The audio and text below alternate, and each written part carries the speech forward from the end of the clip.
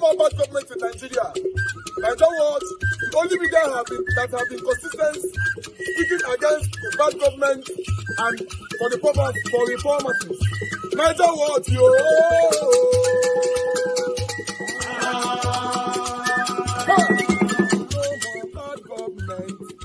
No more bad government. Niger what? No more bad government. Niger what? No more bad government. The only media that have been speaking. No more bad government. The voice of the voiceless. No more bad government. No more bad government.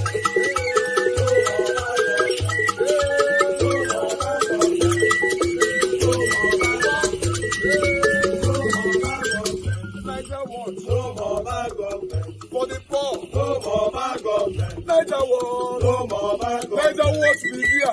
No more bad government. No more bad government. No more bad government. In Nigeria. No more bad government. No more bad government. No more bad government. The only media. No more bad government. The number one media in Nigeria. No more bad government. That have been speaking against government. No more bad government. Niger what? No more bad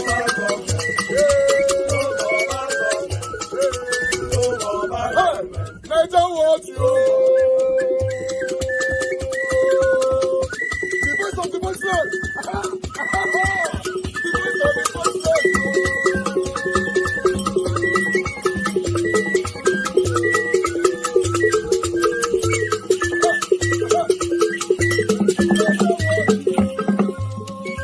Voice for the voiceless. Voice for the voiceless. Niger what media? Voice for the voiceless. Niger watch media. The only media that have been speaking against bad government. Being consistency since 1944. Voice for the voiceless. Voice for the voiceless. Umuwame. Voice for the voiceless. Umuwame. Voice for the voiceless. Voice for the voiceless. Voice for the voiceless. Voice for the voiceless. Voice for the voiceless. Voice for the voiceless. Niger watch you. We have been seeing all you guys have been doing. And he recommending to everyone in Nigeria, saying that you guys are the number one. Niger what you.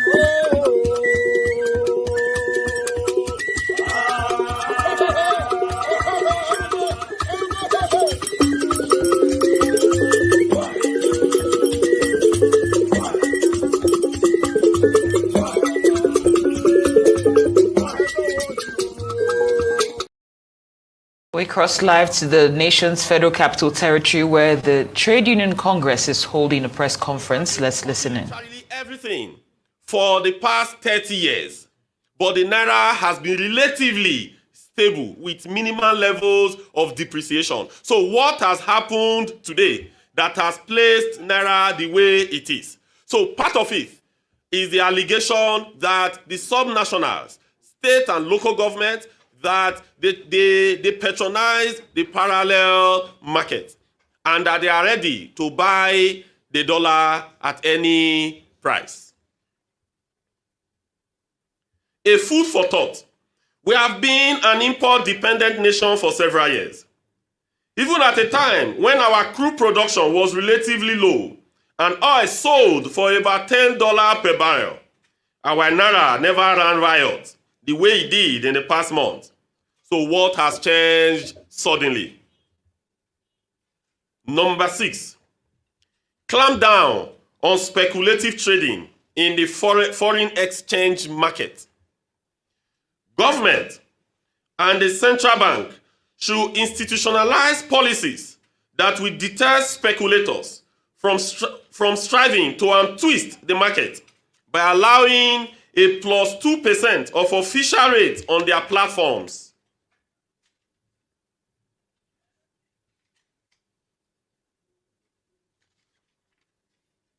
In recent times, we have seen a lot of online platforms where Nigerians exchange Naira for dollar, especially Nigerians living in diaspora. The remittance from Nigeria in diaspora, which used to be a major source of foreign exchange, has dwindled to nothing with the advent of outrageous rates on those platforms. Although they are in the same compound but separated by the process platforms, they visited both the old refineries and the new refineries, the new refinery. When I say new refinery, one of the refinery was built in 1965. Another one was built in the 80s. So the one built in the 80s is referred to as a new refinery, while the one of 1965 is referred to as the old refinery. The challenges we are facing in Nigeria is a man-made disaster. It's a failure of leadership, from the federal government to state government to local government. It's a combination of conspiracy of leadership that led us to where we are today. Virtually every sector of the economy have collapsed, even though they inherited a collapsed system. But they apply for the job from the same party. And there was no creativity in terms of rejiggling the economy, rejiggling the policy, and creating deterrence. They are aware that the country have been looted out before taking over. We never had it in the history of Nigeria, the profiteering and racketeering of the Central Bank of Nigeria, NNPC, the biggest cartel ever in the history of Nigeria recorded, that grounded the economy. CBN have no power to hijack public individuals' accounts. The change of the currency, the redesign of the currency, crippled the economy of Nigeria to its knees, up to the community level. People cannot bring out their chicken to sell it, nobody to buy it. People lost their memory. What happened? What was the foundation of where we are today?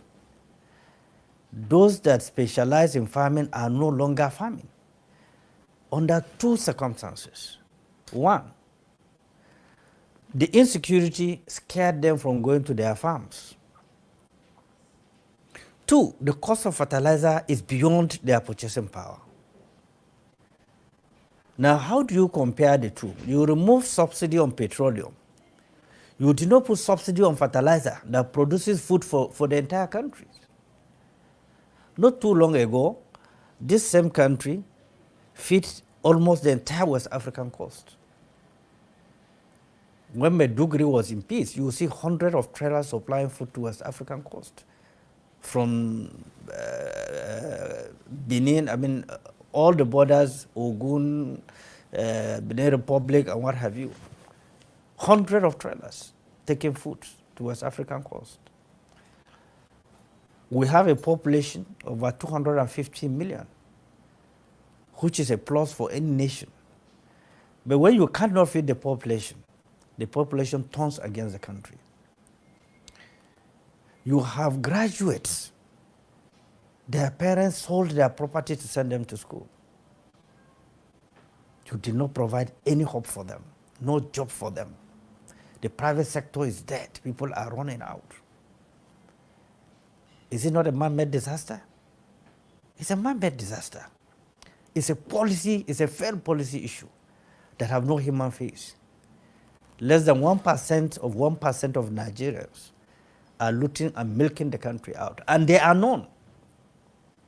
Some of us that have worked with government, we knew clearly it is practically impossible for someone to steal 1 naira in government establishments without the connivance of the financial sector of that particular ministry or agency or parastatal. It's not possible. It's 0% possibility. Everything is traceable. Because the structure of the system of government, there's no warehouse where free money is being kept for anybody to pick. Now, the entire health sector is dead. Our best medical personnel have left the country. Yesterday, somebody came from Kefi. He was telling me Federal Medical Center in Kefi. They have no doctors right now. They have all booted out of the country. Go and check the statistics. The doctors that left Lagos, left Kano, even University of Ibadan, the premium university. My national secretary, who usually go there for me, told me that most of the doctors have left. On what ground? Was it that Nigeria is so wretched? We cannot improve the welfare of the medical doctors. We cannot improve the welfare of the security agencies that are dying for the country, to save the country. They don't have out. What have they done with that budget? It's a massive level of insincerity. The entire package is let me loot as much as possible. The civil servants the executive are the champions of corruption in Nigeria. If you put corruption in the executive arm of the government, Nigeria will be categorized as a corruption-free nation. There's no nation that is 100% free of corruption. What you need is a percentage that can give you the latitude to run the system. That's what you need. We are below the percentage. Officials of government, civil servants that have taken an oath of office are the one taking the money out of the country. My leader, My Excellency, not Your Excellency, Peter Obi, all other protocols duly observed. Today is not a day for long speeches, but the first thing I want to say, every time there's a gathering of obedience, I say thank you, thank you, thank you. Obedience in Nigeria, obedience in the diaspora, obedience everywhere, all the nook and crannies of this country. Thank you for having the courage to get up and decide that it is time to reclaim your country. That's what the movement was about. But it's not over. In fact, we are getting to the cocoa of the matter. We as a nation right now, we are in trouble. Yes, you've elected me the senator of the FCT, highest elected office in the FCT, but I have to work with a minister who doesn't seem to realize that there are people in the FCT. So we, the obedience, we have to figure a way around this. But more importantly, we cannot just lie back and say, oh, they took it. It's the beginning. What you have not achieved is what you have not achieved. As long as you do not give up, you will achieve everything you want to achieve. Now, that means we have to start getting organized. That means we have to keep in view what our goals are. That means that as we must open our arms to all Nigerians, because that is the only way this is going to be possible. And I know that a new Nigeria is possible if we all want it to be possible. And I know that we do. So we need to start, as Professor Patutomi just said, not about 2027, no. Now.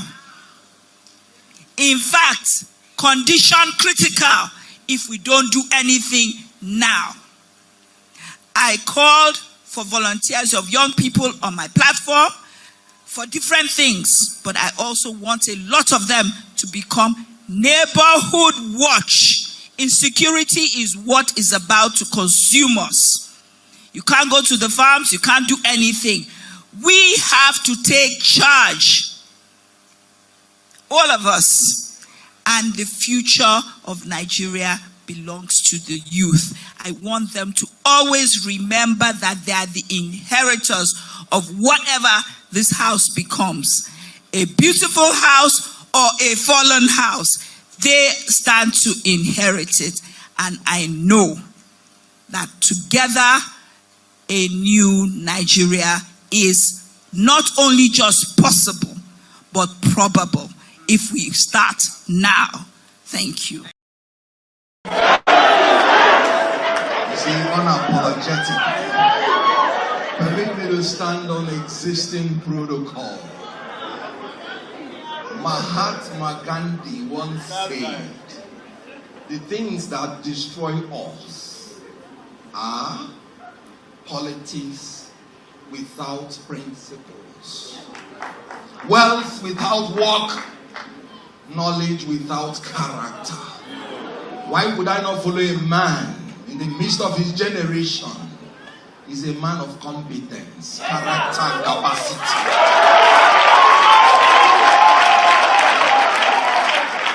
You have seen how they are giving us renewed hopelessness. Because they are men of wealth without work. Politics without principles. They will tell you they have removed oil subsidy, punishing the people. They are paying 1 trillion subsidy every month today.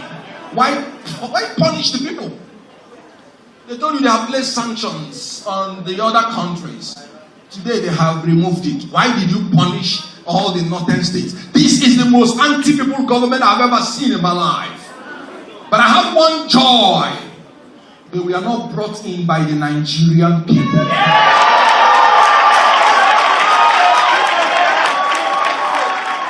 They were brought in through technical glitch. And you know what? From henceforth, nobody is going to technically glitch my election. You know, somebody said this February 25th, they did what they did. No! It was a premeditated action of perfidy. They did it before February 25th. That's why we were not prepared. But henceforth, Section 39 of the Police Act, every Nigerian citizen has the power to apprehend anybody committing crime in his face. Whoever commits the crime of rigging, we will apprehend the person, we will prosecute the person, we will punish the person. Enough is enough. Yes. I am an obedient, and nobody will tell me to calm down anymore. What we are operating now is no grief for any. The rate of exchange is bad. We'll start chasing breed to change people on the street. Have you ever seen that before happening anywhere in the world? Everywhere you go in the world, for those of you who came from Europe, breed to change is every country in the world. So why are we chasing breed to change? What is breed to change? Breed to change is neither the supplier, nor is it the person who is demanding. He's just a market provider for those who willing seller and willing buyer. He has committed offense. But everybody knows that the only way you can show up your currency is by a simple thing, productivity. The more you produce, the more you deal with issue of stability of your currency. But what is even shocking, they are chasing breed to change people. People are even selling naira. They are not chasing them. They are chasing only people who are selling dollar. But naira is being sucked everywhere. And we can go on and on. It's still our country. We have no other country except this one. And we will deal with it. We're not going to run away from there. We're going to stay here. Let me assure you people, I know your pain, I know your difficulty. People have gone through this pain. We're all going to be in it together. We're not going to go away. People have said, a woman that have said he's doing it for his children. People have said they gave the young people hope. It is our country. I've said repeatedly, I'm not a saint, but I'm not a criminal.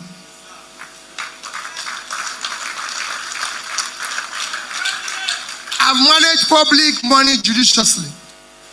And I know that we can achieve something better if we manage our resources more efficiently. If we have people who care about this country. Look at where we are today. All we hear is bad news. People say we can't. I said it in Pastor Tommy's birthday. Is that we have a country or the criminals take it over? If we have a country, let's declare war and have that country. Somebody must be in charge. Is that us or criminals? How can criminals overrun us? I've been a governor. And I said it, anybody who can go and see it in Anambra State. I told them, it's either them or me. One person must have the space. And we dealt with it. Why can't we deal with it as in Nigeria? Why are people occupying our waters and everything? Today, we spend more time chasing young boys with computers and say they are doing Yahoo people. When people are stealing the billions which we have as the government.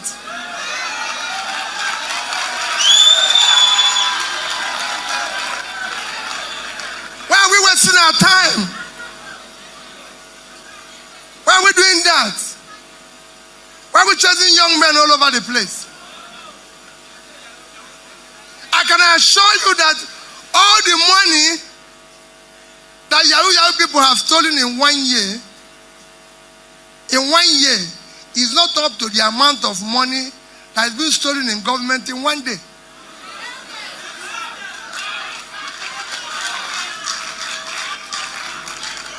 I have been an insider.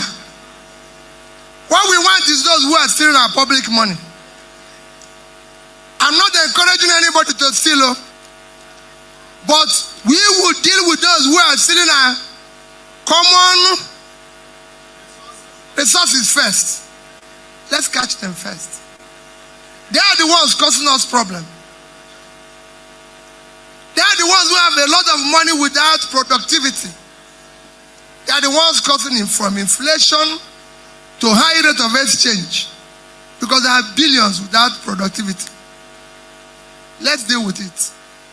We're not dealing with it. Today is our anniversary. Today, we have resolved to continue in this direction where we are. We cannot stop. Please do not stop. Do not say, it is all about me. I'm not desperate to be president of Nigeria. I'm desperate to see Nigeria work.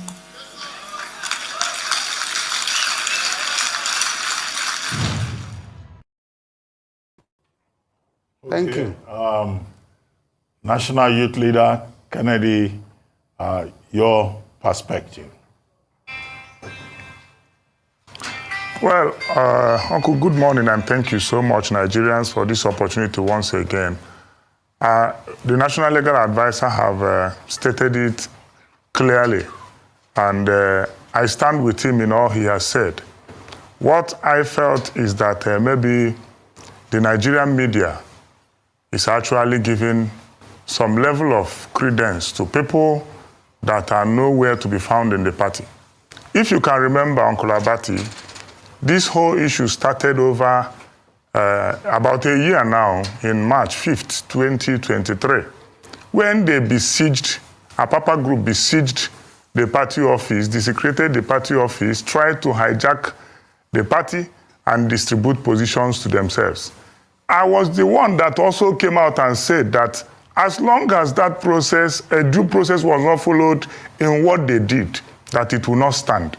And for 1 year, about a year, we are just entering March. March 5th, it will be a year that the whole thing started.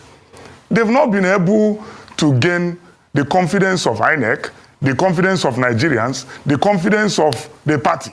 How come that these guys are always getting the confidence of the media? Because I feel that what Papa and Co, and Arabambi especially, because I can tell you categorically today that that group is no longer together. Arabambi is on his own. Arabwe is on his own. In fact, one of them, the Northeast, former Northeast National Vice Chairman, ran senatorial post under PDP. Lawan, that dissident National Secretary, is not with them. It's only Arabambi that is playing all these antics, and we know. And I want to use this opportunity to beg Nigerian media. The little opportunity that you people have given us to enjoy, coverage, we appreciate it, but we appreciate that we begin to train people to engage in investigative journalism. For example, Labour Party had only one primary, seamless, well-televised primary in Edo State that produced our guy. He's our guy. No matter how anybody feel about it, Olumide Abata is the Labour Party pride now. He's our beautiful bride. And we are going to win the election with Olumide Abata. So for the media to now listen to anybody that says he's a candidate, can somebody come one day and say he's the president of Nigeria? Is it not laughable? It's laughable because there are processes to undergo to become a president. There are processes to undergo to become a party candidate in every election. So our Papa group, we are not supposed to be talking about it because for 1 year, INEC, even as at this moment, if you can help me open your gadgets here and browse who is the Labour Party National Chairman under INEC portal, you will still see that it's clearly written that it's Julius Abure. And sometimes it breaks my heart, especially with what one of the police PPRO said in Edo State, referring to Abure as a factional national chairman. He should be able to tell us and tell Nigerians that there are some scripts which some people are playing, which I feel that the media should begin to help us as we plan to take back to restore dignity of Nigerian workers, dignity of Nigerian youth, and dignity of even Nigerian pressmen. So as of today, we have, even tomorrow, till the election, we have Olumide Apata, the former NBA chairman, as our governorship candidate. No matter what people have done before the primary, the moment primary is done, the party becomes one. And today, the party is one. And we stand with Olumide Apata. Thank you so much. All right, well, thank you very much, Prince. That, in fact, you are not a member of... I'm sure INEC officials and the woman you mentioned are listening to you. And, you know, they have their right to defend themselves, to reply. Okay? But how do you link all of this? What you are suggesting is that the Akpakpa faction is the legitimate faction. Yes, sir. But it is INEC that has refused to recognize the Akpakpa faction because of one woman. We've been on this matter for long. But I want you to link it to the primaries in Edo State. Thank you, sir. And how, you know, your faction arrived at Anderson Asemota. Thank you, and sir. you rushed to INEC to say this is the party's candidate. Thank you, sir. Immediately after this judgment, and when we served INEC, Abure proceeded to do his own primary for Bayelsa, Kogi, and Imo on the 15th. We wrote a letter to INEC that we are going to conduct our own on the 16th of April. After that, one of them, Basi Masuka, was now asked to take us to court. So that man proceeded to Federal Court in Owerri, where the Federal High Court ruled that a restrained chairman cannot act in any official capacity.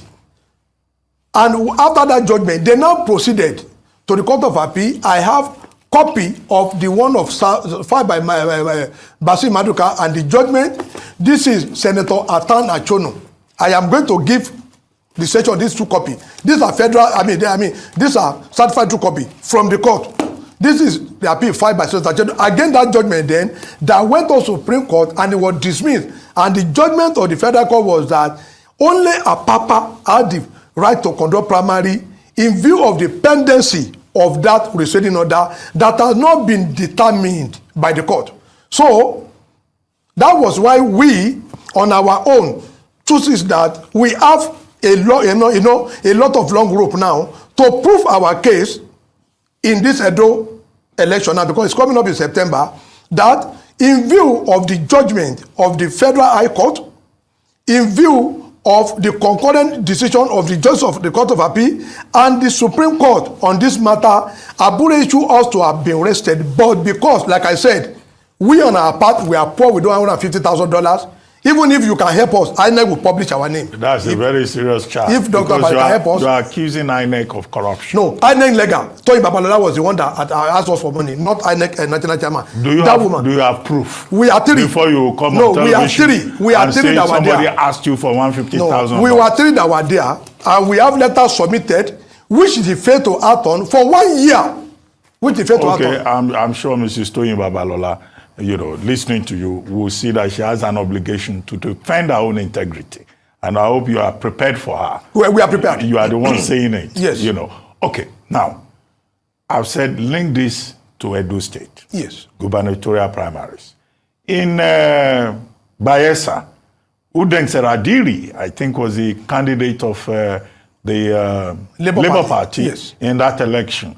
And he came from the Julius Abure faction. No, we also adopted the law. For him you adopted him? Yes, no, okay. he did primary in Imo State, it was Senator Atan Achono, right? Did you also adopt him? No. It was Ikwebu that you we went supported. To court. Yeah, and the case of Edo State, are you going to adopt Olumide Akpata? No, as far as we are concerned, Olumide Akpata is not a candidate because we want to use the opportunity to really now stretch our point and to tell Nigerians that it is wrong for anyone to say, oh, factional. No, we are not factional. It is Abure that is a factional because, like I said, we are the only one that has Supreme Court judgment.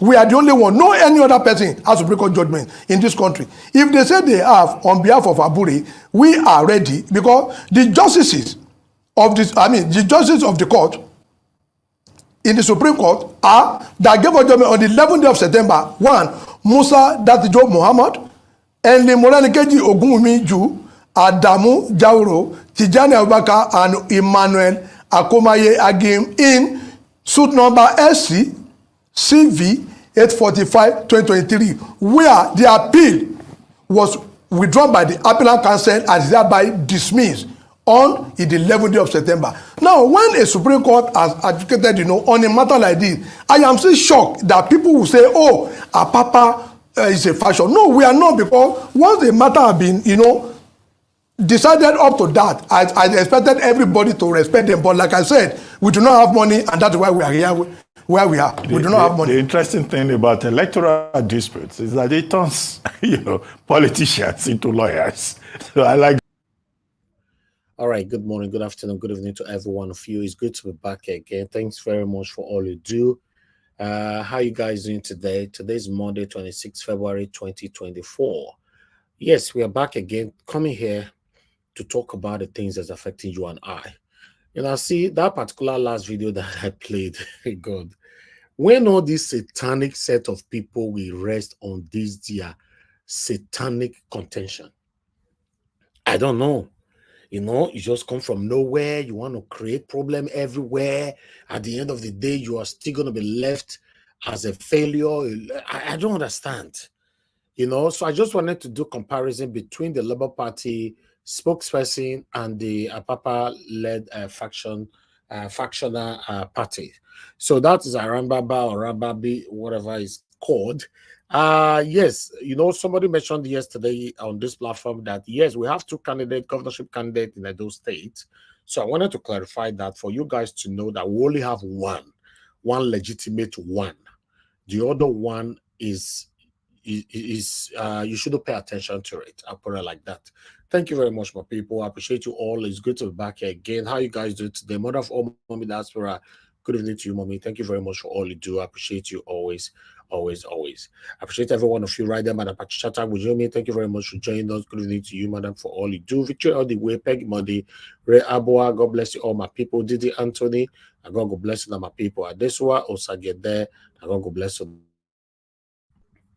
Then we have Oriomi Abdul and many others right there. Those of you that have super chatted also, I would like to appreciate you guys again. Don't like watch. Thank you very much. Amaka Fujebi, thank you very much. And thanks for the wonderful attached text. Thank you very much, Adelaja Ogobi. God bless you all, my people. Obejulo, God bless you all. Larry Dipo, I saw you as well. God bless you. God bless you. And God bless you. I'm wonderful people right there. Everyone right there, I've done my best showcasing almost everybody already on the screen. Thank you very much. Thank you. Pacha, enough fame. Jessica, I can see right there. Thank you very much for joining us. Good evening to you. And good evening to Evie Jack and many others. I think we should move on right now. We have just one more video to play, which is about 1 or 2 minutes, video to play for you guys to know that Tinubu constitute economic advisory committees. I want to make you see them by yourself. People that Tinubu have constituted to be economic advisory committee. This country, Nigeria, is a joke. We are not ready yet to change anything at all. But meanwhile, let me quickly post out a link for those of you that want to join the discussion today. We are going to get started now. So please click on the link and join us here, and let's talk about the things that's affecting you and I. A link has been posted. Click on it. Join us here. Let's quickly listen to this. Thank you. President Bola Tinubu has constituted an economic advisory committee to foster collaboration between the federal government, subnationals, and the private sector. This initiative emerged from discussions with key stakeholders in the private sector at the State House, Abuja, on Sunday evening.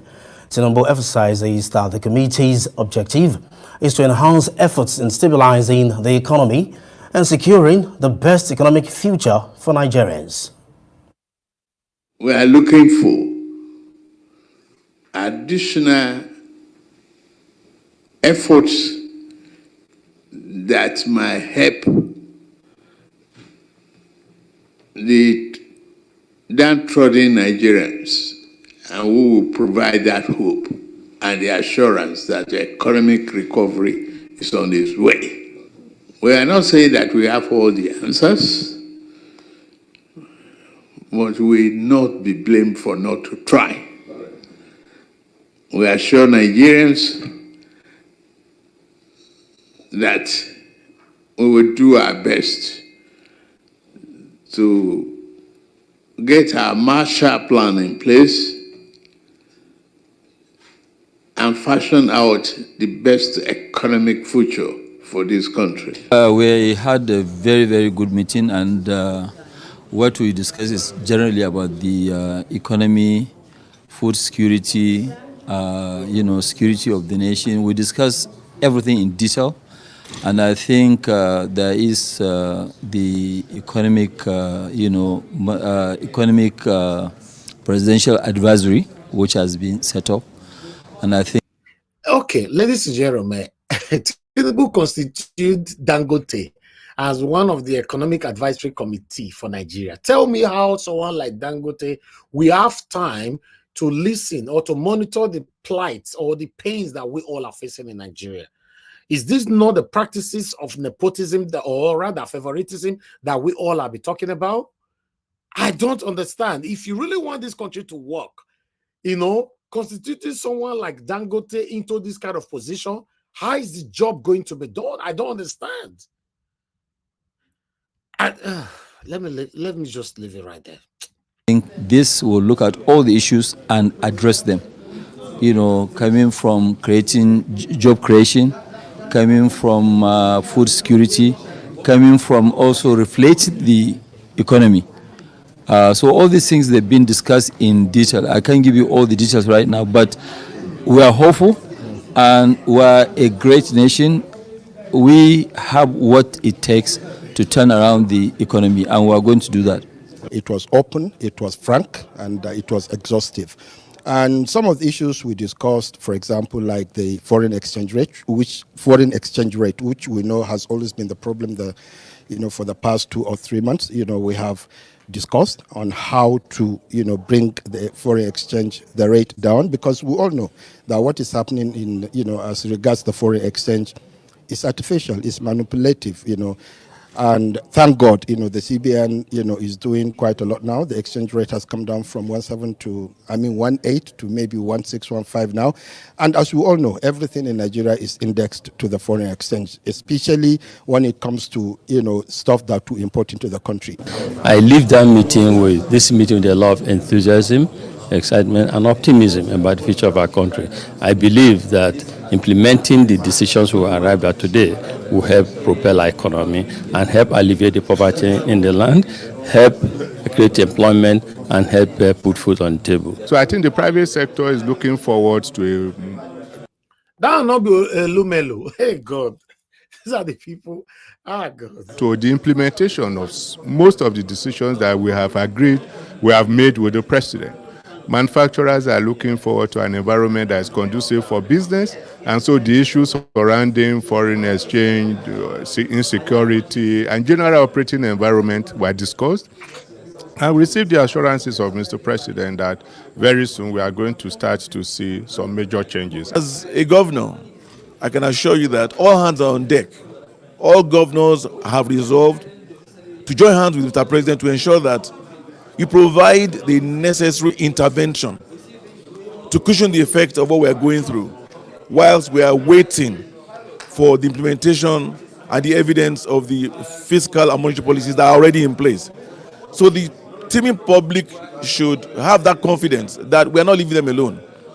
In my state and in other states, we are bringing in rice, we are bringing in food items, and we are selling at rates that obtained before, the downslide of the naira. So we are going to be doing all those kind of things to bring succor to the common man until when you begin to see the evidence of the fiscal and monetary policies. As has just been said, it's a tripartite meeting and designed to, put heads together and to think together. They will have one national economy, and it's the responsibility of the 225 million Nigerians to work together to make it great. And we have all the potentials, and we have all that it takes to make Nigeria, get right through these turbulent times and put the. This one say we have all that it takes, and they've been in power for so long. Tell me what all these people don't do to change Nigeria, and they are telling us today that they have what it takes to change Nigeria for better. Wow. Economy back on a sustainable keel. I think there is a unity of purpose, a determination, the sense of patriotism and determination by all to make it happen. All this one just come on air to speak English to confuse the gullible Nigerians, and then they enter house and they say, "I bet off that camera, I don't talk finish." And God. Anyway, good morning, good afternoon, good evening to every one of you. Yeah, it's good to be back here again. I appreciate you all. Please do your part. My presentation is still ongoing. I'd like us to quickly listen to this video here, because Nnamdi Kanu today appears again in courts. We're going to be taking an article on that. But meanwhile, let's quickly watch this short clip here.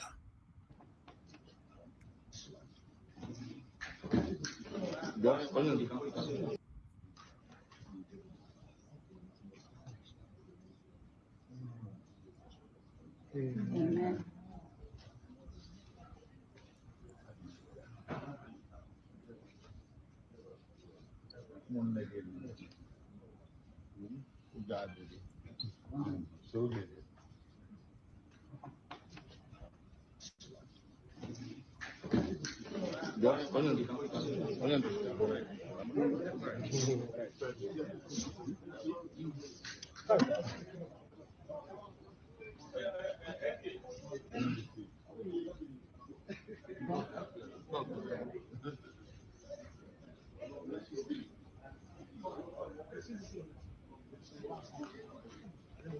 Sorry.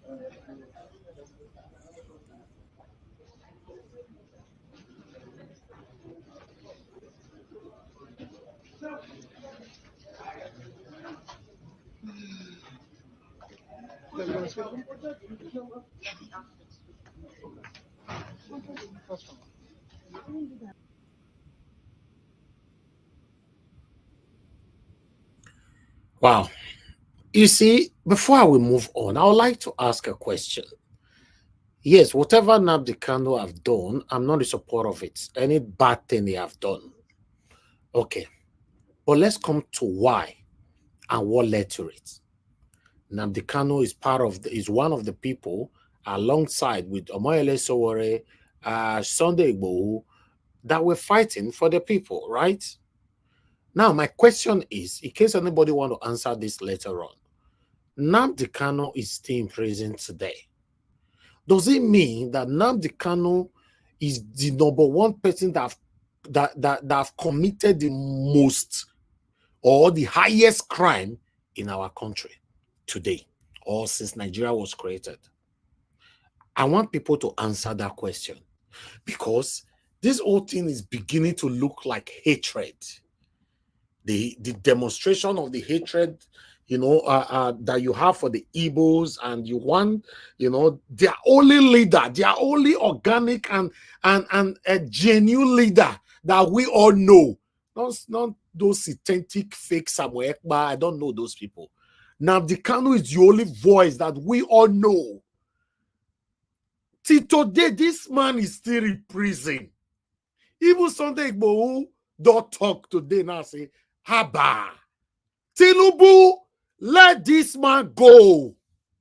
He was fighting for his people, same way I was fighting for my people. This is just too much. We've seen the head of terrorists, a lot of them in Nigeria. How many of them is in prison today? We've seen lots of terrorists that have been arrested, that have been given amnesty in the same Nigeria. Too much of everything is bad now. You know, they say, I don't know how they give that parable. Maybe somebody will help me later. It get where, you know, say normally, when somebody slap you, the person is already wrong by slapping you. But when you can't go, you can't run, go house, you can't go carry a knife, you can't stab the person who stab you. The person who stab you case not your day court again. Now your own case go come day court. Now, my question is, now Nnamdi Kanu be the only or the number one person that have committed the highest crime in our country today? Eh? I don't understand though, because sometimes, you know, beneath they talk and say, when dirty too much for soup, blind person go see him. This is becoming unbecoming. Yes, it's not making no sense anymore. Allow this man to go. If you want him to pay the price for anything he have done in the past, he have already paid the price. Of course, he have paid the price. Let him go. Just let him go. We can't continue like this. At the same time, we all are singing, we want one Nigeria, one Nigeria, one Nigeria. Why some are rejoicing over other people's pains? It's not making sense to me anymore. Now, they don't tell federal government today that this Nnamdi Kanu is sick. One. Then two, Nnamdi Kanu have been wearing just one shirt since they put her for inside prison. Only one shirt. That Fendi up and down. That Fendi tracksuit. That's all they say they wear for inside there. What's all this now? Too much of everything is bad, to be honest. I'm not here to support anything bad. Anybody that have committed any kind of atrocity against my country, Nigeria, yes, everybody deserves to be penalized.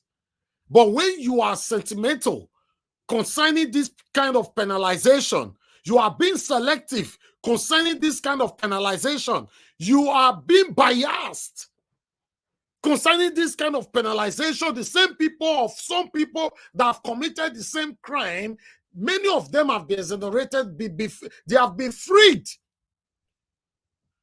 You are targeting one particular person or tribe. It's wrong. We should say it how it is. We should say it how it is.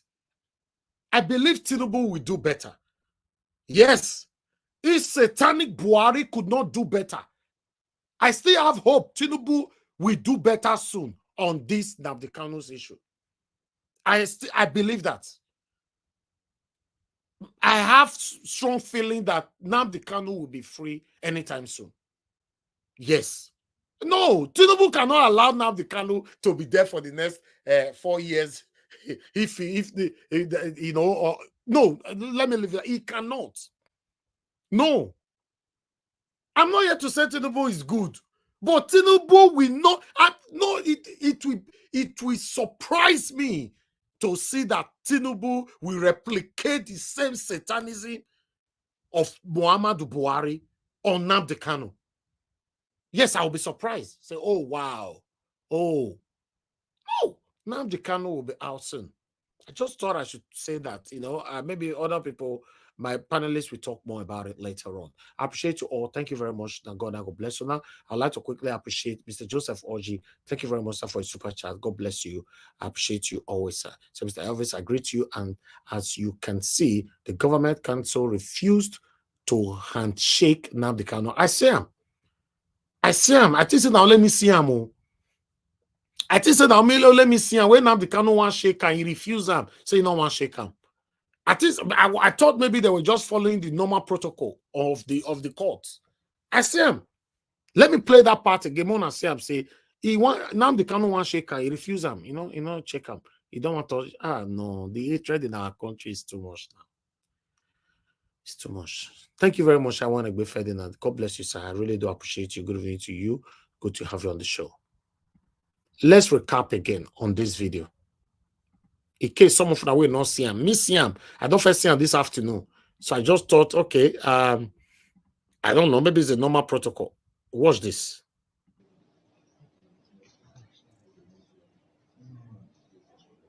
Amen.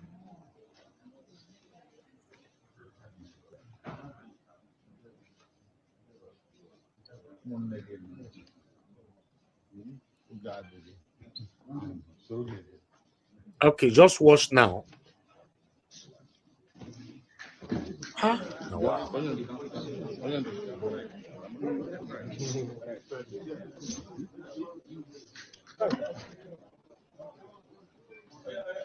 He refused. He refused. I thought that was a normal protocol, to be honest. Huh? Oh, wow. To be honest, now wow. But meanwhile, let's move on, my people. Let's move on. I think I have another video here that I want you guys to listen to quickly. Let's listen to this video here. Guys, please do your part. Press on the like button. I'll be done soon with my presentation. I can see people calling in. Please hold on. I'm not done yet. Thank you. You started this democracy. I think, sir, with due respect, one of the challenges that I'm beginning to become convinced is our issue now in the country, especially since we've started this democracy. Everything considered, I think it's that we must accept that it's easier to win an election than to form government. For when the alignment of the forces play in your favor, INEC and all of that, including the judiciary, you could be declared the winner of an election. The big challenge that has frustrated our democracy and the growth of this country, in my opinion, is that how do you form a government that every part of the country and the players in the country can be behind that government, pulling together the best brains to solve the problem of the day? I'm convinced that no leader really goes out there to fail, that indeed leaders have not been able to meet the expectations of the Nigerian people because they have put only what they could gather by themselves around the table as the directive principles of solving the problem. If we're able to work on this and we're able to understand that, yes, the Southwestern challenge is now really resolved, we're left with two challenges that we need to figure out how to resolve. In my opinion, 3 leaders got independence for the Federal Republic of Nigeria. Anyhow, you prime it, and Azikiwe will be mentioned. And therefore, I think we have come to a point now where, as we connive with ourselves to help the Yorubas out of their June 12 malady, we must figure out a way to connive with ourselves to shatter the glass ceiling over the Indigbos. The second position, and then I'll leave the mic, is that I am worried for the North, sir, and since you're still here, I want you to be worried too. We grew up believing that there is one big North that stabilizes the other two when they start to become too garrulous and quarrelsome. But for some time now, it has seemed like that North only answers to the desires of the Northwest, and that every time your Northeastern brothers get up, there seems to be always a different conversation on the table that frustrates them. My fear is that if you do not watch it, you're going to lose the Northeast the same way you have almost now practically lost the North Central. Thanks for checking out Symphony on YouTube. Please be sure to subscribe and like our videos for No more bad government in Nigeria. By that word, only media that have been consistent speaking against the bad government and for the purpose for reformers. Niger what yo.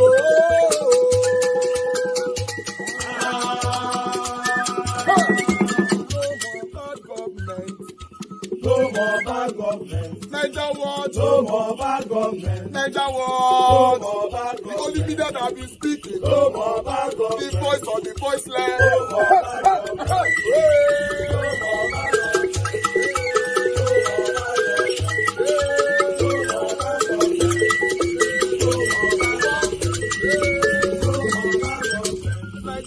No more bad Niger war. No more bad government. Niger war to be here. No more bad government. No more bad government. No more bad government. In Nigeria. No more bad government. No more bad government. No more bad government. The only media. No more bad government. The number one media in Nigeria. No more bad government. That have been speaking against government. No more bad government. Niger war. No more bad government. That the Egyptians is still to the Niger war to the voice of the voiceless. The voice of the voiceless. All right, guys. Thank you very much. Yeah, 2023 presidential election happens. You all know what happened, right? You know, most especially in Rivers State. You know what yes Wike did, you know, to favor Bola Ahmed Tinubu. But yeah, this man came out now telling us again, even though we already know that Wike Labour Party won every part in Rivers State. I would like us to listen to this quickly so that I'll move on. Like I said, my presentation is still ongoing. Listen to this. In Exodus 14:13, that the Egyptians is still today. Thank you very much. Those Egyptians, you will see them no. You will see them no more after now. Last weekend, they went for a Thanksgiving party. Are you hearing me? They went for a Thanksgiving party and was bragging that they wish tomorrow is 2027. With you, can they win 2027? With this crowd I'm seeing, can they win 2027? They were bragging, they wish if tomorrow is 2027. As if they won in 2023. Labour Party won all their. We know how we did it. It happened. Chijoke told us that he's one of them that assisted them. Now they went to tie, was bragging that they wish tomorrow is 2027. We too will wish tomorrow is 2027 so they will see our performance. So they will see how we could perform. Do you know when the glory has departed from a man, do you know what the man will do? When the glory has departed from a man, do you know what that man will have to do? The man will attend burials. He will attend child education. He will attend naming ceremonies. He will attend Thanksgiving. He will attend birthday parties because the glory has departed from the man. Now the glory is upon the governor. Okay, I'm going to stop that video right there. Although it's very unfortunate to see that, you know, these guys are talking now. We know how we did it. So you are part of the people that ring that election for Wike to make sure that Tinubu emerges right there as the winner of Rivers State 2023 presidential election. But today, because it's not in your favor, you are confessing. So for me, I'm not part of things like that. Yes, I'm not part of it. Yeah, it's good that he's talking now, but you were part. You say we know how we did it. Take that quote. We know how we did it. Labour Party won every part of Rivers State. Now, just because you and Wike or one, you know, you guys have one or two misunderstanding, you are coming out now to say, so I'm not part of that. But meanwhile, I'd like us to move on. Let me bring articles, headlines quickly so that we can start talking. Thank you very much, my people. I appreciate you all. I understand sometimes our presentation takes so long like this. Please understand with us. Yes, Chetima.com at now can talk, you know, which a lot of people are already talking, debating over this statement on X. Nigeria will work if Southeast works. Chetima, now you talk this one, you know. Let me just quickly see if we can take, you know, he quoted the region with jaws, whom he said are practically mobile, economically enterprising, and educationally ambitious. And so it's described now, Southeastern and his strat. So the vice president disclosed that he rejected a proposal that suggested to cut off the Southeast from electricity supply due to a debt profile, noting that the President Bola Ahmed Tinubu means well for the nation, noting that the South, and that means well, I don't really want to go on that. But meanwhile, if you want to read more, just go there. Is there? Nigeria will work if Southeast work. I don't know. For me, I could not interpret that. I don't know what it means, but let's move on. I appreciate you all, my people. Let me continue doing my part right here. We're almost there. We're almost there. Thank you very much. Please do your part. Press on the like button. You know, says this like button, when I talk about it, most especially when I'm not monitoring it, some of them are not the press at all. I just say, okay, now Marty talk. I beg me couldn't press them. You know, our voices needs to go far. You know, thank you very much, my people. Let me bring this on your screen right now. Okay, there you go. The article to cement the video that I played earlier on of Nnamdi Kanu. Release Nnamdi Kanu is only fighting for his people like me. Sunday Igboho who tests Tinubu's government. Let's quickly take this. In a video he released on Monday, Igboho said Kanu was just an agitator fighting for the Southeast region, just like himself, who is agitating for the Southwest. Yoruba Nation activist Sunday Adeyemo, more commonly called Sunday Igboho, has told the President Bola Ahmed Tinubu-led Nigerian government to release the detained leader of the indigenous people of Biafra, IPOB, Nnamdi Kanu. You know, so he went on telling Tinubu, you can't keep him there and all that. In case you want to read more, it's right there. Sahara Reporter, and I carry this one. Say, yes, if they do what they do, me, I'm out. How come he cannot be entitled to his freedom? If I talk on yesterday and say, you get what they see for this Nnamdi Kanu issue, or because it's not making sense anymore. You know, too much of everything is bad. Let's be honest to ourselves. Too much of everything is bad. You know, everybody can now see now that there's something behind this. But meanwhile, what do I know? Let's move on.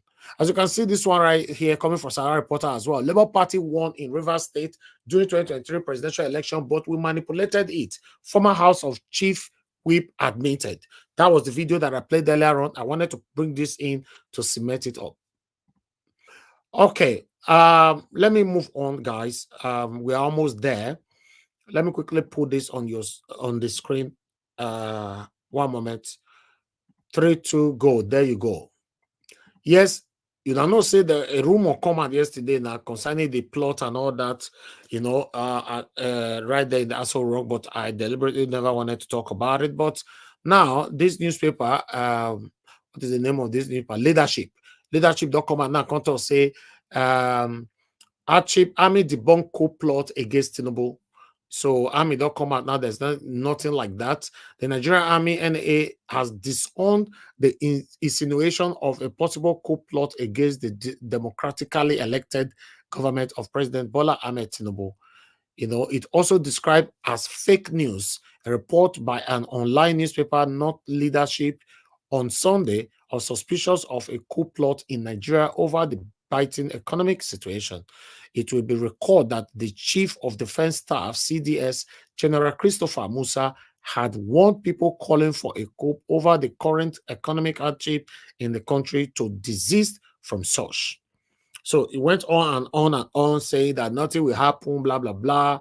Tinubu was democratically elected and all that, blah, blah, blah.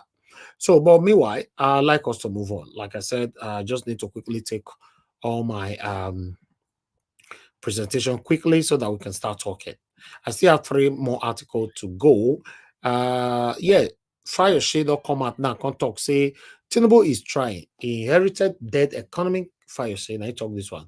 Fire say, I would have been much happier if maybe you came out to say, okay, same satanic APC that is running right now were the same satanic APC that destroyed the country, right? Then I would have been very happy to see you telling Tinubu to arrest Buhari, because you all are blaming the past government. I really do like that. But you're not doing the right thing if you are blaming the past government, which is the same government that is still ruling under the same satanic umbrella called APC. So you guys cannot continue telling us he inherited it from who and from which party. So all this biasness is what I don't understand. I'm not going to read that. You know, this one is coming from channels. You can go read it if you want to read more. But meanwhile, I have another one here quickly. You know, he passed through a lot today. You know, when I know say they have discontinued his case in court already. You know, after all that, will I say, you know, this man, one way or the other, for me, I'll just advise me your travel, go America, me go relax with the family for now. Breaking: Nigerian Secret Police DSS personnel attacked Sowore, seized mobile phone, assault his supporters on his way to collect CTC of treasonable felony case thrown out by the Abuja courts. You know, so I don't want to read more. They went on by saying blah blah blah and all that. So before you say one or two things, may they not go arrest them again. So it's better just travel to America for now. Go spend some time with your family over there. So I'm going to leave that right there. Go to Sarah Reporter. You can read more from there. I appreciate every one of you. That is all I have for you guys today. Thank you very much for your time with us. Thank you so much for all you guys are doing, for your consistency. May God bless you all as a collective. It's a collective effort. You know, here it's not. Don't look at it that Nigeria Watch is doing much and all that. No, we all are doing much to have a better country in our time. That is why I'm here. I appreciate you all, my people. I'm going to take some calls quickly, then we start talking. God bless you all. Good evening to you, your name and where you're calling us from. Are you there? Hello. I can hear you. Thank you very much. Good evening to you. Your name and where you're calling from. You have 3 minutes. Well, thank you very much for the time. This is Prince Judgment calling from UK. Go ahead, sir. Thank you again for the wonderful work you are doing. Brother, based on what you earlier analyzed, you see, it's obvious when we talk about Nnamdi Kanu issue. You see, God deliberately allow Nigeria to be treated in Nnamdi Kanu. Nnamdi Kanu represent the whole Igbo race. Okay, God deliberately allow them to show their real hatred to Igbos in Nigeria. And when Igbos say they are not participating in the protest, we have seen it that we are hated in Nigeria because Nnamdi Kanu have not committed any offense. Even Nnamdi Kanu have committed any offense. The court wouldn't have discharged and acquitted him. First of all, Nigeria committed an international terrorism, you know, by going to Kenya to go and kidnap him.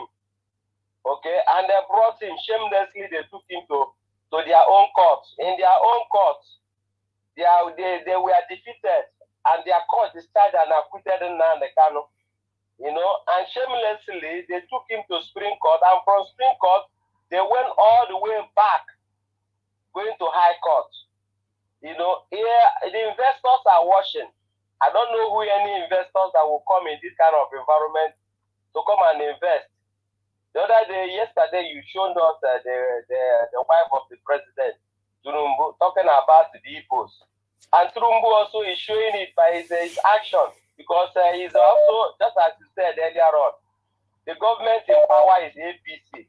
Who was one of their chieftains? Is it not Bola Ahmed Tinubu? So they are all in the arrangement of kidnapping of Nnamdi Kanu. She is also in the know-how.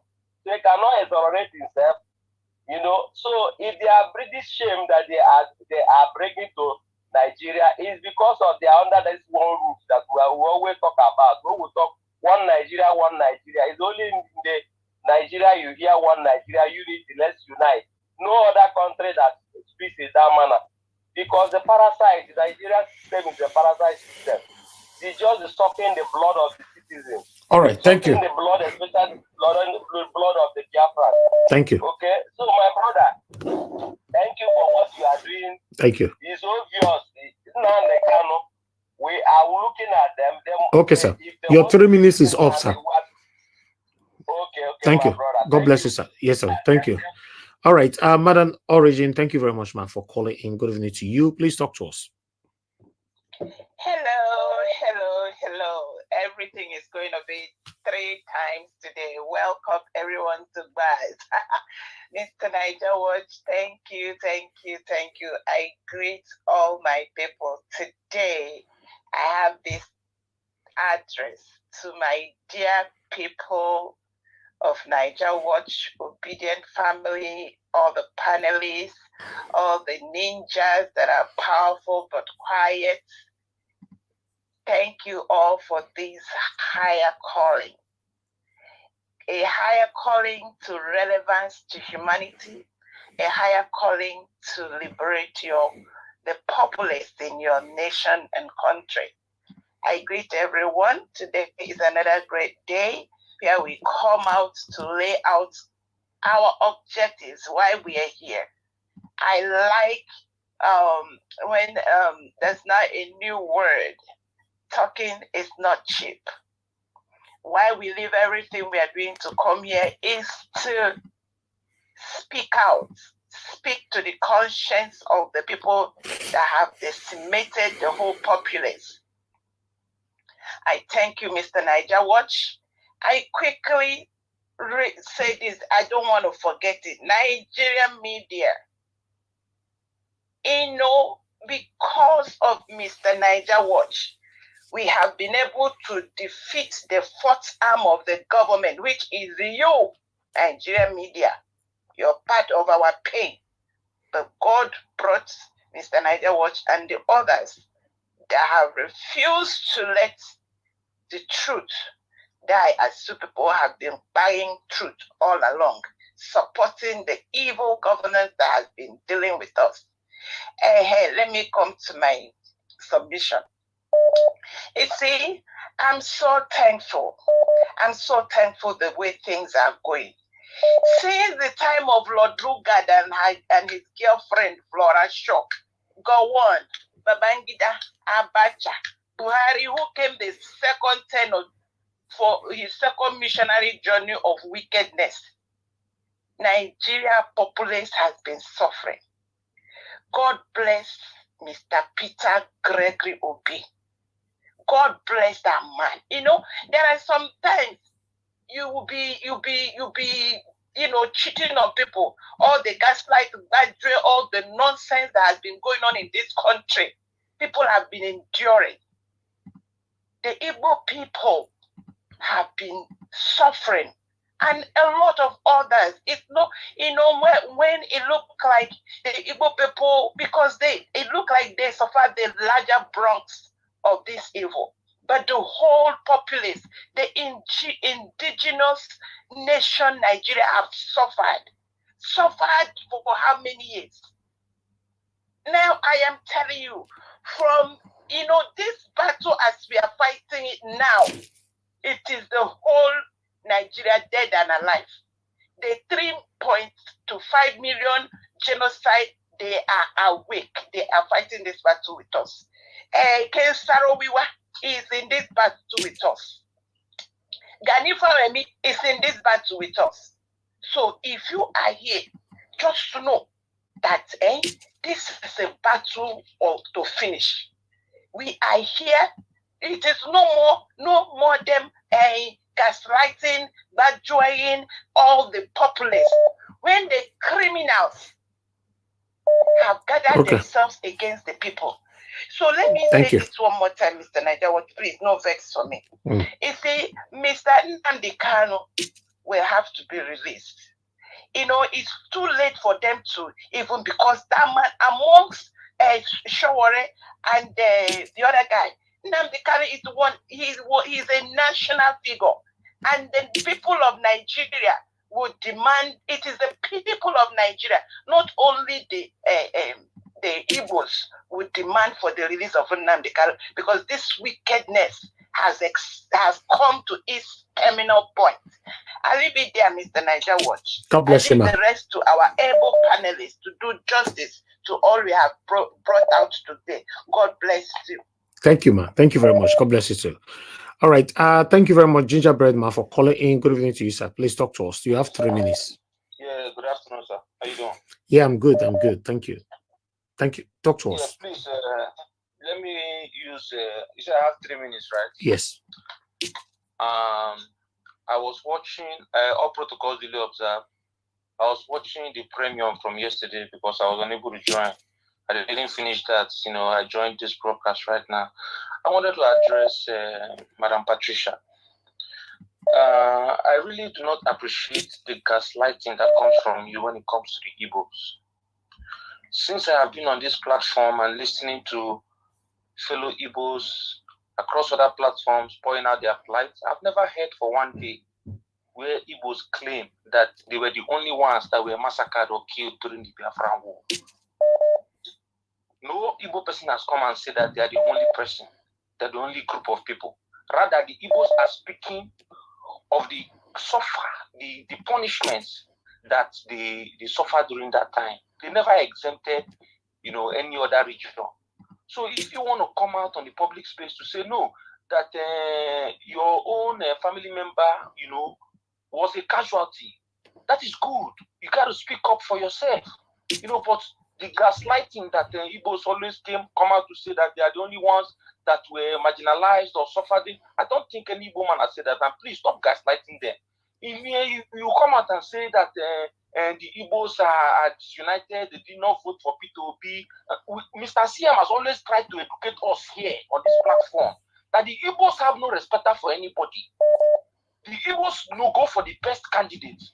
And in the last election, it has been proven that 87% of the votes that were casted in Southeast were given to Mr. P2B. So why would you keep gaslighting the Igbos and saying that the Igbos did not support Mr. P2B? Do you expect someone like Odiuso Kalu to support him?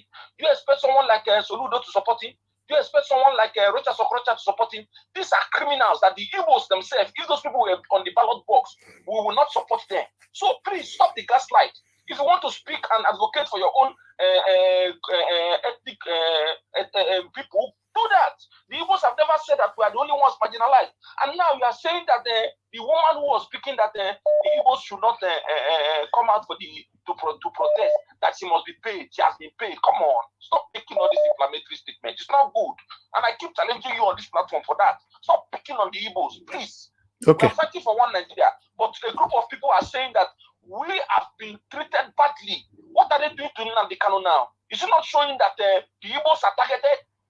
Igboho has been released, Showore has been released, and Nnamdi Kanu is kept there. Doesn't this speak loud to you? Come on, don't do that. All right. Mr. Ginger Breadman, I think you are getting it all twisted, because what you are saying about Madam Pacha right now, that is not what she meant. What she was saying is that the major people in the Igbo land did not support Peter Obi. Because even when I tried to interjected her, she went on by saying that their voices would have helped a lot. So she was also speaking in favor of the Igbo people. So she's not gaslighting anything. What she was saying is that, and which is the truth. Why can't we accept the truth? For example, I want to contest today. Hold on, please. So I want to contest to become a governor of a state, of my state today. The major person in my state did not support me. It could affect other people's perception about me. So that's what she was trying to say. She was not gaslighting anybody.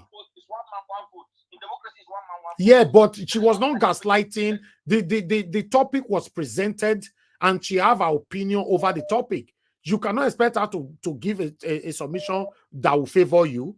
A topic presented on this platform, everybody entitled to their opinion, what they think. She was blaming the Igbo's elite that did not support Peter Obi, and she have the right. Me, myself, I've blamed the same Igbo elite before. Soludo just came out just now. If not you that mentioned Soludo's name, I did not. I called him this one. This one, I call him. Because I have my own grievances. I know what I the verse put. So everybody are entitled to say what they want to say. Please, we shouldn't jump people based on their opinionism. You know, she was not attacking nobody. She was only saying that Peter Obi would have succeeded more if maybe the Igbo elite were with there, were with him. Yeah, is that not true? What do you mean succeed more, sir? Let me ask you. What do you mean? Did Peter Obi win that election? In winner, yes. But after in winner, Muko, when judiciary they turned you and I to become fools for a year. That was the right time for the semi-boy elite, those top billionaires. You and I know, we know the truth. That's the time that would have comes out to say, okay, no.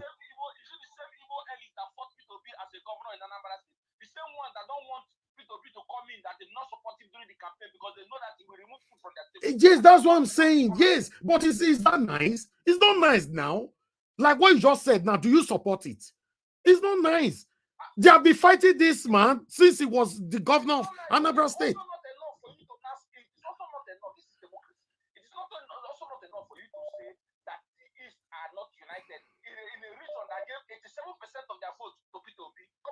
No, okay, yes, on that, if that's what got you mad, yeah, that's fine. The East are not united. I also came, I made a speech yesterday saying that it's not just the East that are not united. With the Edo people, we are not united. If my Edo person are listening right now, that is the truth. A lot of Edo people left my platform today because they believe that I gave room for the Igbo and Yorubas to come in. I gave room for the Hausa to come in. So this is the problem that is everywhere. So I corrected Mother Patricia on that as well yesterday. That it's not just the Igbo that's not united. It affects everybody, all tribes. I heard that, and I really appreciate your correction because I know that you are a fair person. But I wanted to join my voice to say no, because this my view right now. There were a lot of people who are more diplomatic than myself, because I heard Madam Origin called in and addressed her. I heard Madam Nena try to interject her on that issue. So I am also lending my voice. Okay. This is the perception. All right. Thank you, sir. Thank you, sir. Thank you very much. Thank you. All right. Thank you very much, Madam. Love God is my strength. Thanks for calling in, man. Good evening to you. Talk to us. Good evening. My minute is 3 minutes, is it? Yes, ma'am. Yeah, go ahead. Thank you very much. Now, well, just quickly, good evening to everyone on the platform, comment section. Good evening, Niger Watch, to your family, your children, and your wife. And Mommy Gafura, thank you for giving us this great man. God bless you all. Now, quickly, I'll go to Arabambi. Labour Party, they need to let us know what is happening. This confusion that this Arabambi is bringing up all the time. We don't know what's going on. What is happening? Are they still after Labour Party? Because now in Edo State, they are telling us now that they have their own candidate there. And we don't know what is happening. They need to come out. They need to let us know. Because there's a lot of confusion. I thought that Arabambi has stopped all this rubbish. But it's going on the RSTV saying that is the rightful person that's the chairman of the Labour Party. So please, we need to know what all these things we need to stop. It's getting too much. What's Arabambi, brother, permit me please to speak this Yoruba. Arabambi, John brother me,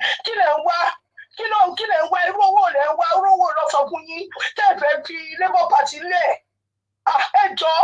respect àwọn ọmọ yín wà nílé àti àwọn ìyàwó yín ṣọ́ọ̀kì ń wò yín pẹ̀lú wà tẹ́ ẹ ṣe kirikiri èṣù yìí èṣù ló ń wà tẹ́ ẹ wú yìí náà ẹ stop ẹ kò dáa ṣe fẹ́ gbóhùn lọ sọ́run ni owó tẹ máa fi sílẹ̀ bí kẹ tó lọ Mr. Arabambi ẹjọ́ tẹ bá lè gbóhùn mi ẹ stop gbowó kiri kò dáa kò fi ti yín kẹtẹ wà ọmọ yín àti ìyàwó yín kẹtẹ fi stop rubbish tẹ́ ẹ ṣe kiri kò dáa o ẹjọ́ thank you. One more quick, the economy meeting that Tinubu called. Tinubu has been calling meeting for over how many weeks and weeks and weeks. Governors, they pile up, they are discussing how to help Nigeria to this economy. They've not been able to bring out anything. We are not trusting them. We are not believing in them. Because all of them gathering together, they are all the same. Even with the governor there, they are all the money they give to them as their own share to take care of their states. They are not doing anything. Among all of them, look at what Abia State government is doing in Abia State. And they are getting the same allocation of money. So they are gathering together there. It's for their own pocket because nothing is even changing. Nothing is happening. I think this is the fourth economic meeting that they've had. So we are waiting to see a change. But I know all this thing is just lie upon lie upon lie.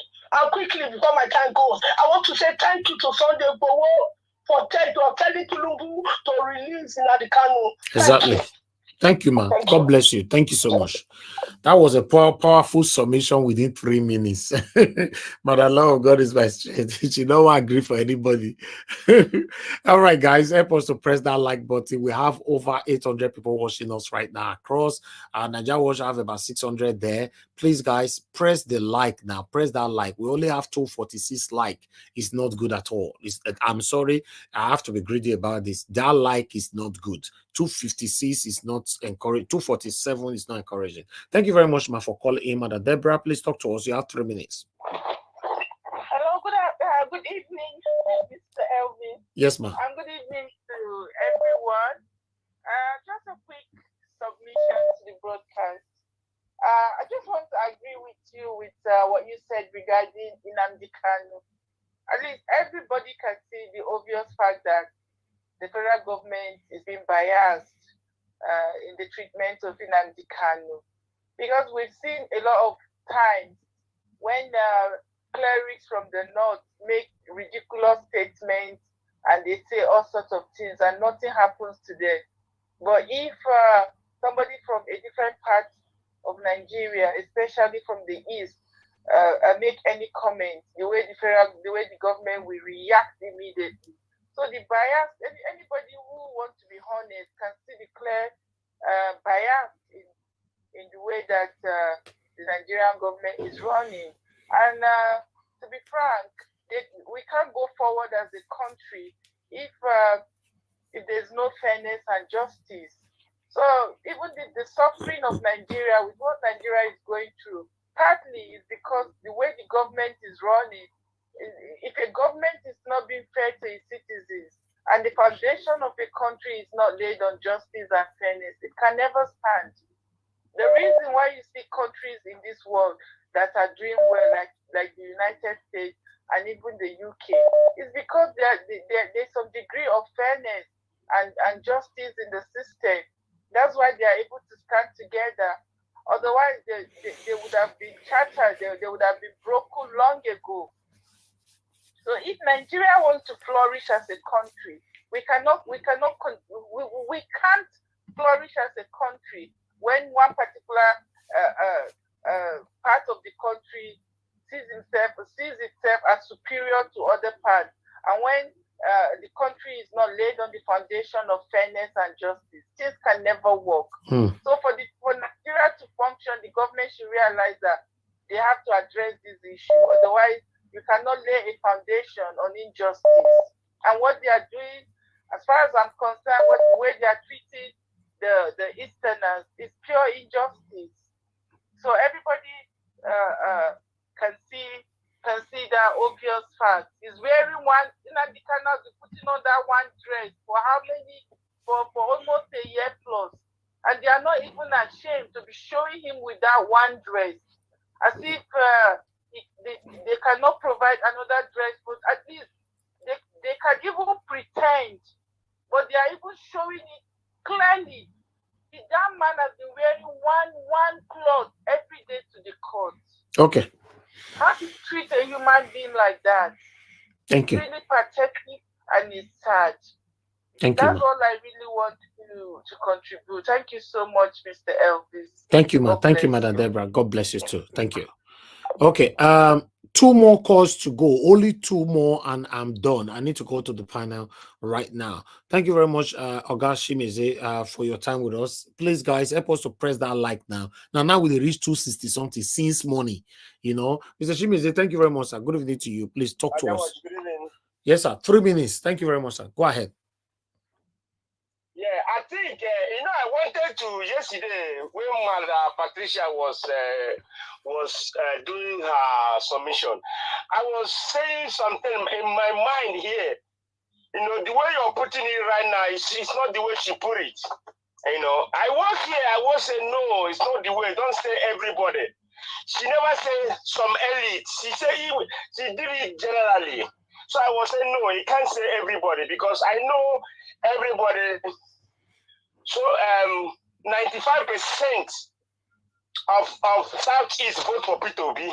Well, that one apart. The only thing I'm saying,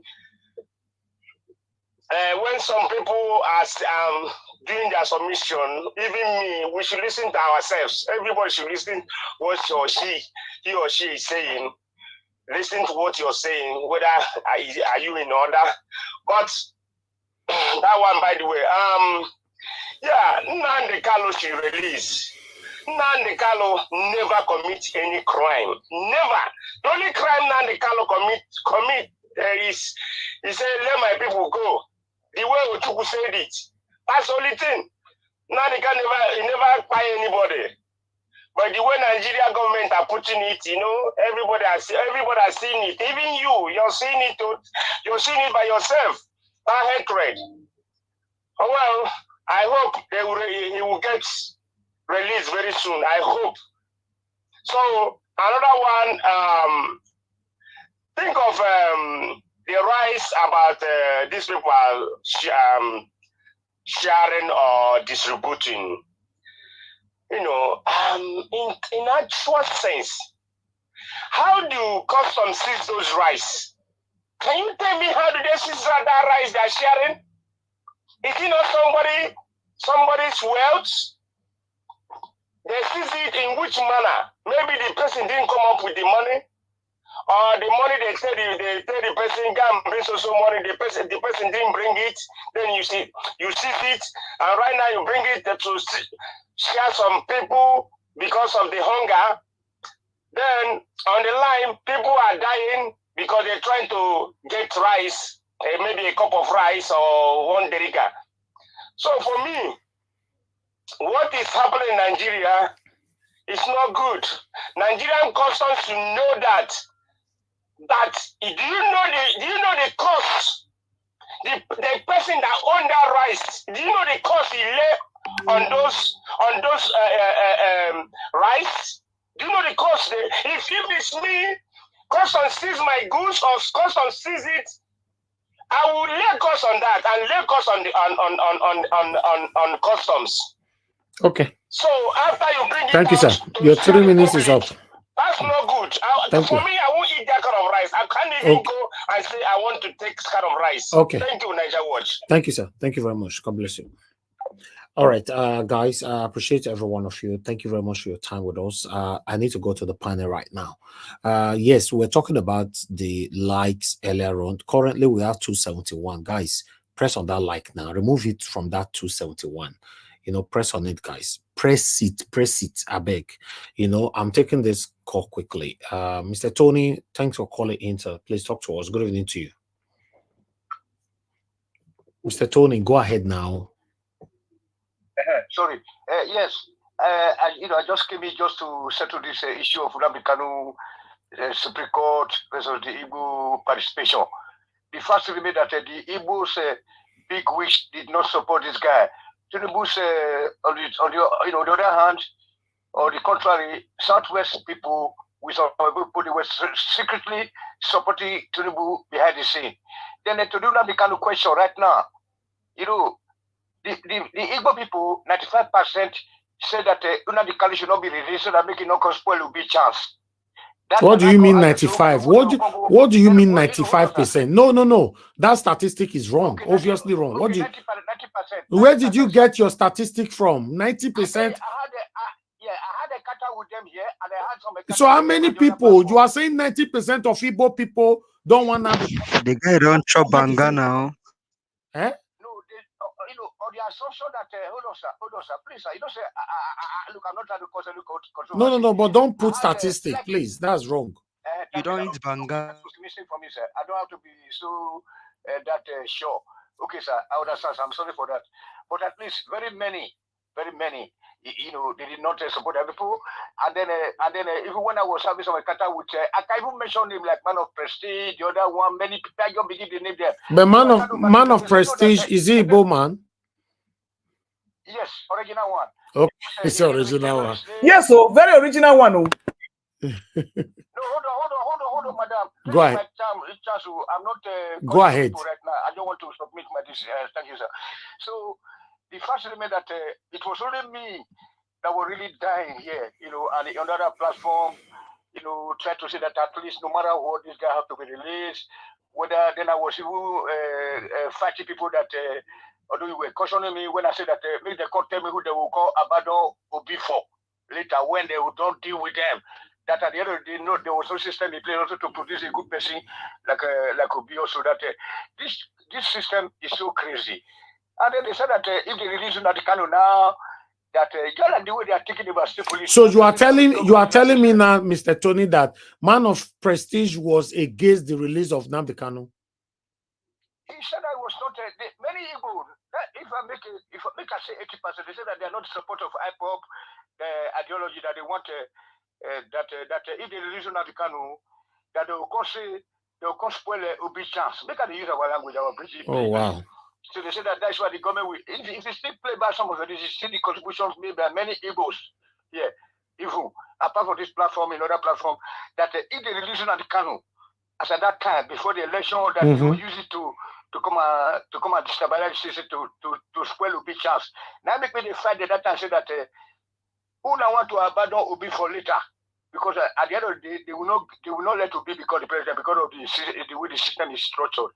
You know now. So okay. I don't like you, Oganaja. You try where you see people say they are even praising you every time. You know, I'm very happy. That's why I've not been appearing to be talking too much. Thank you. You know that I see that even more Yorubas supported Obi. If you look at the officials, even I know that there were people that even donated their houses in Edo State. You remember now for exactly. Yeah. Would they say that Abi? Yeah. But in Igbo land they said that no.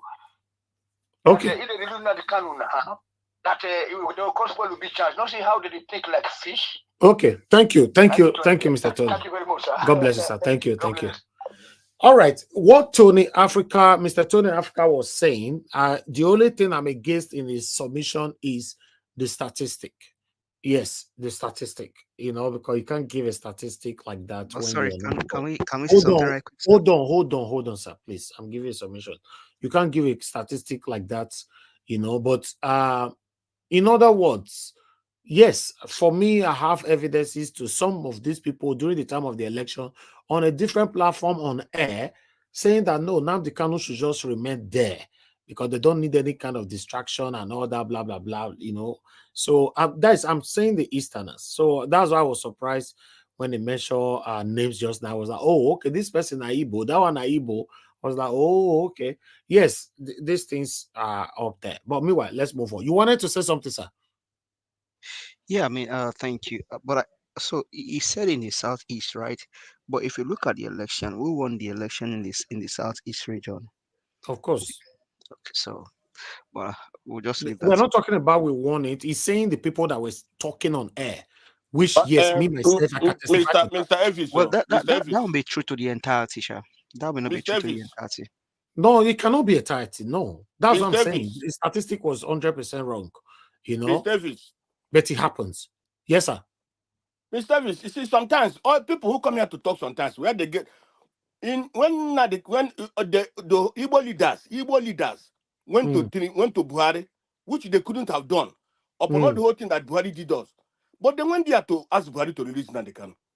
If somebody is talking on the social media, if Rufras are talking on the social media, what do you mean? Which riffraff? Don't use those words on anybody. No, what I'm saying. No, don't use those words on anybody. Please, those people who talk on the social media, maybe Igbos, they say that's like for me now. If I'm in social media saying don't listen to Nnamdi Kanu, who am I? Who am I to say don't listen to Nnamdi Kanu? No, let me tell you, sir. Let me tell you one thing that you almost understand on this platform. Everybody is entitled to their opinion, to their submission. You cannot change it. We cannot come here and flex muzzle to oppress anybody. No, I'm not oppressing. What I'm saying, I'm not oppressing anybody. What I'm saying is that you see this thing, or even when Igboho was in prison, some Yorubas say don't release Igboho. Even Tinubu was against releasing Igboho, but he was released. Yeah, so that's the same thing they are saying now. Why is it a problem? You just confirm the situation. Why do people always talk about Igbo? They need to talk. You just talk. That's nonsense. I don't like it. Of that consign, the topic is what you just confirmed now. So Yoruba people were against Igboho. Then people are saying some people were against Nnamdi Kanu. You are angry. Excuse me. How many times will you come here and you say Yorubas against Igboho? We don't talk those things because those people are not people who matters in Yoruba land. We know those who matters in Yoruba land. We know those who matters in Igbo land. We know them. Oga, look, you don't have the power to control what people say. I'm sorry. You don't have the power. You only have power to control what you say, not what others say. Okay? So even me, I don't have power. But people must have their please. parts. Not only anybody who talk in the social media. And well, it's okay. I'm Yes, tired, man. yes. Unfortunately, like I said, I'll end it there. You don't have the power to control what people say. Thank you, Mr. FA, for calling in. Good evening to you, sir. Please quickly talk to us. We are done with course now. Thank you, sir. Go ahead. Thank you. Yeah, Nigeria Watch. Good evening. I greet everybody in the panel. I greet the Nigeria Watch family. Nigeria Watch. This matter of Nnamdi Kanu.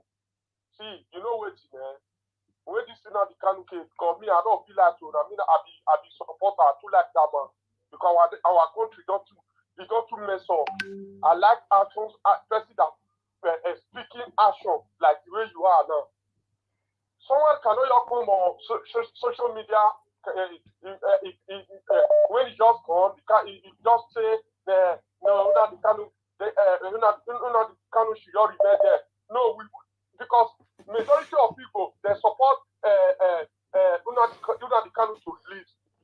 Not be all those some story where they got a talk for here because we follow many platforms. No, people cannot say those rubbish on my platform. I don't know the other platform that they talk those rubbish. You understand? Now, few people now they say they don't support her. Now, majority of people they want Nnamdi Kanu come out. Of course, majority, of course, yes, I like that majority. You understand? So because all those people they come out say Nnamdi Kanu not come out, they are just few and because of their selfish interest. You understand? Okay. Now, few people they say majority with the vote. Now, not so that they talk. Thank you. So then my brother, they don't call it talk, which they don't know for years. And they know for people. Sometimes if you want to make a submission, you know what? It's not by force you must talk about people. I know they like this kind of thing, or this maybe that kind of thing. And they make you they talk. Make them come on for Igbo people. But today I'm not Igbo. I'm in trial at the beginning. And the two tribe now, but I hate oppression. I don't like oppression. Okay. Thank you, sir. Thank you very much, sir. Thank you. Amanda Origin, you are calling back again. You have only 1 minute, please. 1 minute. Mr. Niger Watch, very quickly. There's 1 minute. I need to, I like to be calm and quiet. Please. Since I've been here listening, there are two, someone is saying Igbo people did not support Peter Obi because they wanted IPOB. Other factions say, Igbo people did not support Nnamdi Kanu because they wanted Mr. Peter Obi to win. He was sworn. So what is all this? Can we all please stay focused? Okay. Can we stay focused? The problem of Nigeria is not necessarily Igbo. It's just like Igbo people maybe they received the larger Bronx and they're still suffering it. But if you look really deep, each and every one of you here, including Madam Patricia, including Tony South or Tony West, Nigeria problem, you are receiving the Bronx. Please deal with your Bronx. Let Igbo people deal with their Bronx. We all are suffering. Let us stay focused. Thank you, ma. Thank you very much, ma. Mr. Chimeze, why are you calling back again now? Well, I don't want me to go to the panel. Okay, your line never go. So please, I'll come back to you later on. Thank you so much. Please, guys, calls. I'm done with calls now. Let me hear, at least, let me hear from the people right here. Hi, God. Oh, God. I don't know what to do this one now. Mr. Chukso, thank you very much for calling in. Please talk to us. Good evening, everybody on the panel and those watching. Yeah, it's a Niger Watch. You remember before the election, I keep saying this, that all the time, because of the way the government is, they come out to gaslight people, telling people that Igbo doesn't love themselves.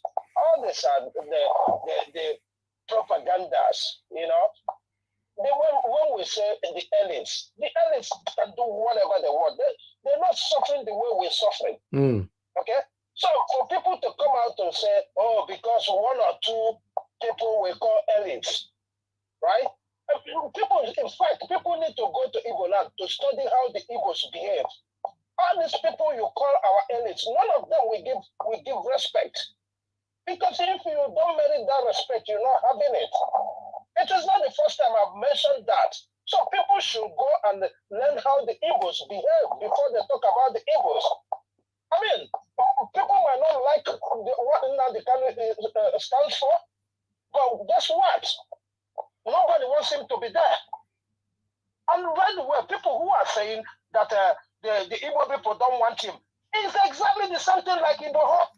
Exactly. Even if I mean, look at all the Igbo leaders who have went for the release of this. Why don't they release it?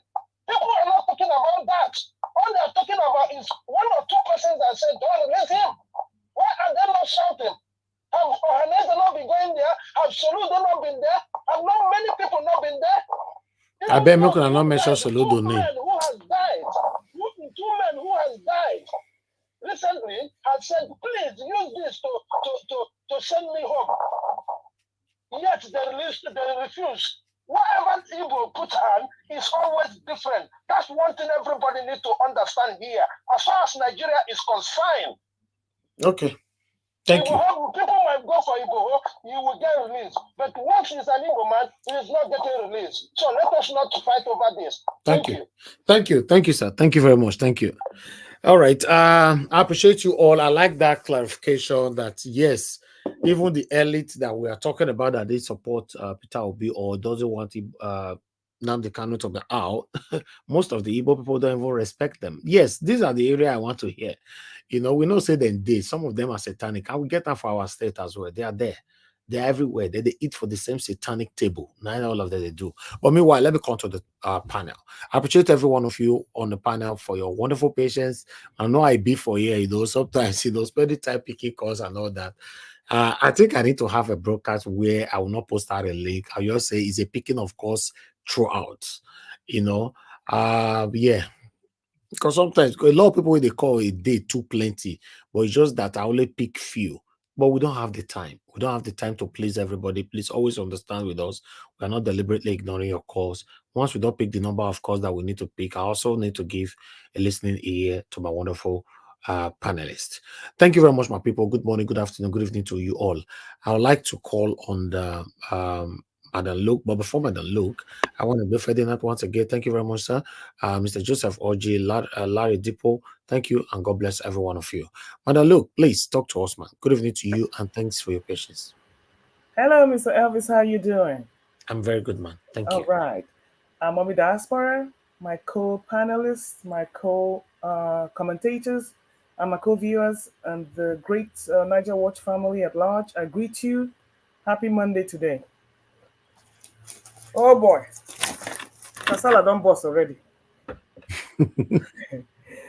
Well, I'm going to start with this Igbo thing, and see, with all due respect to Madam, in all favor to Madam Patricia, you see, this is why the reason why people come here, and I come here exactly 1 o'clock, and I go through all the videos, I go through all the articles, then I also focus on the callers. I pay particular attention to everything that is going on here. But you know what some people do? They will come in when you are giving your submission without even knowing how this whole thing started. Yesterday, the first clip was somebody, an Igbo man, coming in to call out Igbos for being lazy, for not coming to protest. Exactly. And then on the other hand, they showed another video saying the Igbos were fine, they're not going to protest. So that was where the dichotomy came in. And we all said, sometimes we agree and sometimes we don't disagree. We disagree. And that is why sometimes it's hard to unite. And that is why it will be difficult for us to speak in one voice. Nadia Trouble Bosso. That was Madam Patricia's only crime. That was what she was saying, that they're not united. And if they were speaking with one voice, like if we all Nigerians are speaking with one voice, we will all make a better impact. That was what it was all about. So, my dear people, it is good to really listen to what someone has to say before you take it out of context. Nobody is bashing the Igbos. We all have the right to call out our own people because we're all one. When we're discussing Edo, we call them out. When we're discussing the Fulanis, we call them out. So don't feel that we're picking on anybody in particular about any Igbo submission.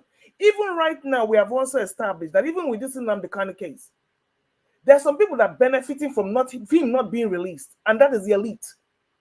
Because if he comes out, he will outshine them. It's a fact. But on the whole, majority of Igbo peoples want Nnamdi Kanu to be released. So let us not take words out of context to cause more divisions amongst us, even on this Niger platform. Listen to what somebody is saying before. And if you don't know what they're saying, ask for clarification. And she did clarify herself on this platform yesterday when Mr. Niger Watch called her. And she clarified her position. So please, let us all, even when we're giving submissions, even when we're passionate, we have to be reasonable. We cannot just be subjective. We have to be objective and see where people are coming from. That is why I always give to Nigeria the benefit of the doubt. I always try to see where he's coming from. And most of the time, he skirts around the topic, beats around the bush, does whatever he wants to do. But somebody will take one part of his argument and they will nail him to the cross for it. So we have to be objective. Having said that, I will still stick on the Nnamdi Kanu issue. I'm going to say, man, Mazi, you look good.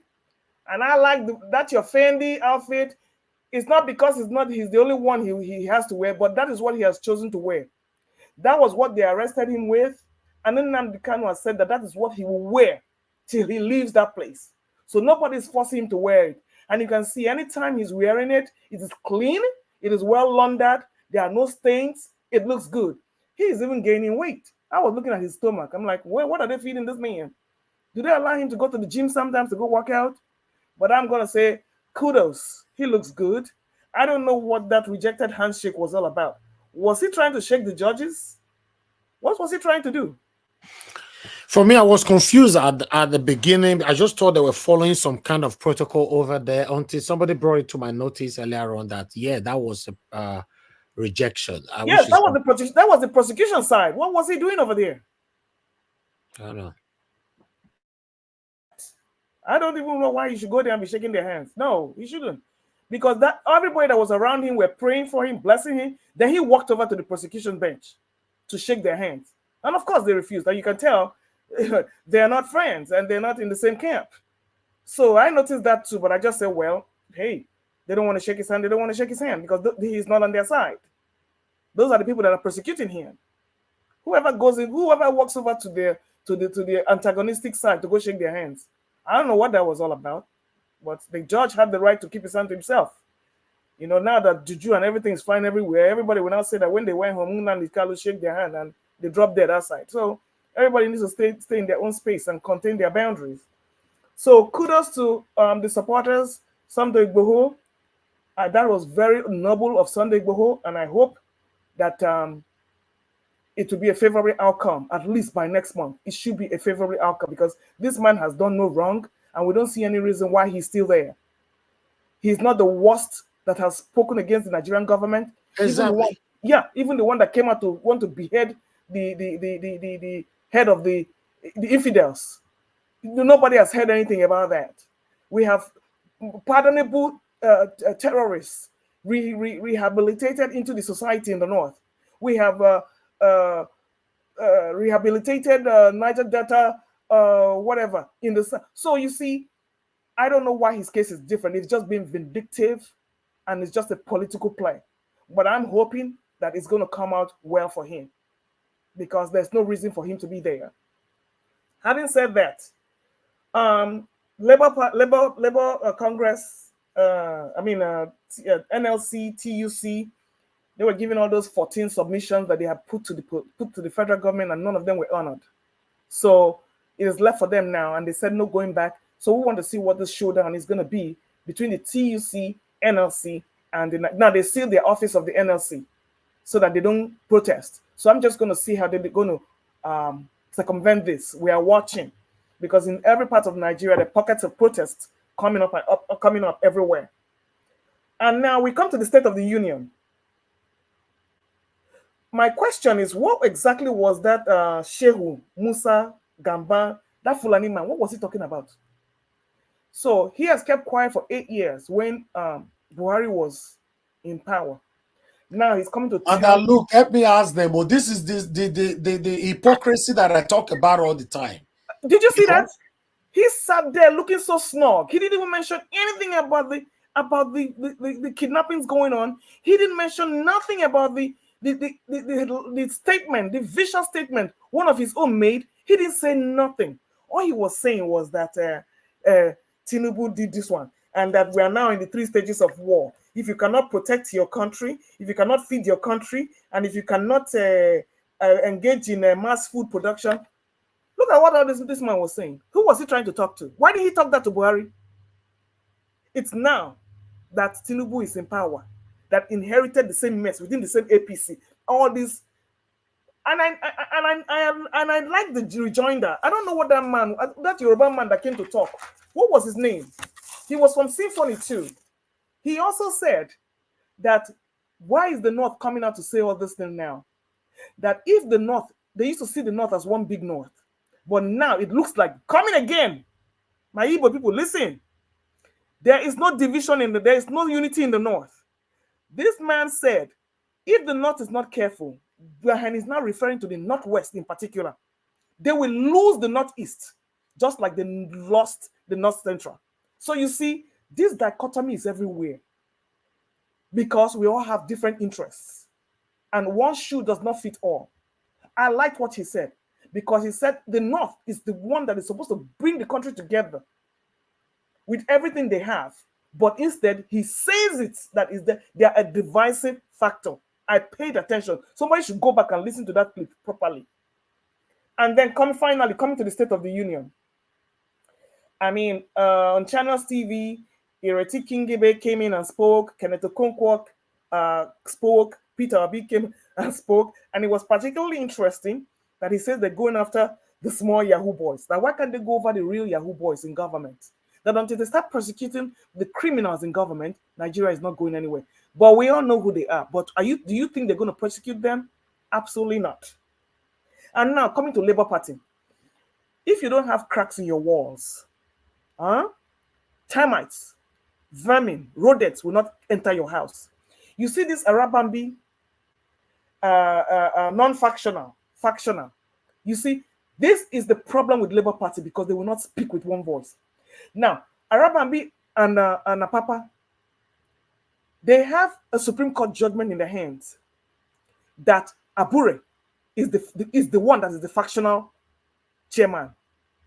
And let me tell you why this is going to be dangerous. Even if Obi had won, and even if anybody wins in Labour Party, that those Arabambi people do not sanction, they will come out and say they have a Supreme Court judgment. And every winner, and that I'm talking about Olumide now, any win that comes from that Labour Party will be trashed. This is where this thing is going. Because Labour Party Madam Luke, can I say something? Yes, please do.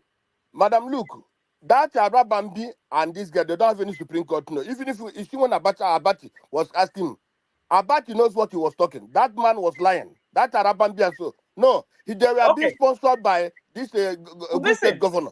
Whether you're sponsored or not, you need to clean up your act, because with all the things hanging over Abure, because that thing came as a result of Abure's forgery and all the things that were going down in the party, even before all this happened. If they do, my problem is that if they do not tidy up this mess and they silence that Arabambi and Apapa faction once and for all, they will keep rearing their ugly heads. Because one court judgment says this, another court, where is Abure's court judgment? Now, do you know that they still have courts in cases in court with these two factions, and there's no logical conclusion? That is the danger of this, because you never know where this tide is going to blow. So that when we finish, you finish working so hard to get good thing, will be, or maybe if Obi had won, that was what would have happened. They would have disqualified him on that grounds. So my question is that Labour Party needs to tidy their mess. Moving forward, we will see how it plays out in the gubernatorial Edo State Gubak elections, because I can see this coming. As long as you have this faction, they say that Olumide is not their candidate, Asemota is their candidate. As long as this continues to happen, we will keep having problems, is what I'm trying to say.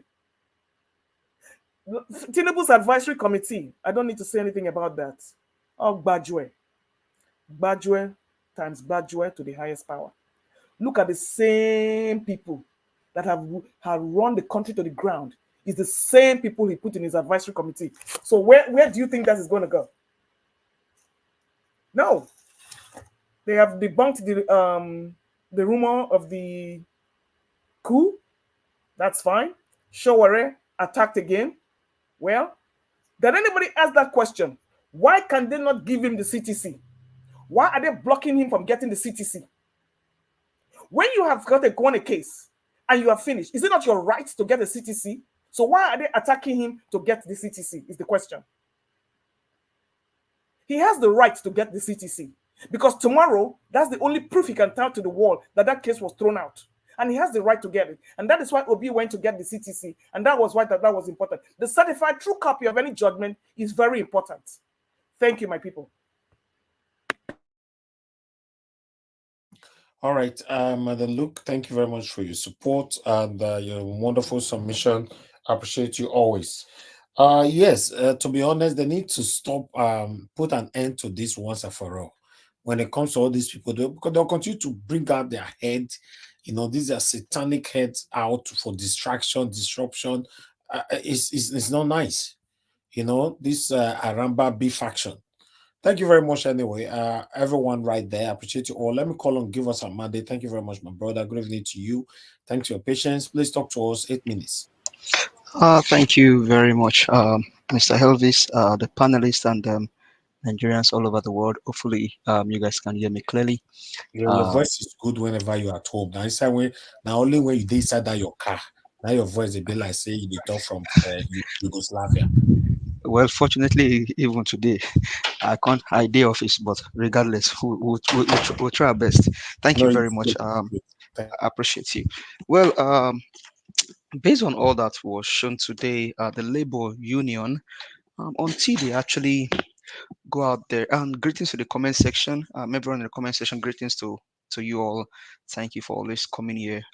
Greetings to Mommy Diaspora, and then the Marian Finest, Abu Azay, everyone out there doing this good work. Pedi Mogi, greetings to everyone. Thank you very much. Labor union, until they actually go fight for the cause of the common man, I will not take them serious. Ajero and then the guy on the TUC, they actually taking Nigerians for granted. They are leveraging on the docility of Nigerians, and they are just taking Nigerians for a ride. These guys don't mean well for Nigerians, and it's so sad because labor union in other part of the world are serious people, serious-minded. See, labor union is a serious business. And why is it a serious business? It's a serious business because it involves the fabrics of the economy of every nation. Without labor in any country or any economy, the economy cannot function. The reason why there's an economy is because you have labor, manpower that can actually do the job. In as much as you don't have manpower that can do the job, there is no labor. The government itself cannot function without labor. The government needs labor to function. The international community cannot function without labor.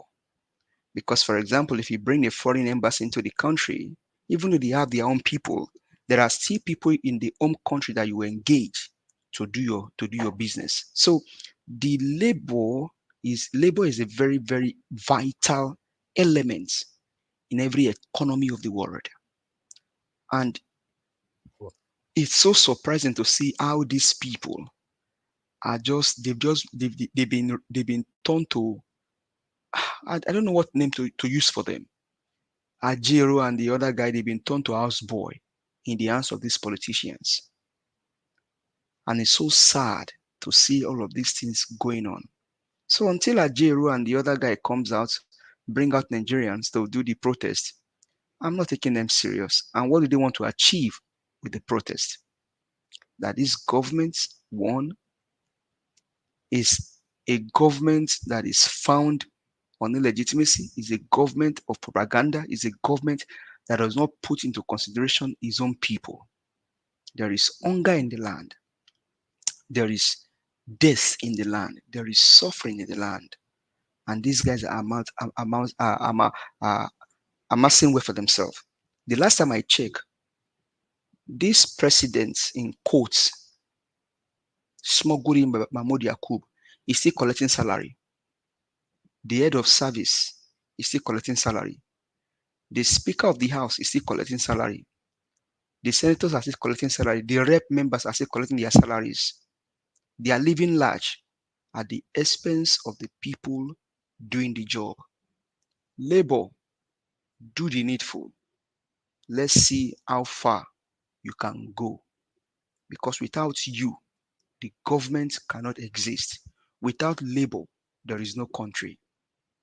Without labor, there's no economy. Without labor, there is no nation. The nation thrives on labor, on the strength of the labor. It's so sad. Now you now go down to the issue of Mazi Nnamdi Kanu. Nnamdi Kanu did not have any offense against Nigerian government. My only pain is the fact that the UK government can allow a citizen of his own country to be taken into custody like this. I don't know, maybe when he was arrested, he wasn't with his British passport. Either maybe he had it or not. Because I'm very sure that for a foreign government to arrest another citizen, a citizen of another country, one thing you cannot take from them is their passports. So when they arrested Mazi Nnamdi Kanu, on what ground did they arrest him? Was he arrested as a Nigerian or as a British citizen? Because I've been thinking about that for a very long time. But that is subject to some further question. But regardless of how whatever the government did, several courts in Nigeria have said. It was a mandate. Go ahead, sir. Can you hear me? Sorry, Yes, Joseph. You see that question that I just posed now, that question goes straight to Kenya. It is the Kenya government that will respond partly or mostly, I believe, to that question. But is that a judicious question to ask or not, sir? Give us a mandate. It is. Mr. Kosa, hold on, sir. Let Mr. Jonathan finish, sir. Mr. Jonathan, go ahead, sir. Yeah, okay. It is the right question to ask. It simply means that Kenya itself, in this process, is criminal. Yeah, it committed a grievous international offense here. So you can't do that. First of all, it was holding British passport. I want to believe so. And if it was, I believe those who have British passport can confirm. Do you need visa to come to Nigeria, or is British passport visa free to Nigeria? Please, anybody, those who has a British passport, I'm not a British passport holder. If you have a British passport and you want to come to, do you obtain Nigerian visa before you come? Just to confirm, Mr. Elvis. Yes, you have to do that.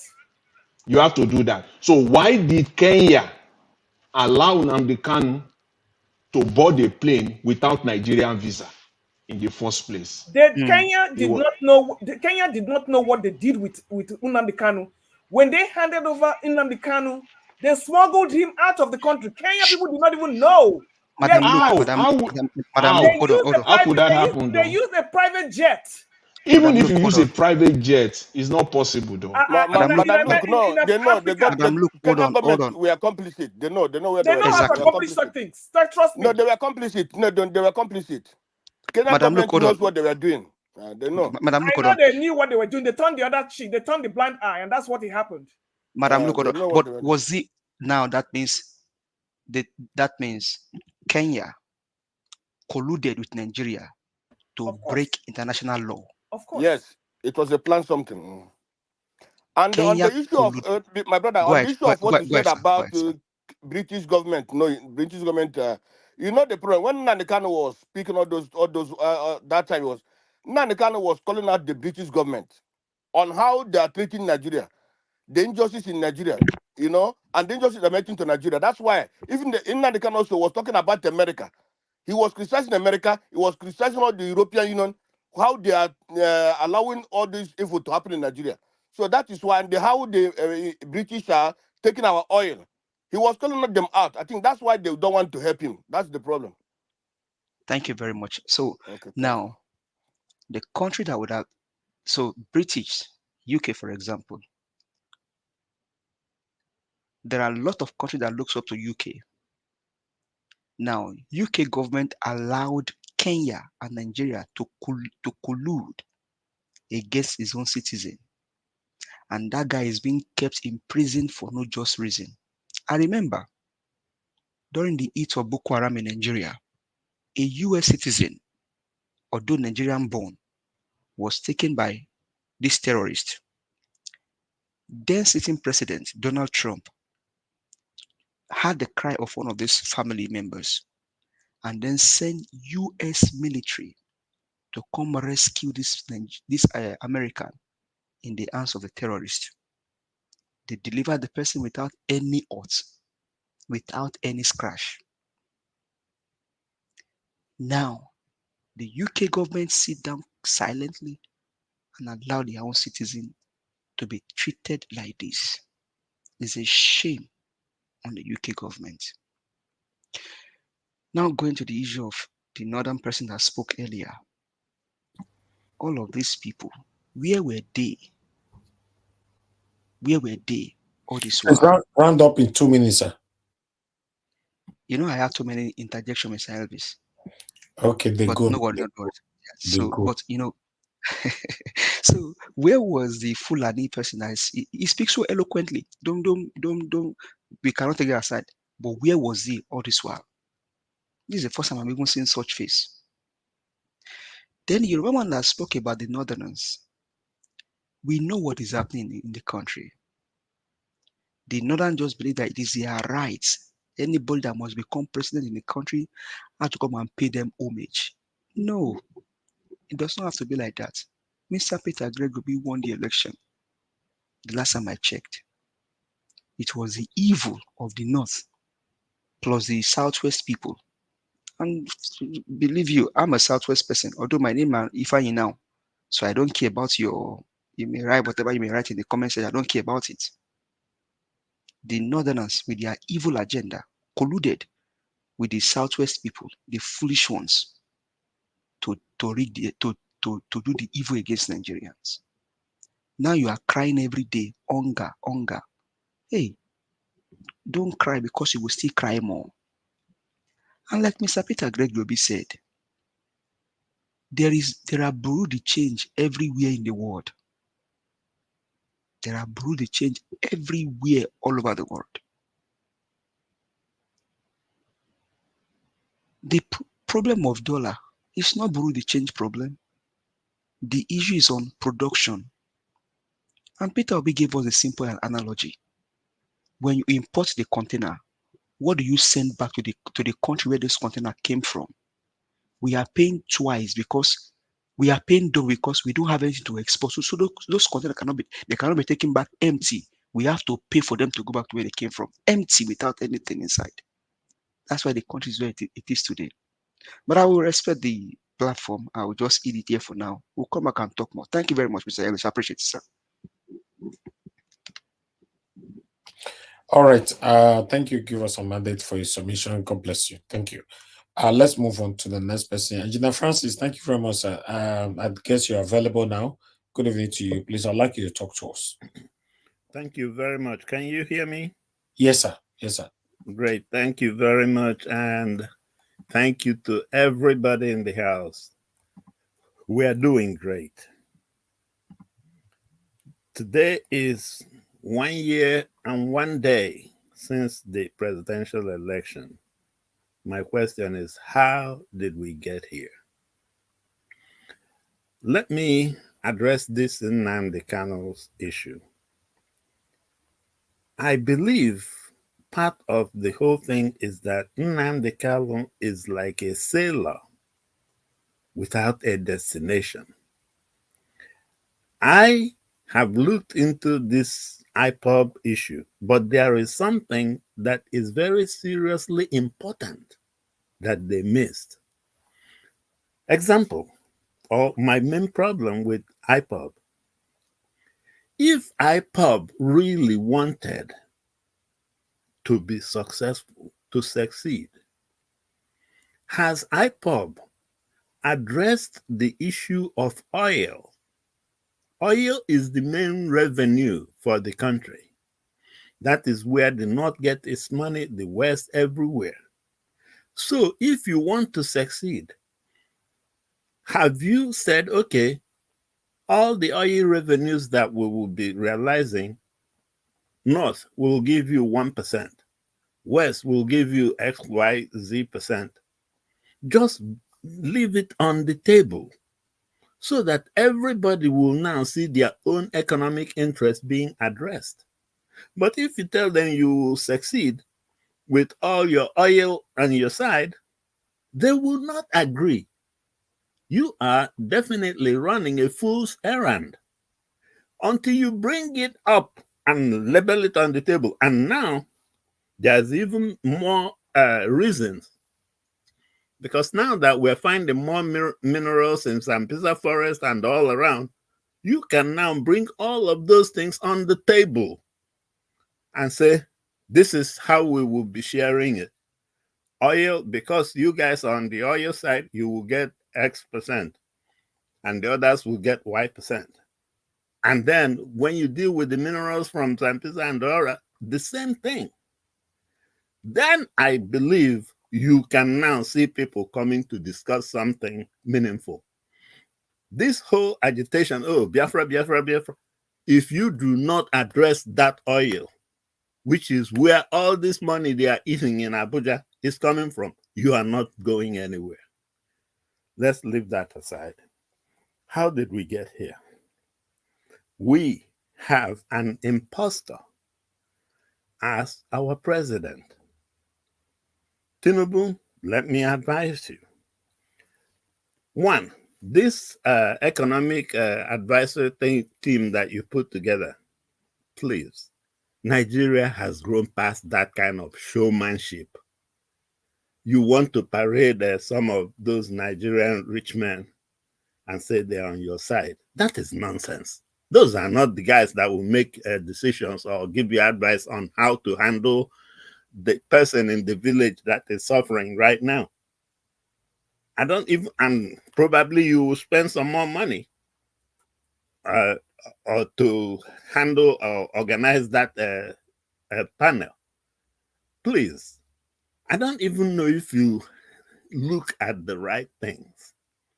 If you were once a dope dealer, a drug dealer, you must have access to the people on the streets.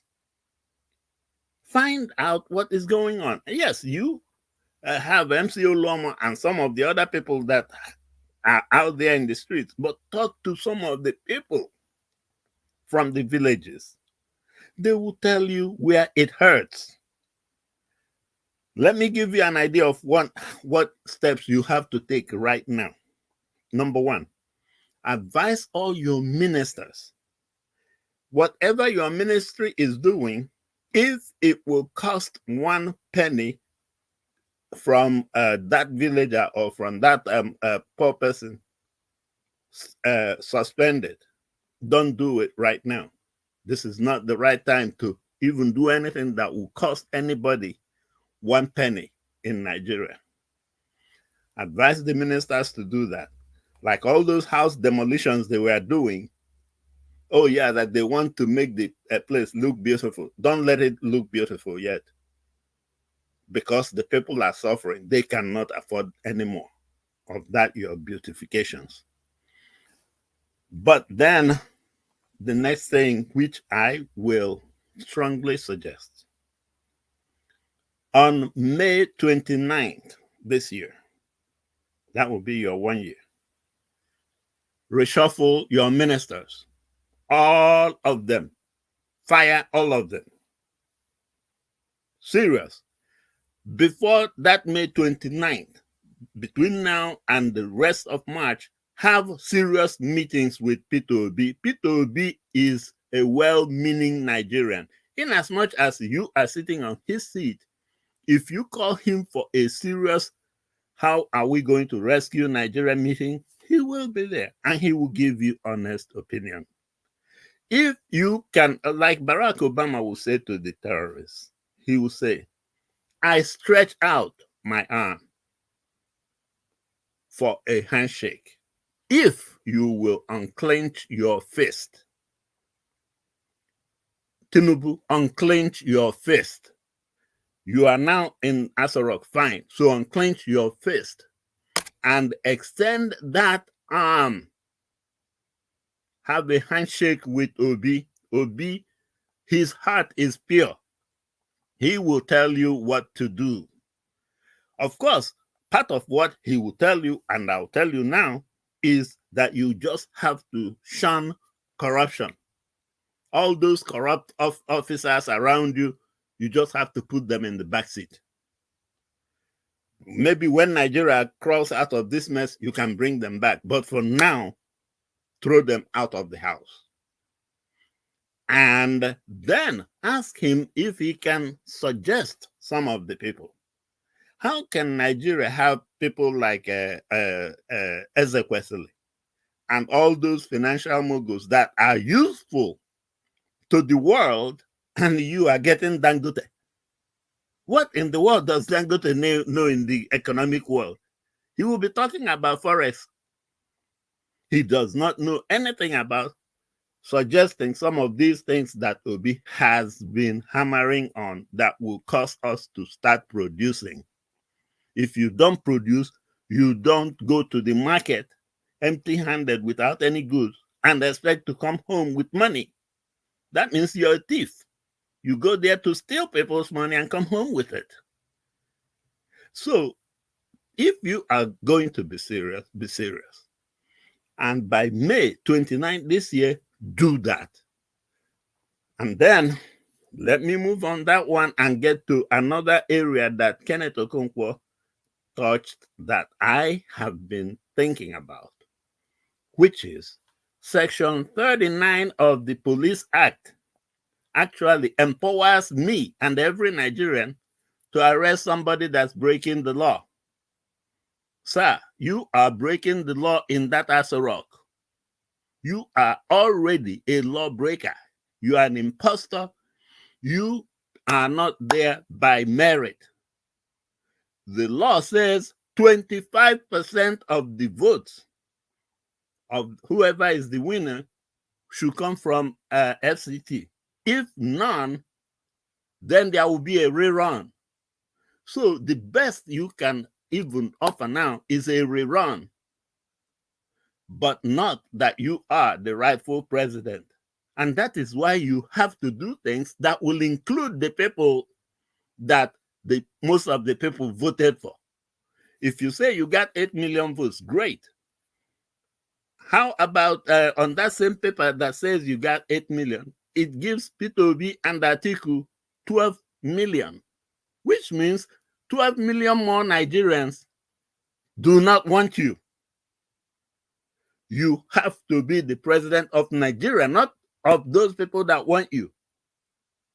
So, in fact, I still call on the Nigerian military. Guys, you are not going to be involved in any coup. Don't do any coup. But if you want to embark on Operation Rescue Democracy in Nigeria, great. And in that operation, you are not going to oust this man so that you will be the leader. No, you are going to restore democracy, take over, and get the police copies of all the votes that were voted, count it, and pronounce who the winner is and hand that person over.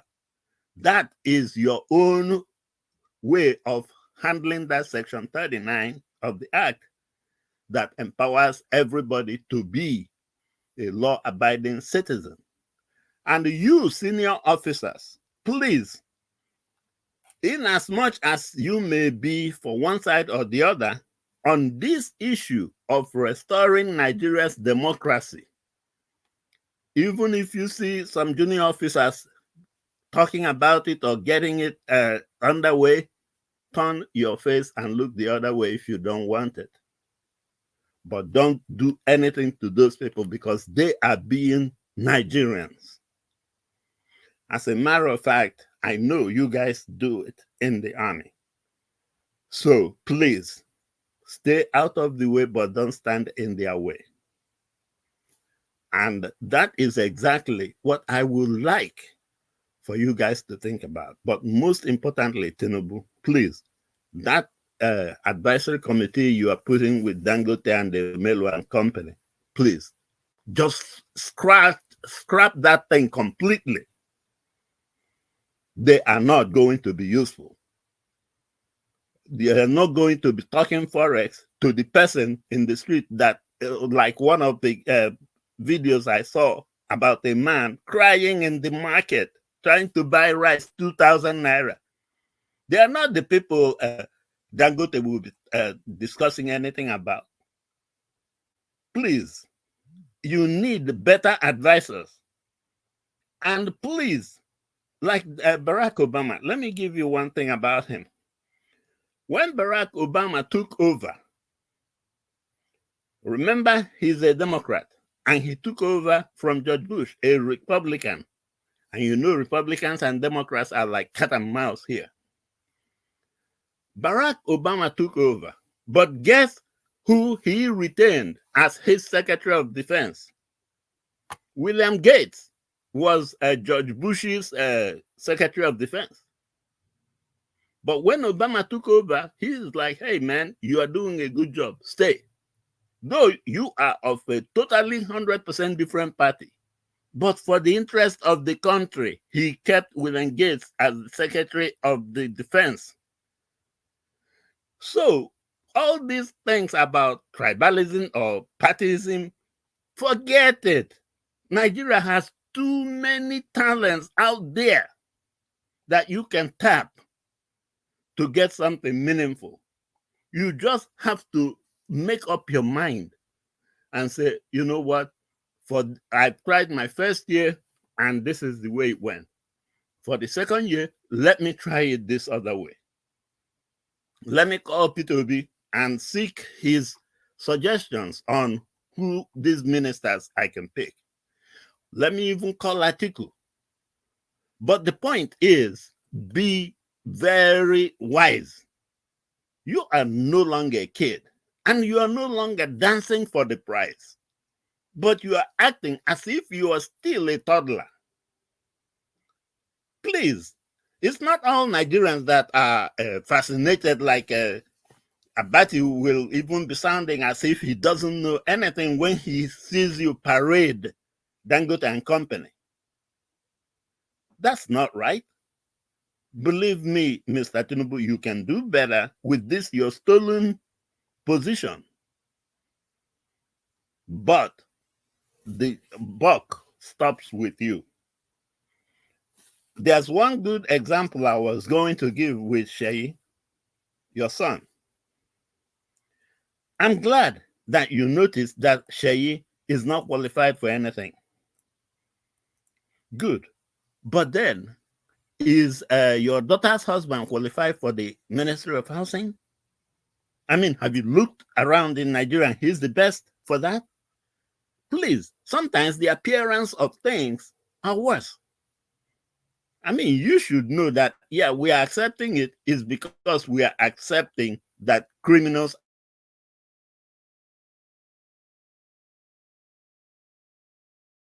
you have to maintain that criminality.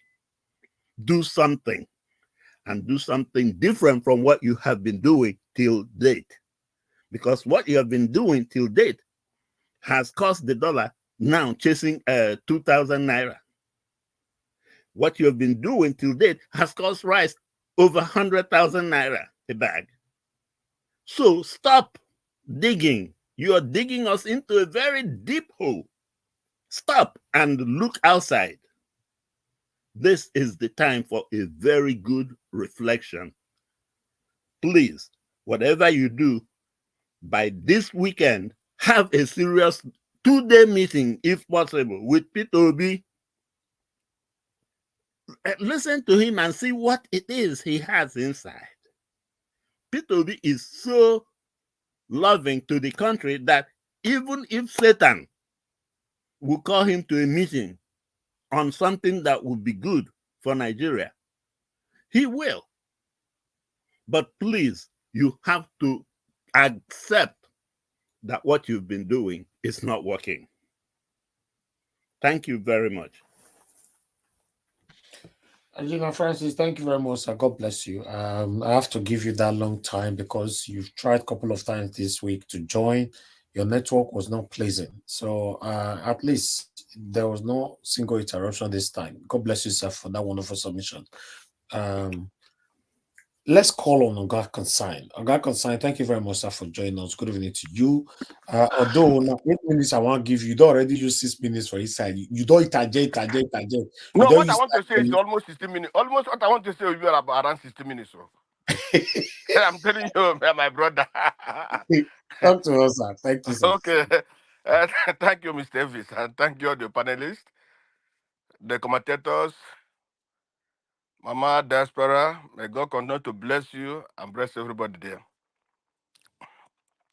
You see, the problem Nigeria have today, this problem we are in, I wish that Tinubu is not the president today. If that even this presidency was going to the Yorubas, if it was somebody like Usubanjo, I don't think we can be in this problem today. I don't think. Because the thing is that even if the international community want to come and help us, seeing Tinubu there, they will not. Well, meaning Nigerians, even if they want to give any help, they cannot. Because of the kind of baggages Tinubu have. The international community knows him. And again, he come and bring also international criminals like him. If Abacha Biamala, America want to help Nigeria, how can they help Nigeria when they know about Abacha Biamala? You know, that's why sometimes it's not that I'm trying to blame the Yoruba leaders, but at least they have some blame. Because when this caliphate, this criminal Fulani governors were bringing out Tinubu, if the Yoruba leaders have said no, give us, if you want to give us this presidency, give us Oshibanjo, I don't think we can be in this particular mess today. But most of them ignored it and they supported Tinubu. Because of money or because of what, I don't know. They know that Tinubu, well, it's not okay. Two, because of the baggage he's carrying. Honestly, if they have stepped, said no with this person, and they go and beg him also, talk to him also, my brother, if you are going to run, we are not going to support you. Give us Osubanjo or give us somebody again that is better in Yoruba land. The country couldn't have been in this mess now. That's the problem of where we are now. And to get out from that problem is going to take time. Because the market, you see, there is somebody the market we see today, the market will change. But when the market you see the same policy, the center of affairs and this and the kind of things it's doing, the market cannot change. That's the problem. And I want to call on this all this committee that is having. Well, I listened to about in the morning. I listened to all of them. They were also condemning this committee. You can't bring out this committee was also people that advise Babasanjo, advise Goodluck, advise Shehu, all of them. That why even Buhari, they advised them. Do you expect this one they call the richest man in Nigeria and Africa? Do I expect to advise something that will go against contrary to his business? He won't. He will not.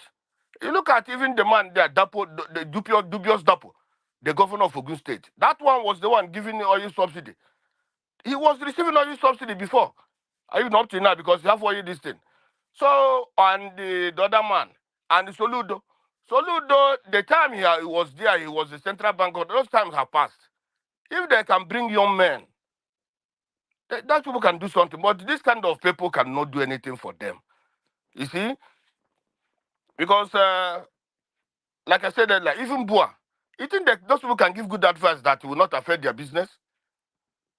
Any good advice that will help the economy today will affect will affect Bua, will affect all those people. It will affect them. Any good policy today or any good advice that people will give today will affect all these people's business interest. So that is why we are not going. We are the way they are heading. It's not the right way. Also, I want to talk this issue of the South. Honestly, if the South, why the South sometimes is because of greed and inferiority complex. That's why the North are defeating them. Because when Southerners come, they go meet, for example, Soludo, or no, let's say former governor of Ebony State, Umahi. Umahi went and they tell him they're going to make him governor. He lose focus. And that is why they are telling all some of these his Southern brothers, hey, we are going to make you the president next time. We are going to make you this. And at the end of the day, a country that when you want to bring a president, that president will go to the Fulanis and bow to them. Go to their sultan, they bow to them. They tell them what to do. That is the problem the South have. If the South, but the South are more educated than these people. They are more industrial than these people. But every time they bring themselves down, thinking that hey, we have the power to change, we have the power, our votes are bigger, our votes, we have more than the votes for other people. You know, all these kind of things makes the South not to be united today. If the South have put themselves together, all the whole South put themselves together, those leaders, I don't think we will be where we are today. Because any government that wants to, if today, let me tell you, if that Obi has gone to those Mias, need them for them, they will even make everything to him to win, to be there. They will change because they are controlling the army, they are controlling the Supreme Court, they are controlling the INEC, everything, they are controlling it. And that is what the certain leaders have to understand. They have to see a way they can run out from this mess. Because giving all these Fulanis, all this to control, makes them to be inferior to them. But in earnest, the South are more educated and more superior to those people. But because they bring themselves down because of greed, that is why we are also in this mess today. We are. For this man, the Hausa man that spoke early today, I think I forward that into you. That man, well, Hausas we are not talking much about when Buhari was, but some people were speaking. This one also, when Buhari was there, I've seen one or twice. He is SDP chairman. He has spoken before. But the problem is that let us not be looking at the Buhari's regime. Buhari did not come to rule. Buhari came to with wickedness. That was why he couldn't achieve anything. He just came for one purpose. You see, that's why he couldn't achieve anything. Many of the South Northerners, so I see some few of them, they were also condemning his government. They were trying their best, but again, when you are condemning a wicked man's this thing, it can destroy you. And Buhari was not listen to anybody. He didn't want to listen to anybody. That's the problem. On Nnamdi Kanu, I don't want to say much about him, you know. What I'm concerned is this. Let people stop gaslighting, you know, or me, like, you see, every tribe have their problem. But whenever we are talking these kind of things, let people don't bring up this issue of, hey, some people don't want this. That is not this. When you're talking about releasing more, this is a serious business. It's not somebody just come up from the back. Hey, the Igbos are not. That's what. No, this is not a problem of the Igbos. Igbos have gone to this president. Igbos are doing everything today. Even this protest, I believe one of them is one of the issues they don't want to because they want Nnamdi Kanu to release. People who are being fired every day. People who don't go to Mondays, they say they're not going to this. So what do people want? That they come and say Igbos don't want. Igbos don't want.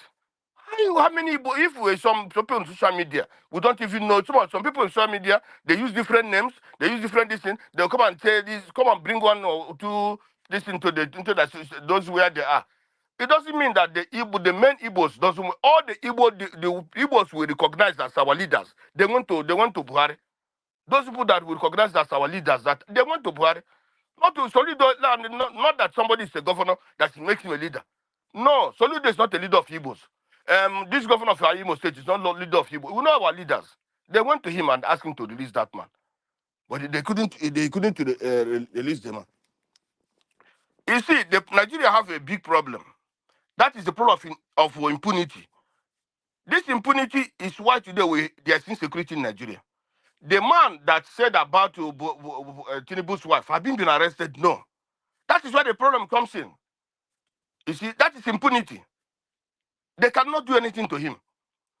And most of these things also, are man-made. Food insecurity is man-made. Insecurity in Nigeria is man-made. This currency is man-made. Electricity, not Nigeria having electricity, is man-made. All this is a wickedness of the black man. How can the police today we see, the police, their salary, how much is the salary of the police? Police buy their hat, they buy their uniform, they buy their shoes, everything the police buy. Then how do you think that police can work? The military, how much is the salary of the military? How do you think the country can move forward when somebody, the ministers or even the National Assembly, they're eating big humongous salary, and the police that are supposed to be working for you, supposed to be guarding you, you people are giving them peanuts? How do you think that they can work? Today, the civil servants in Nigeria are very, very corrupt. Because if the civil servants are not corrupt, they're supposed to be on the street every day or say they are not going to work. How can a civil servant receive 30,000? What is 30,000? If it's for his taxi, for the transportation. So you see, everything, all these things that the people are doing, that is why if today you pay civil servants, let's say 100,000 or 20,000, you will see that the money will be in the hands of the people. Let me give an example of Japan. Japan depends on their local people who support them in their businesses. When the local people don't go and buy things, you see the Japan economy will have problem. Because the local people are the one who support the country. When they come out and buy things, the country have money. So if you don't give the workers, the local people money, if they don't have money, the economy will not be stable. Because those people, when you don't give them money, people will steal the money and then send the money abroad. And the people and the masses will have no money. So if the masses don't have money, how do the people who produce, how can they produce again? They will not produce. When somebody will stay with one television for 50 years, some people will stay with one television for 20 years, how can the economy grow? Economy depends on people.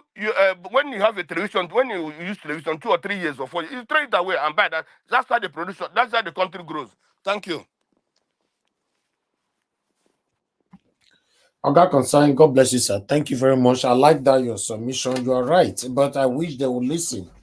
You know, the main problem that we all are facing today in Nigeria, caused by it all is a man-made. So yes, it's deliberate. You know, we don't have electricity today. It's deliberate.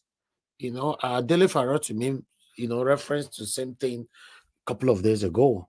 Most of the problem we are facing today is deliberate in Nigeria. You know, so. Thank you very much anyway. I appreciate you all right there on the comment section. Those of you listening to us right now, God bless you all. Do your part. Press on that like button if you're just coming in, and let's do this together. We have two to go. I would like to go to Mr. Jonathan. Mr. Jonathan Kisley, thank you very much, sir, for your time with us today. As usual, good evening to you, and please talk to us. Thank you. Thank you very much, Mr. Elvis. Thanks to everyone, all the panelists, all the submission made so far. I welcome all those on the comment section and all the callers. Greetings to everyone. Let me just simply start by, you know, the first, the Nnamdi Kanu issue. Let's just be clear about it. Nnamdi Kanu has not committed any crime. Simple. It's as simple, it's as straightforward as that. The man has committed nothing, no crime. Let's get that straight. He has done nothing wrong, period. And I believe that Tinubu is only playing political game with the life of this man. He knows that he only want to release him when there is the political advantage for him. He's waiting for that political moment to release Nnamdi Kanu. And I can tell him up front, as far as I know, seeing what is going on in Nigeria, Mr. Tinubu, you are not going to get any political advantage from Mr. Nnamdi Kanu. So it's better you do the needful. You do the right thing. You do what is just now. You aren't going to get any political capital or advantage by continuing to hold on to this man and looking for the right political moment to release him. It's not going to happen. Just go ahead and let this innocent man go. Period. For me, that's all I see now, and that's all I can say. You are not going to get any political moment from this. Maybe you are waiting to the close of 2027 or thereabout that you will think people will now rally behind you to support you that you've done the right thing. For each and every day that passes by, you are losing it. You are missing it. So let this man go. It's as simple as that. And see, with the man that spoke, the video of the man, the SDP, actually is SDP chairman, Shehu Musa Gabam. You see, the problem I have with these people is that, of course, it has people have stated it that during the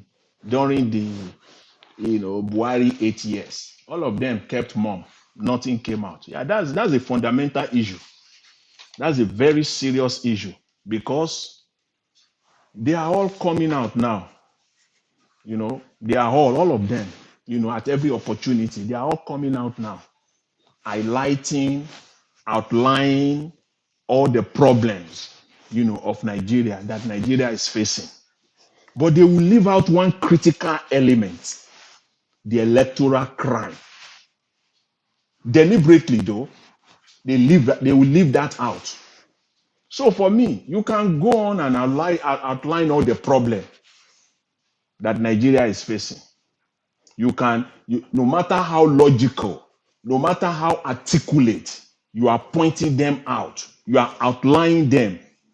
See, it is pointless. It will make no sense without you purposely, deliberately, including the electoral failure, the electoral crime as part of that problem. Because what you are doing is that you are only being mischievous, you are being self-centered and careless. You give no damn. You just don't care. Economic problems, we know. Insecurity, we know. Massive corruption, we know. Epileptic electricity supply, we know.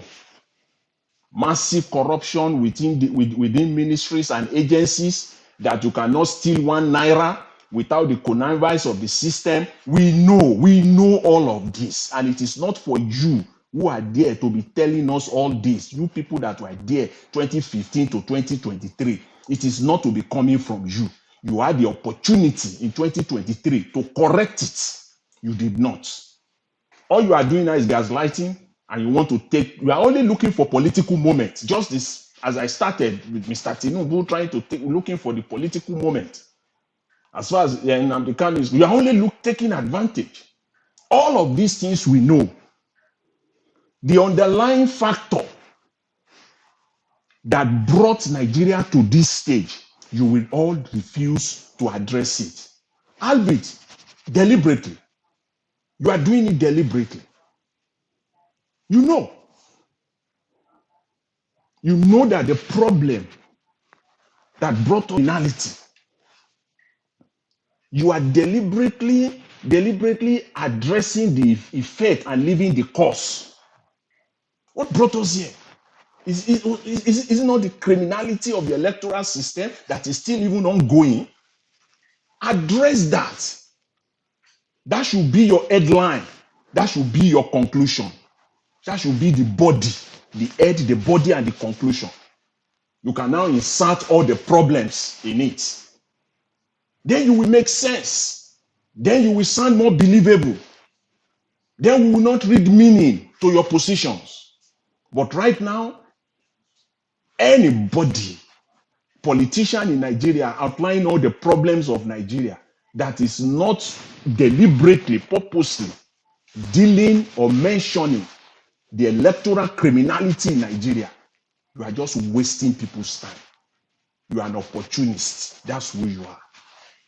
Deal with the cause. We all know the effects, and the effect is all that we are all facing right now. Deal with that.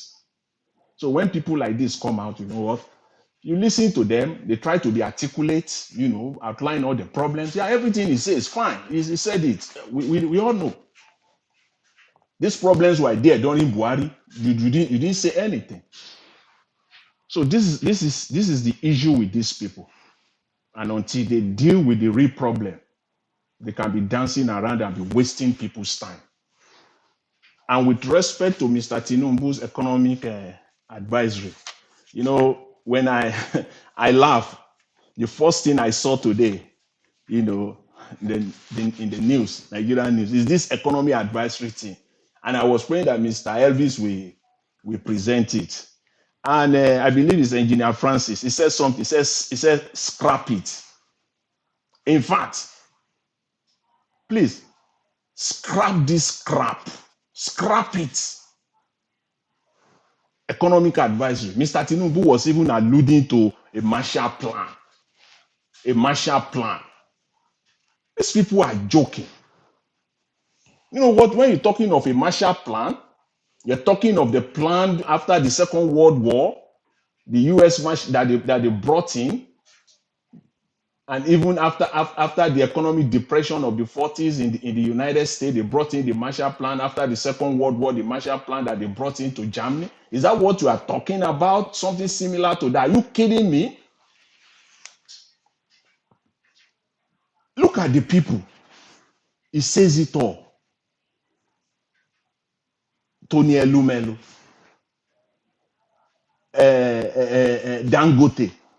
These are people that cannot work without, first of all, primarily taking their personal and business interests.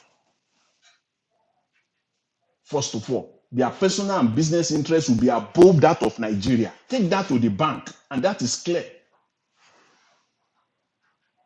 Who would tell me that Dangote, Tony Elumelu, to even make matter worse, Dapo, governor of Ogun State, will work without their personal business or political interests? Are you kidding me? I'll charge Soludo's interest. How his political interest will not be that of above any economy interest now? I don't know. It is only in Nigeria that you will see, as ever, very unserious government that will bring people like this together. And before you say jack, people will be comparing Nigeria to United States. So let's do that. Let's compare Nigeria with United States. Tell me which United States president you have seen in time of crisis or economic slowdown that he will call in the business leaders, and the people he will bring into the White House will be Warren Buffett. The people he will bring into the White House will be Jeff Bezos, the likes of Jeff Bezos. The people he will bring into the White House will be the likes of Mark Zuckerberg or Bill Gates. Those are not the people the president will bring into the White House when there is an economic meltdown or slowdown. No. He will bring in the small business owners. The president will bring in the real people. He will bring in the exporters. He will bring in the importers, the real people, the market women, the leader. Those are the people he will bring in to the. That's what the president does. He's not going to bring in Bill Gates or Mark Zuckerberg. No, those are not the people. But that's what we see in Nigeria. These are the people that have benefited and continue to benefit from the Nigerian system. And I call them state entrepreneurs. Those are not entrepreneurs. Those are state entrepreneurs. They are not genuine business people. They made their money from the state. They continue to profit from the state. If you were serious about it, the lineup of people that you will see, it is even a fantastic opportunity if they are genuine about it, because the lineup will even give a glimmer of hope. The people you will see there, when you will see the real importer, go and bring the real. They have association. Bring them the real importers, people that genuine importers. Let them come and tell you about their problems, the problem they are facing, how they source forex, how they source dollar and euro when they are going out of the country to import. Let them tell you about their problems. Bring the small business people, that person that is currently employing 50, 20, 25 people. Bring them in. Let them come and tell you you will hear the real truth from them. The real one, not the ones that the people that are looting the country, not the ones we hear from them. Those are the people president normally brings to the table. It's only in Nigeria you will see this charade. Just last year, even the US president, talking about when the market was slowing down, he brought in the CEO of Target. The CEO of Target, that's the person he brought into the White House. How things can get cheaper because of the rising inflation and the continued increase of interest rate. He brought in the CEO of Target. Those are the people you will talk to. People that are dealing with regular Nigerians on a daily basis. Not Dangote, not Tony Elumelu. These are people that are profiting, destroying the Nigerian foreign exchange on a daily basis. These are the people, the likes of Elumelu, the likes of Dangote, that are getting dollar for 200, 250 naira to $1. These are the people you are bringing in, and then you think they will bring in anything good? You are joking. That's the problem that we have in that country. It's all clear. You can see that they don't have idea. Let's even pretend that they are trying to do something good. Who we want to come and work for Mr. Tinubu? I've said that over and over again. Let's even pretend. Let me just give him a benefit of doubt that actually he wants to do the right thing. But unfortunately, there is nobody. So he has to settle down for the same old. Because there are brains in Nigeria. There are brains, Nigerians all across the world that you can bring in at this moment. But I've said it before, there is nobody who has anything to save that will say he wants to come and work for Mr. Tinubu. Nobody. I'm still waiting. Anybody that has worked for his life, for his career, that has any name to save, that will come and say he wants to sit down on the same table with this man. How he will go back to his class, to his group, to his people, and go and defend? How? So he has no choice, even if he wants to do it. So the only thing is let just come clean. Come clean. You can't do anything for Nigeria as it stands right now. You cannot. And those people, they know it. Instead of them to say it, they will be dancing around the bush. They will be dancing around the bush, highlighting, outlining all the problems. We all know all these problems. We know them. It is not even for you to say it. If it is coming from the social media, it's even better. Rather than for you highlighting all these problems without dealing with the real issues. When you deal with the real issues, Mr. Tinubu, we have no choice but to come clean. Start dealing with the real issue of the electoral criminality in Nigeria, because that is the cause of the problem. Start dealing with the effect. We are all dealing with it together right now, the effect. But go and deal with the cause. Address the cause. Because when somebody comes into power criminally, through a criminal electoral process, he has no accountability to anybody. He's not accountable. Damn it, he's not responsible to anybody but to himself and his criminal gang. Mr. Elvis, I will leave it at that for now. Thanks very much. I really appreciate it. Thanks to everyone. Thank you, Mr. Jonathan Kiss. God bless you, sir. Thank you. All right, the last on the panel, so we can have our final submission. Madam Patricia, thank you very much for joining us this evening. Good evening to you. Please, I'd like you to talk to us 8 minutes if you're available. Good evening, Mr. Elvis. Good evening, everyone. Am I coming out loud and clear? Yeah, you're a very good man. Thank you. Okay, thank you. Thank you for the opportunity. Let me say good evening to all the panelists. Thank you for all that you do. And of course, the people in the comment section, thank you for your commitment to getting that space busy. And of course, Mommy Diaspora, thank you again for all you do. Nnamdi Kanu, I mean, I don't know what Nigerian government wants to plan to do with him, but I think it's very, very unfair. It's an injustice on the highest level because this man, to me, hasn't done anything wrong. I think everybody has the right to agitate for a better life, either for yourself or for your people. So that's a fundamental human right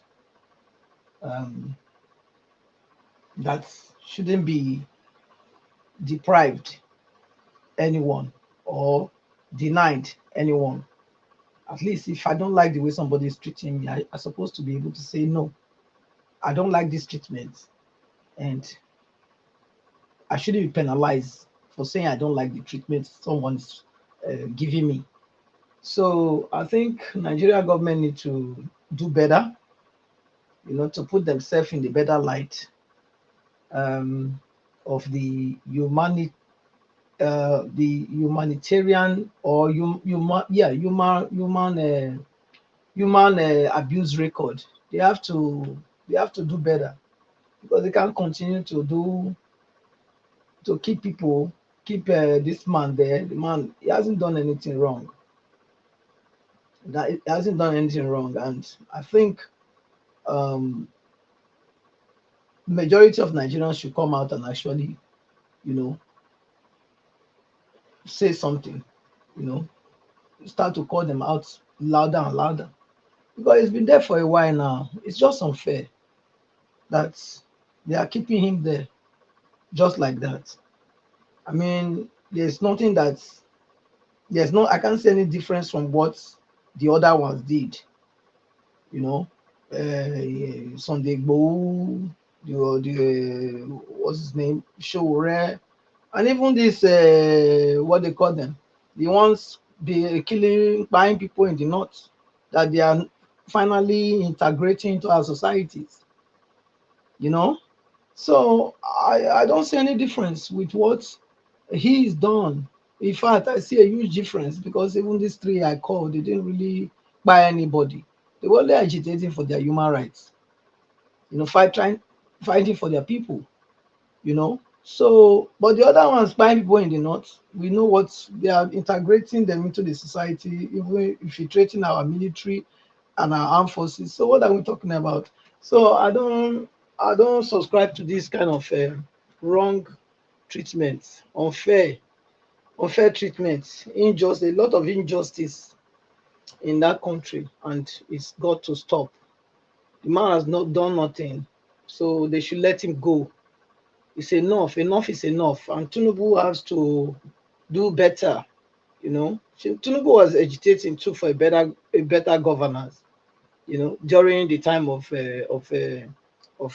Goodluck Jonathan, he went on protest and all those things. So, why now? I know he's not the one that put him there, but he has the power now to free him. So let him use that power to free him. He's Jagaban. Let him release the man and let him go. Nobody deserves to be treated that way. It's enough. So it's good Sunday Igboho called appeal to the president, Tinubu, to release him. It's good, and such voices should be speaking louder and louder. Should be speaking louder and louder because yes, the more the important voices are speaking, the more I believe a quicker solution will come. But if people that they don't even know their voice are talking, they don't listen. So that's where I think the solution will come from. That the more people, more of the elites should call evil evil and good good. They should put pressure on whoever is holding Nnamdi Kanu in jail, in detention, to let go because he hasn't done anything wrong. to agitate, you know, for a better life for himself and his people. He hasn't done anything wrong. So I leave that at that. Look at the Alibaba and the 40 thieves that want to now start to run our, they want to be the one bringing economy plan to remove Nigeria from this quagmire. I laugh. That's all I can say, because I know this is not this is just going to make even the situation worse. Yes, capitalism is good when you are not an oppressor. You know, there are people that are capitalists, but they use it to do good. But there are many that are capitalists and they use it to do evil. What I'm seeing in Nigeria is, being a capitalist, you become an evil person, because you see what they are doing even on the road. You can see what they do. You know, somebody being a rich man gives him the license to do and undo.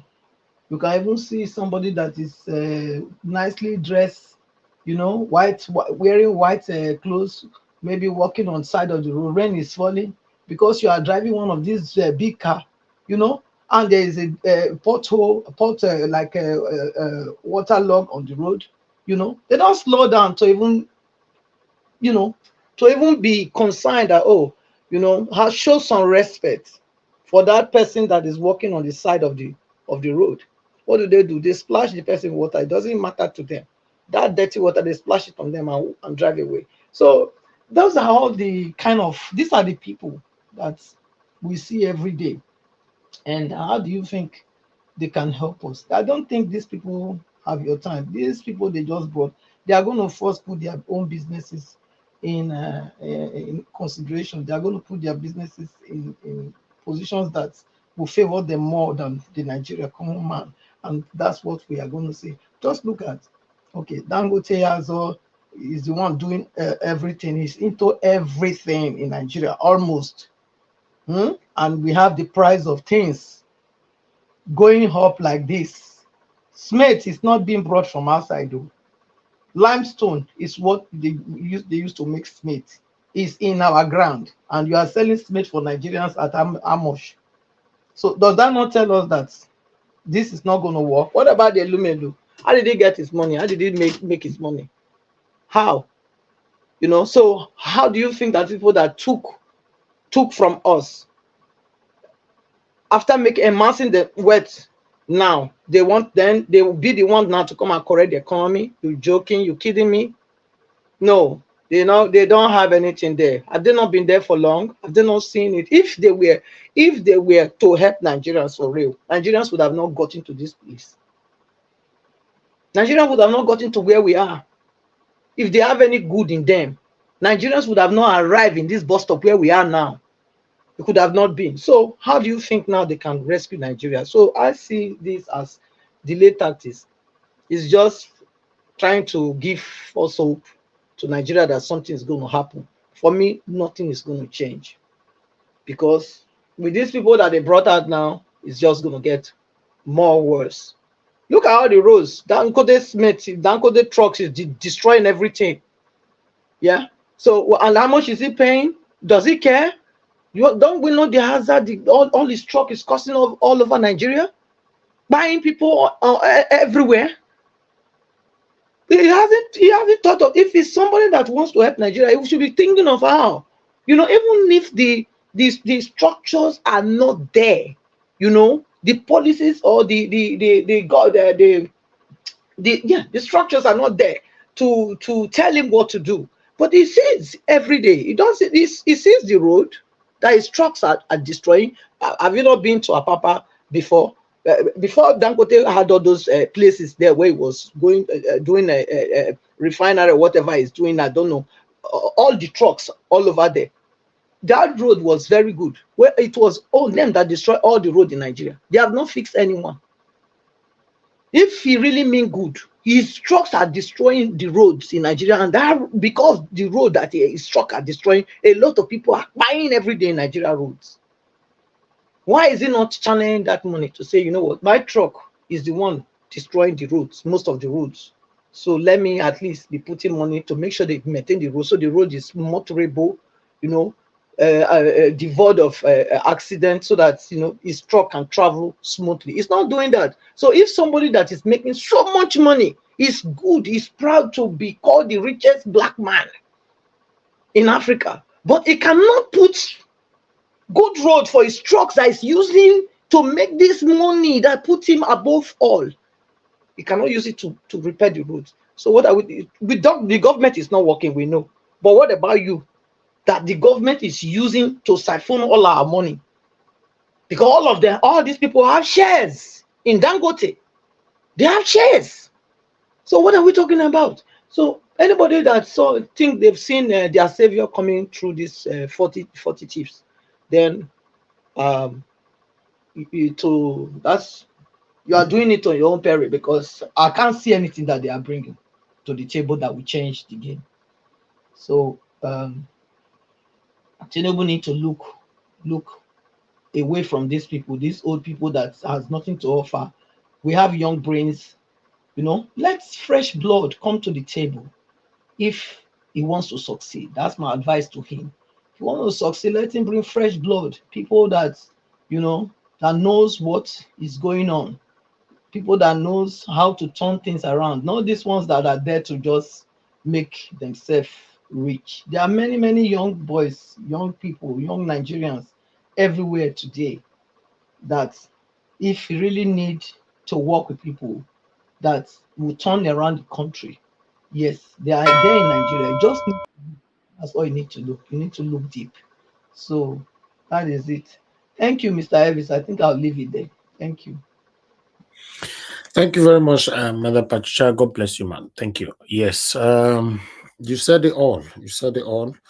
The first point is that if they're keeping up the Kanu debt in now, so what are they going to say about these people that is just buying our people every day? These people called terrorists that is buying people every day, and they deliberately paid blind eyes and deaf ear to it.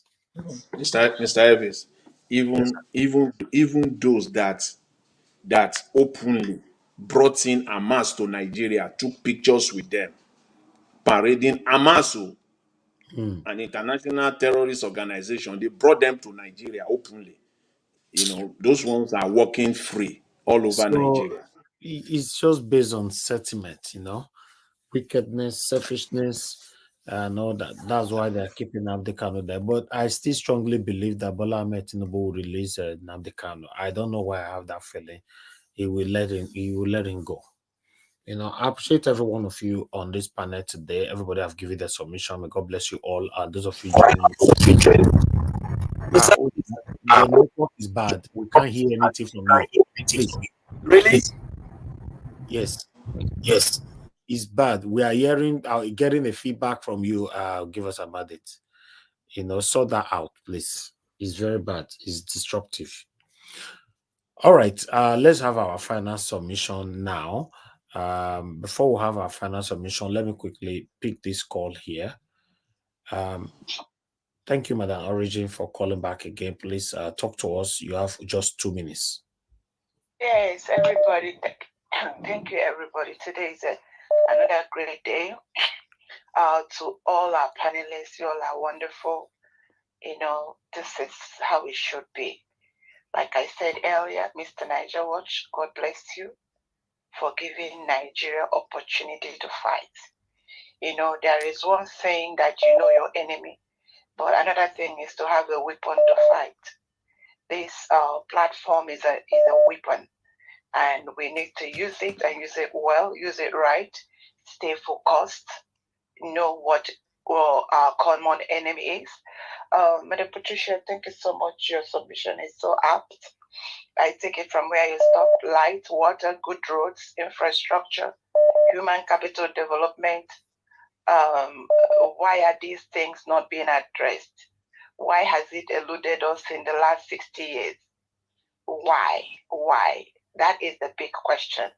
And like always, get it back to basics where it started. We are suffering because we have an entity, we have a system that have refused to look to the way of the direction of the common man. And so long as they have, used the weapon that have worked so well for them, reverse psychology, they make us look at ourselves as the enemy of ourselves, which we are not. That I don't know how I am responsible for no light in my community. I don't know how. I don't know how you, Mr. Niger, what you are responsible for no light, no water, no roads. You work hard. The average Nigerian work hard. So what is the crux of the matter? And that is the fact that they have refused to let us, look at them directly. And now we are focusing at them. And that is what I encourage. That's why I bring this. I beg everybody. The fact that we are here every day is how I know Mazen Nnamdi Kanu is going to be released. Because he is off. We are speaking out. I think if I'm in Nigeria by now, I'll be looking at the back of my shoulder, which even right here, I know you take steps. Make sure you report anything. If you notice anything that is not looking right around you, call police, report them. That we have a criminal this thing that they want to eliminate us. Anywhere you are, whether you're in Nigeria or abroad, make sure you make yourself aware that we are dealing with criminals. And I say it, Mazen Nnamdi Kanu, whether they like it or not, he is speaking for Nigeria. He was speaking for us. Now he has louder voice. I'm so grateful. Honestly, one of the things they didn't know is that keeping Mazen Nnamdi Kanu and taking Peter Gregory Obi's mandate and then all the other things they did is what is waking real Nigerians up. Okay. Real Nigerians are awake. Thank you so much. God bless you all. Thank you, madam. God bless you too. Thank you. All right. Let me pick another call quickly here. Mr. Chimize, you're calling back again. Okay, sir. Please quickly talk to us. Good evening to you once again. You are not talking. Okay, Mr. Chimiza, unfortunately, we cannot be waiting for that. Maybe it's your network. Let me move on. Madam Luke, thank you very much, madam, for your patience with us. Please give us your final submission. 4 minutes. Thank you.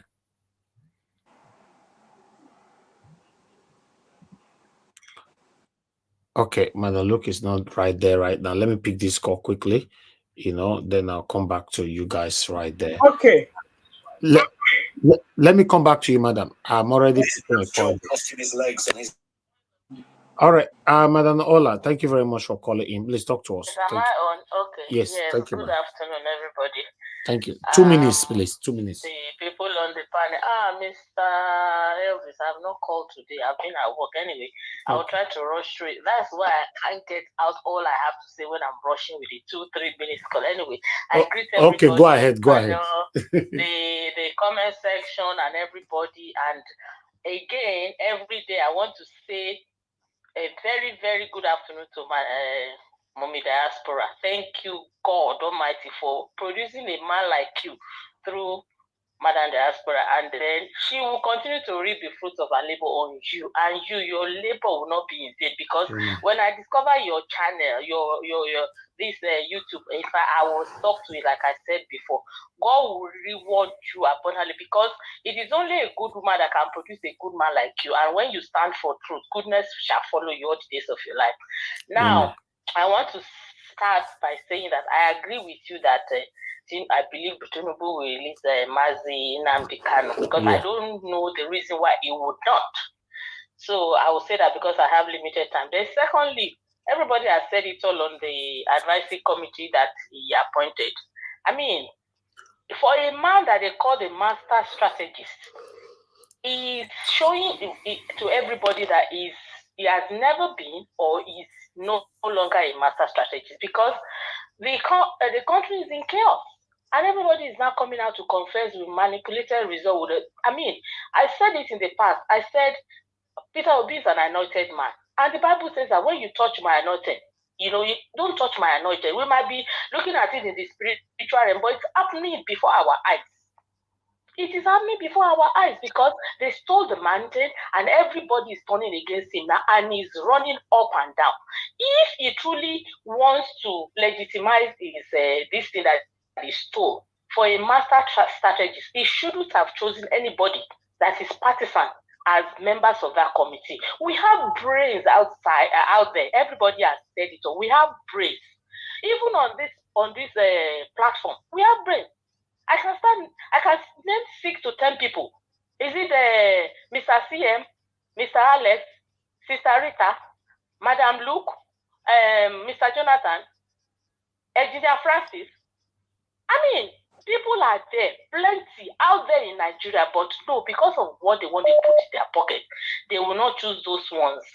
They will go for somebody that can cover up their wrongs, their wickedness, and because he himself is compromised. So if he doesn't choose them and chooses other people, I mean, they will reveal all his atrocities. I just pray that one day God will just, because what is happening now is, it tells me, I don't know about anybody, that God is at work. Because it's just disgracing himself all over. Let's continue to have hope. Let's continue to have hope. Let's continue, and God will do it. I believe in that. Thank you very much. Thank you, ma. God bless you. Thank you so much. Thank you. Okay. Mr. Chimize, please, you have only 1 minute, sir. Give us your final submission. Thank you for 1 picking minute. my call. I don't know what's going on today.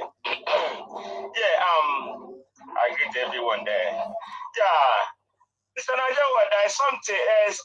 I like with what Jonathan was saying. Can government come out and say, even the middle class that's doing importation, how everything, like ask them questions, even can have some kind of business meeting with these people, they can contribute too. All the whole importation, the people that import goods, they can contribute to the government and make some of the goods or market to come down.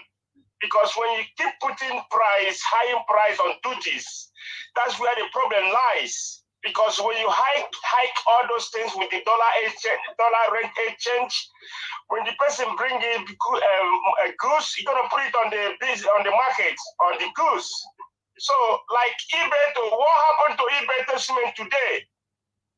Treat everybody equally in Nigeria. Not you treat Hausa different, treat Yoruba different, treat Igbo different, treat everybody equally. As you are saying, clamoring one Nigeria. So, like Ibeto cement, they stopped it for a long time ago. Let there be a competitive in business. There's like a shop that have maybe 10 people, 20 people, they are selling the same thing. That must be a kind of competitive in business. Maybe All this right. person will sell cheap, the same cement. Thank you. You know, eBay there, buys there, then Dangote, all these things.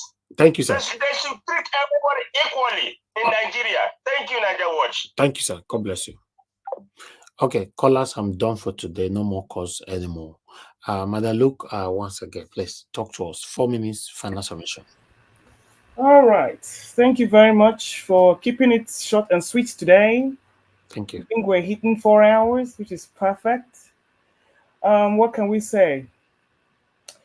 I am going to keep praising our principal, Excellency Peter Obi. He proves himself every day that he's not desperate to rule Nigeria, but he is for a better Nigeria to work. And you see him everywhere. He's making suggestions. He's having seminars. He's going everywhere. He's meeting with the people. I wish he would do more about the internal affairs of his party.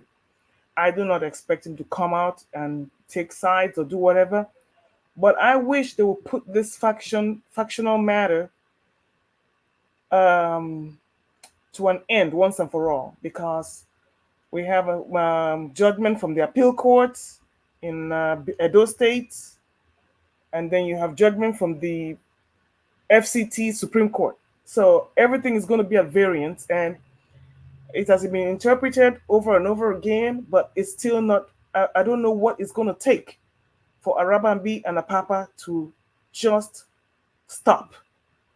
And also, all the baggage Abure has should be dealt with once and for all.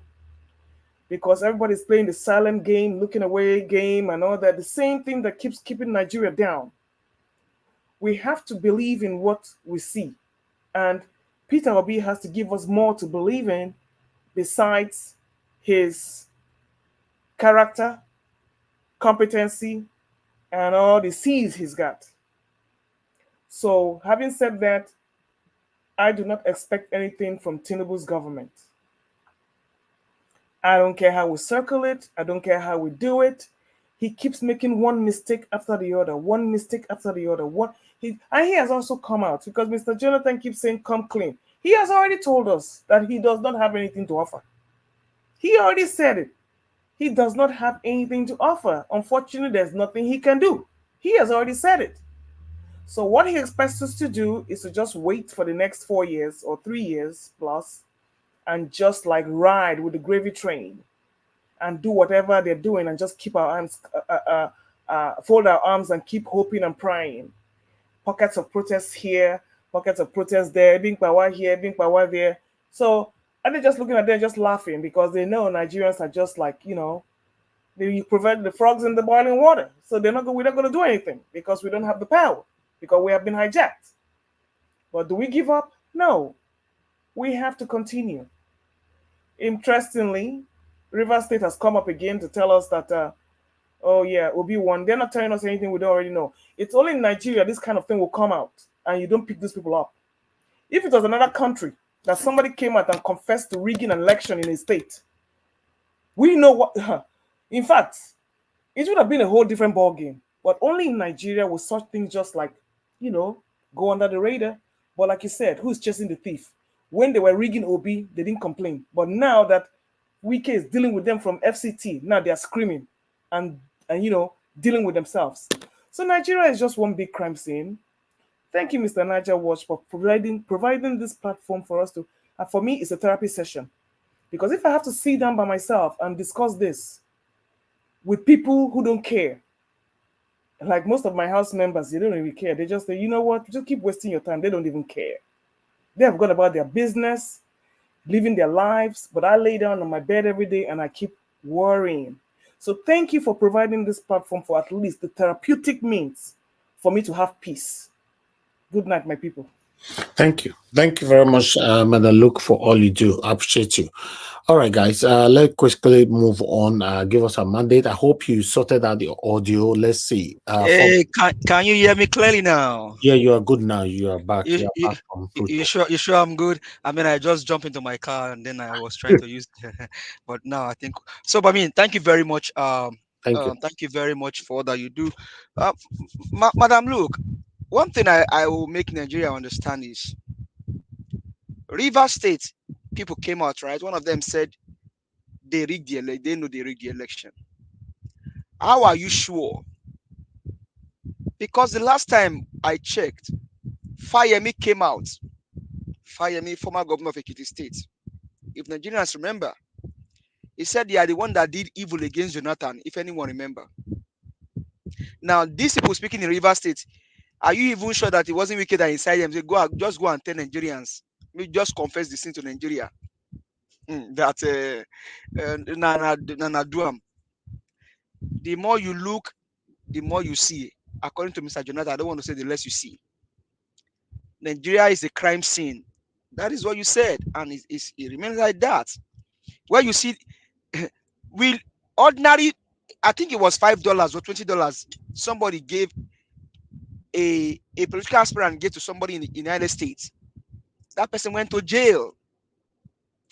Only in Nigeria, you will see police help carry ballot boxes, help rig election. But when the criminals are confessing, they don't go after them because they are all in it together. Do you know, sir? and Ma, that during Buhari, some army brigadiers lost their jobs. Prominent army brigadiers lost their jobs. One of them, his crime was only because he ran after touts that stole election ballot boxes in Lagos State, Nigeria. That is why that brigadier lost his job under Buhari's regime.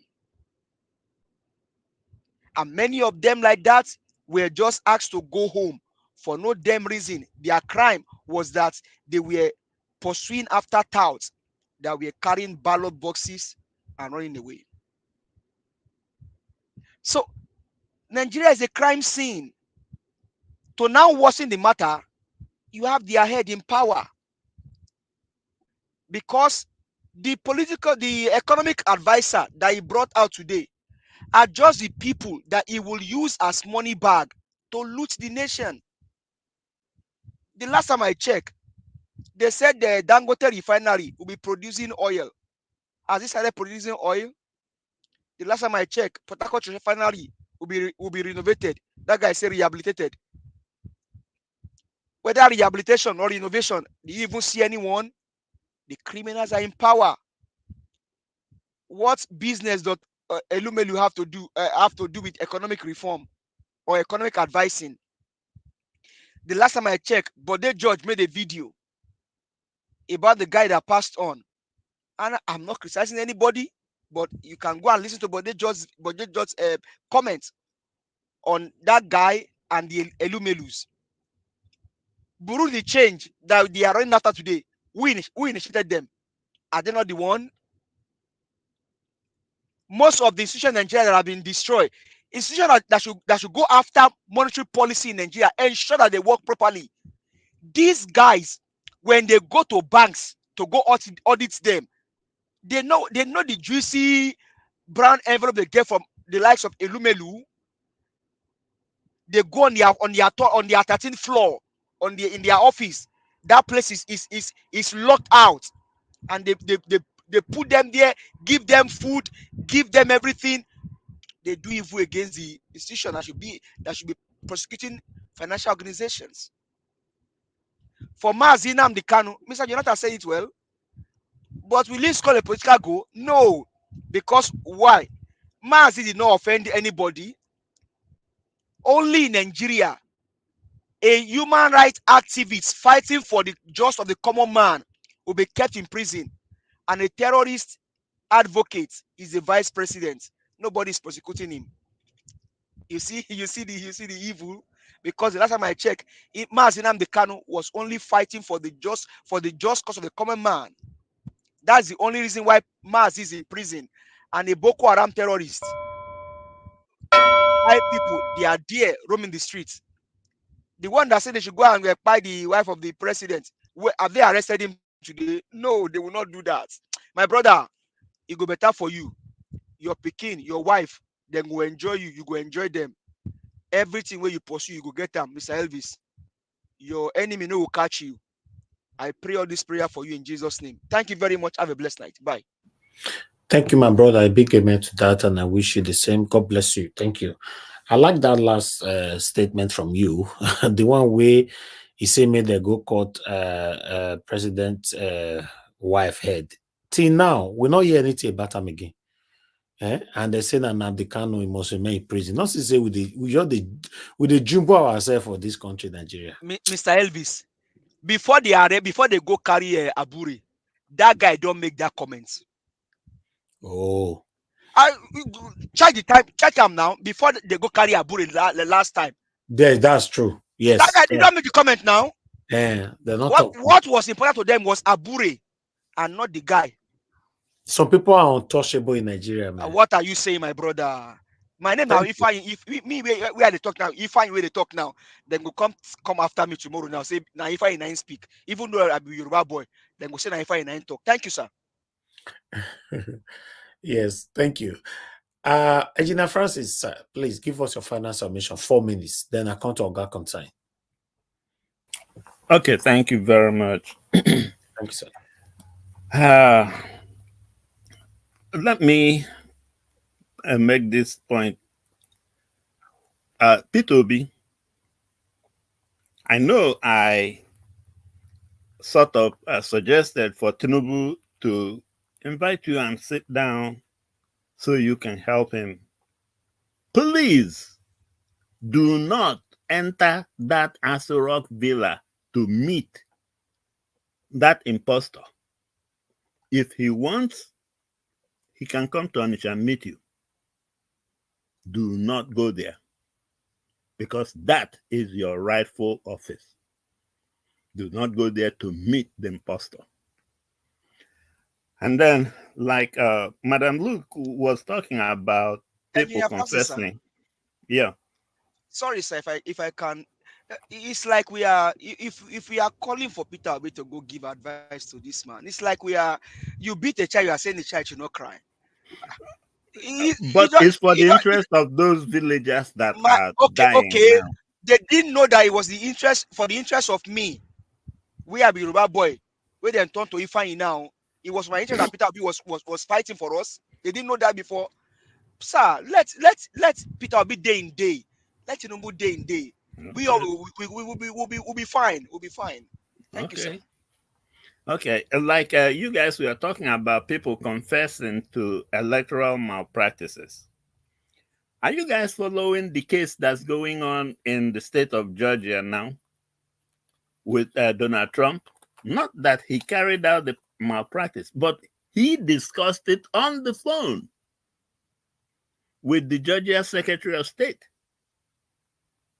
That is what, in fact, a bunch of his cohorts have some of them have pled guilty, and a bunch of them have been convicted, and his case is coming up. Donald Trump, just for discussing it, not for even carrying it out and seeing it through. So Nigeria does not have law enforcement, which is why I keep on saying, guys, what is wrong? And Tinubu, please stop insulting us. Do you know, in fact, I'm sure you have people outside Nigeria. Ask them to ask about some lady named Ngozi Okonjo-Iweala outside Nigeria. And you are putting up whatever committee you are putting up, and she is not the chairman of that committee. She's not even in that committee. Please stop pulling this wool over our eyes. You are just trying to dumb us down, make us dumber so that you can rule. We can, it's like trying to squeeze the water in an ocean into a bottle. It's too much for you. Please, sir, just do the right thing. By May 29th this year, call it quits. You and Shetima call it quits. And just tell the nation, in order to help this country, that you have come to your senses. Tell it like it is and let the rightful person go in there. And that's why I call on you again, the Nigerian military. You guys, when you answer to this man, he is not your commander-in-chief. He's an impostor. So don't say you are obeying any law or you are defending any democracy. Because the democracy is being mishandled or is being clobbered to death by this man in Asarok. And you guys, whatever role you play in making sure that this man in Asarok prevails, that is a criminal role. Because if by the Police Act of Section 39, everyone has the right to arrest anybody that's disobeying the law in Nigeria. In this case, you guys are sitting there with him. So senior officers, don't call this a coup. It's not a coup. Because you are not going in to go and start ruling. No, you're going in to hand that office to the rightful person. and you have every tool you need in your hands. Just collect the police copies of the results, add it, and declare it. And that will be the constitutionally right thing to do. If you don't do it, anything else you guys are doing is nonsense. You guys are being part of that same criminal enterprise. And you know one thing? One day, the cup of that criminal will be full.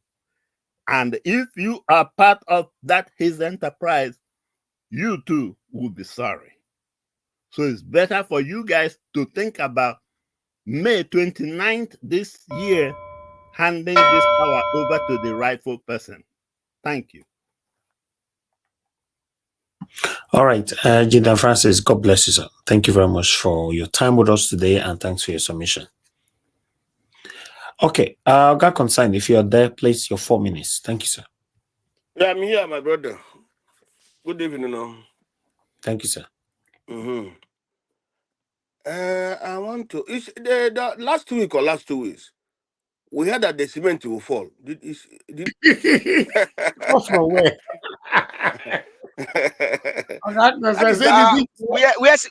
Where cement day before? But I mean, but that's true. That's true. And propaganda, bingo. That's another propaganda of this government. I don't know whether I follow. My brother, I don't know whether your brother have received any money from the school scholarship. Did they this in the chat are going to give them? Did they receive? People see, Mr. Concern. This is what see.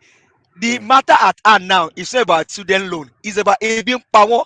So see, okay. go say you not go say Ebi only one no come be you. That means I'm gonna go take belle. Make they bring another matter. Let's have the issue of Ebi power for the student loan. But I want to na bobo bingo. So you see, the problem is that this government, right from beginning, even before they come in, is propaganda. They are propagandists. That's what they are. They come to talk.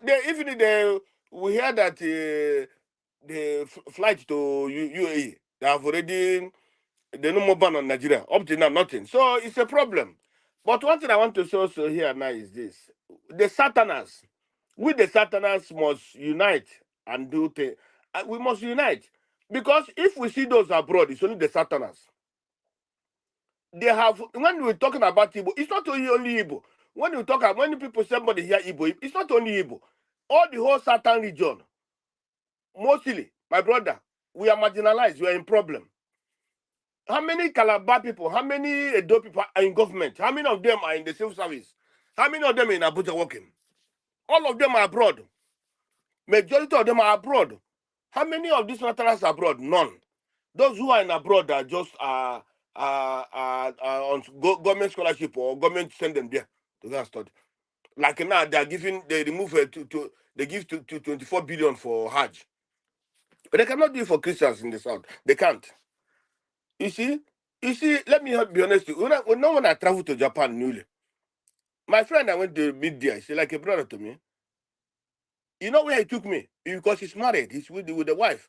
He took me to one guy, one of his friends, his name is Leroy. He's an Edo, he's from Edo. That Leroy, I was in his house looking for a job. He was feeding me. I'm being honest to you. Later on again, when I got a job and lost that job somewhere, he took me again to one of Evans. I hope that these guys, maybe if they're listening to me, because even I want to hear from these people, long time, more than 20 years ago, 30 years ago, you know.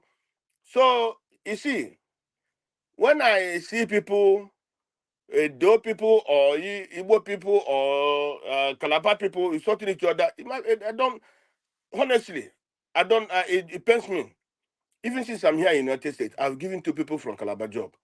I've directed them to where I'm working. Said, go and work there. You see, when I was working, now I don't work now. I'm on business. I have my business now. So like that. But when you come, you see people. When you say again, what I want to say here today, if I call a man have a problem, let you come out here and talk it. Let you come here and say, he come to expect an Igbo man to, when Igbo man is complaining his own problem, he come to say, no, we are talking about Igbo. No, If you have a problem, come out here and say it. What's your problem? So that the world can hear what is your problem. On Nnamdi Kanu issue, anybody who is holding somebody on the floor is holding us to himself. This government, how much they're spending, bring me to court, at the end of the day, they will still release him. So what is it? And the more they do this thing, they're tarnishing their own image. People can see that they are very wicked to themselves. And when you don't do the right thing, you expect God to do right thing for you. He cannot. The country have to move forward. The country have to progress. But with injustice, no country moves ahead with injustice. No country move forward with nepotism. No country move ahead with tribalism. You see, no country. It's only when we come together we can move forward. But like this, it's very, very, very, very difficult. That's the problem Nigeria have, and we cannot have that problem. Today, what Setima is saying, what Obasanjo, I hear what Obasanjo says. Say without the Igbos, you cannot. It's difficult, and then all the whole policies they're making is against the Igbos. But again, all the policies they're making is against the, but still they're not moving forward. So all these things, we are hearing. The government knows the problem. Let them settle if they can put the machinery progress and make things better for the country move forward. But if not, we'll be we cannot be in this quack, man. Thank you, my brother. God bless you. God bless your mom. God bless everybody. God bless all the whole panelists. Have a blessed night. Thank you very much, sir. Mr. Naja Watch, I beg, congratulations, Shatima, for his submission. Oh, thank you.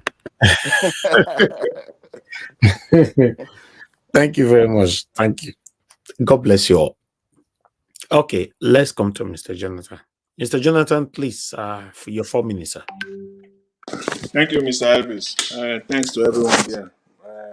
All the contributions made so far. Mr. Elvis, can you hear me? Yes. Hello, Yes, Mr. Elvis. yes. Okay, all right. Yeah, let me just round up with this. Yesterday you made a statement. A very, this was generic, but very, very, it's a serious one. You mean me, You said, myself? Yeah, yourself. You said if by chance or by providence you become the governor of a state, you will hold every month a public meeting with your people. You That's will right. make it, like it will, in fact, you said it will be sacrosanct. Like on a monthly basis, you will make sure you are out there, to talk to your people, get questions from them. That's very profound. This is the time for a leader, a true leader.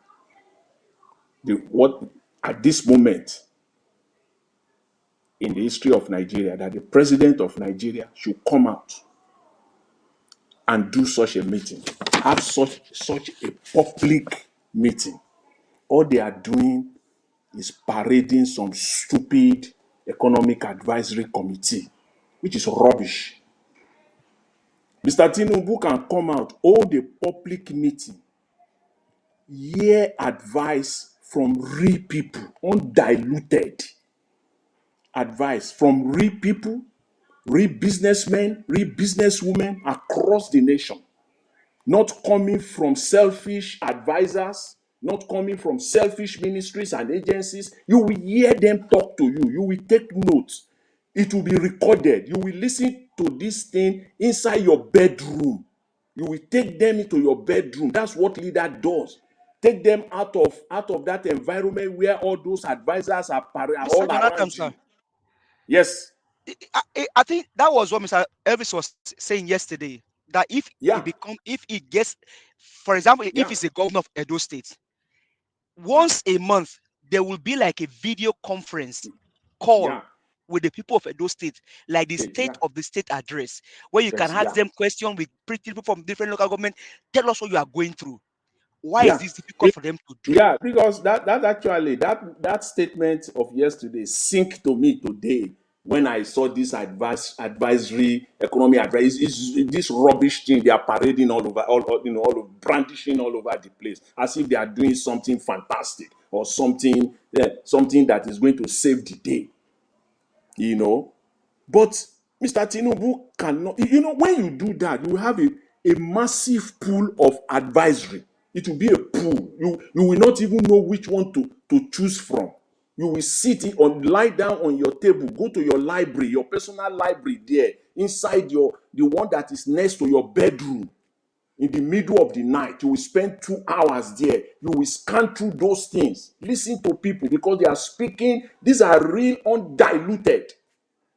Some will make sense, some will not make sense, but those ones that will make sense will be much, much more. That's what real leader does at this moment. But you can't do that because you are not voted in by the real people. You did not even face them. You did not even face them. So how you will do this is on. I don't know. I just don't know. People that does this, there are people who are clean. People that are ready to be confronted with thought-provoking real questions and advices coming from real people. They are ready for it. As Engineer Francis said, not an impostor cannot do this. It must be a real person, a clean person, ready, open to take them. Because those questions, those advices, they will be provoking. And if you are not being advised in such a manner that you got provoked, then you are not being told the truth. You are all they are telling you are lies. Until you get those advices that will even want to make you to tell that person, I fired you, in your mind, that it will provoke you to the point where the next thing you want to say is you are fired. Then you are not hearing the truth. You are not hearing not this nonsense you are parading. That's why the man that spoke, one of the videos that you showed, I think one of the I think someone alluded to it. I think it was Madam Luke. That man is from PDP. He's one of the PDP spokesman, and he said it is only in Nigeria that it is easier to win an election than to govern. It should be the opposite. It should be more difficult to win an election and much easier to govern. That's what happens in a normal climate. For you to win an election, you will work your ass out, as they say. You will know that this was difficult. You will know that it is only God that can do this. Because Mr. Jonathan, you don't think that he worked his butt off? He has been working his butt off for the first 20 years, oh. He did not. He did not. No. This was like a walk in the park. This is not a. Yeah. I mean, what you said, what you said, sir, is just spot on. Yeah. Imagine Peter Obi risking his life going to where even our military will not go to in the north. They asked Peter Obi, why are you going here? He said, because there are Nigerians there. You will sit down and you will give glory to God. You will say it is only God that will have done this, because you will know that this is hard. This is a tough one. Having gotten here now, I just have to do my best. Governing will now be much easier. Governing will be much easier because people will give you the time. They will listen to you. They will be patient for you. But when you rig yourself in, that is the easiest part. Now this is now the toughest part for them, and they can't handle it. Nigerians should know this, that when someone is rigged in, that person will not govern you well. That should just sink in to all of us, every Nigerian, that once a candidate is rigged in, that candidate cannot govern. You need a candidate that will come in through the mandate of the people, the real people that will come in, that he himself will know, yes, I am here because God made it possible for me. But when he rigged himself in, he is not accountable to any damn, he's not accountable to any damn person. He's not. He's only accountable to himself and his criminal gang. Mr. Elvis, I think I will have to drop it, at this point, for today. And if I have any opportunity, I will. No, don't worry. You will not have any other thing. You will not. Can you allow Mr. Elvis, sir? No, so Thank you very much. I really you don't appreciate it. Thanks, sir. target everybody for years. This I Oga. beg, no, my brother, what you go do now? You see, Go ahead. this one that Mr. Jonathan said now. Mr. Peter Gregory said it, that you cannot steal the political will of the people and use it for their common good. It is not possible. And that is what we are seeing today. That these people, they stole power and the people are suffering because you stole their will. That's what we are seeing. Thank you, sir. Mm-hmm. Thank you. Thank you very much. Okay. The last person on the panel is Madam Patricia. I don't know if she's still available. Okay, she's not there. Okay, let's move on. Thank you very much, my people. We don't pick call this time anymore. It's already past 10, but let me pick this. Hello, sir. Thank you very much. Good evening to you. But I want you to know that we don't pick calls after 10 p.m., sir. After 10 p.m., we don't pick calls anymore. I know. Okay. You still do the prayer I want to. I said for you to have picked this call now. God bless you. Thank you, sir. When I catch you people late, it makes it difficult for me to come in at the appropriate time. But please forgive me. Okay, sir. I just feel I should say something, not to waste too much time. Mr. Niger Watch. Yes, sir. Thank God for what Shetima said. They say Shetima said the problem of Nigeria is because Igbos are not big. And he just nailed it. Do you know why? Look at your, what is it called, the Constitution. That Constitution is lopsided because they want to, wicked Igbos. They don't want Igbos anywhere near leadership and anything that concerns, trying to contribute to the upward movement of Nigeria. And until they correct those things, Nigeria will continue to remain like that. Today, everybody is suffering it. Yet, it is the Igbos they want to hit at. What's his name? Mr. Jonathan was saying something before, but he probably didn't understand what that man was saying, that it is easier to win election than to, rule or lead in Nigeria. Yes. Easily, somebody can quickly go and spend money just for them to give him a mandate that is not his own. But it is when you get there, when you sit down on that seat, that you will know whether you are entitled to that seat that you went to buy. You must have what it takes upstairs to sit there and to be able to handle the affairs of a nation of well over 200 and something million people. But Tinubu thought it was just doing showboy, Lagos showboy, or Mota. He has nothing to offer there. And until they realize it, let him say it and say it well. So to the ear of Bola Tinubu so that they will hear. They want to wicked Igbos. They will continue to try, my brother. And Igbos have very tough skin to overcome these things. It is now permeating every other part of the country. And God save us. When they will receive it, they will receive it. And let me stop here. God bless you. Thank you very much. Thank you, sir. For permitting me to make this comment. Thank you, sir. God bless you, sir. Yes, sir. Yes, sir. Service, I want to say something, please. Please, 30 seconds, please. Okay. Madam Luke, please, I know you're concerned about Labour Party, but the issue, the fact of the matter is this. Labour Party has no fashion. If you see last week even, when the police were saying the fashion of the people were questioning the police, where do you get this information? Labour Party, the Supreme Court have already ruled that the Labour Party have only one chairman.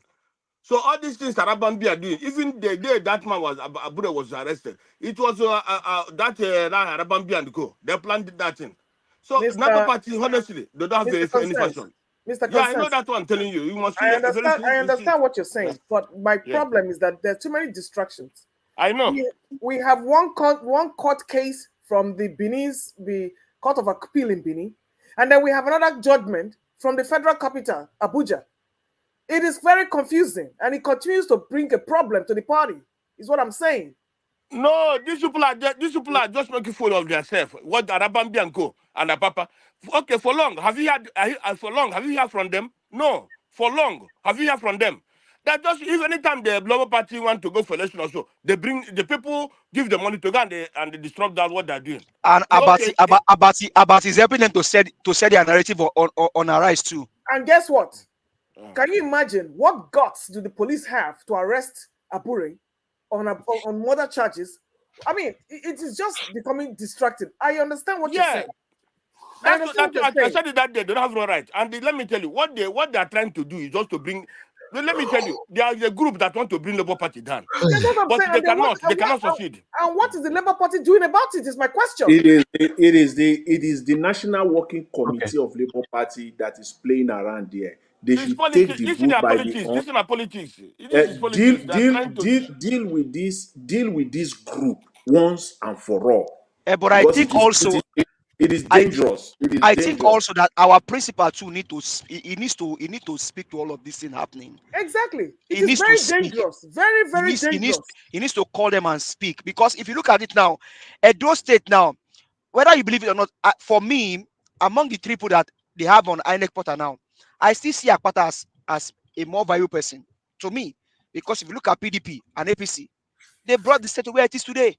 So that's our principal needs to speak and address this issue. Have a heart-to-heart discussion with Abure and the state executive and national working committees. Let's address this in once and for all, because Abati and the media will continue to allow this thing to, in as much as they make their own money, they sell their news, they will continue to do it. Thank you. Exactly. And it's very distracting because, well, heavens forbid now, this Olumide goes somewhere. This is how they'll be dragging themselves from court to court case and distracting the whole place. All right. Thank you very much, my wonderful people. I appreciate every one of you. We've come to the end of this broadcast. The issue of our country, we can't discuss it all in one day.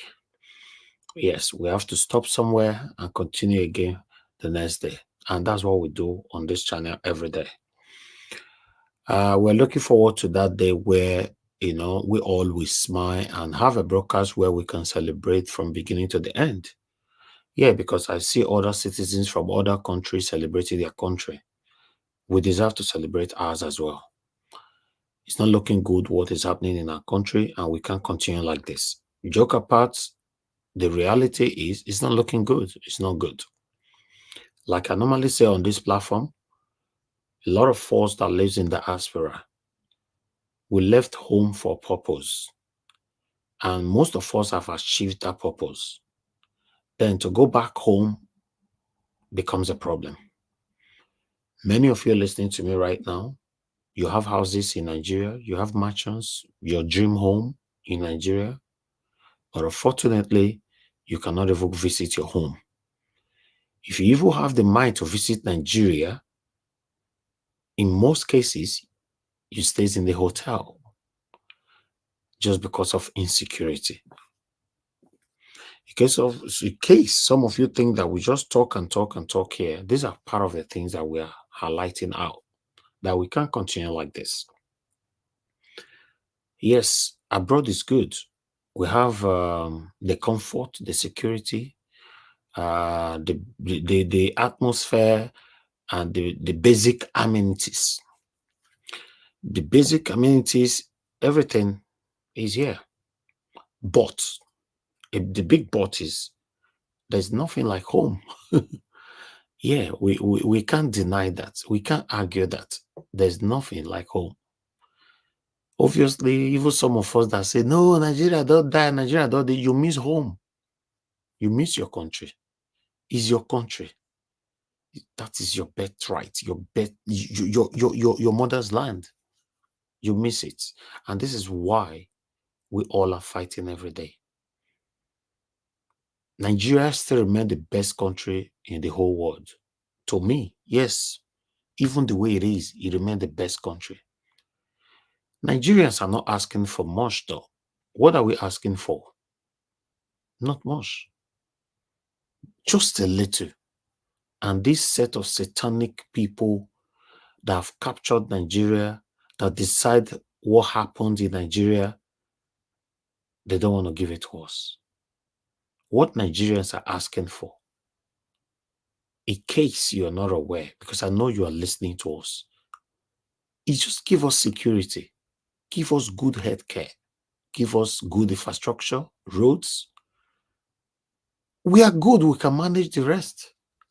Give us lights, permanent lights. Give us water. We are tired of digging borehole everywhere. If you have 100 houses in Benin for today, in fact, 100% of the houses in my state, in let's say Benin, I can't say state, in my city, Benin, 100% of the houses there, 70% of them all have boreholes in the house. That is dangerous. The same thing in Lagos. 100% of all the houses in Lagos, 70% of all have boreholes in their own house. That is dangerous. The government must start to take hazard very, very seriously. Health and safety very, very seriously.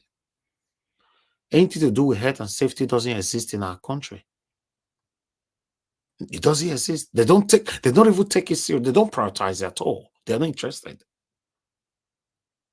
They're not interested. In the UK, health and safety is number one priority.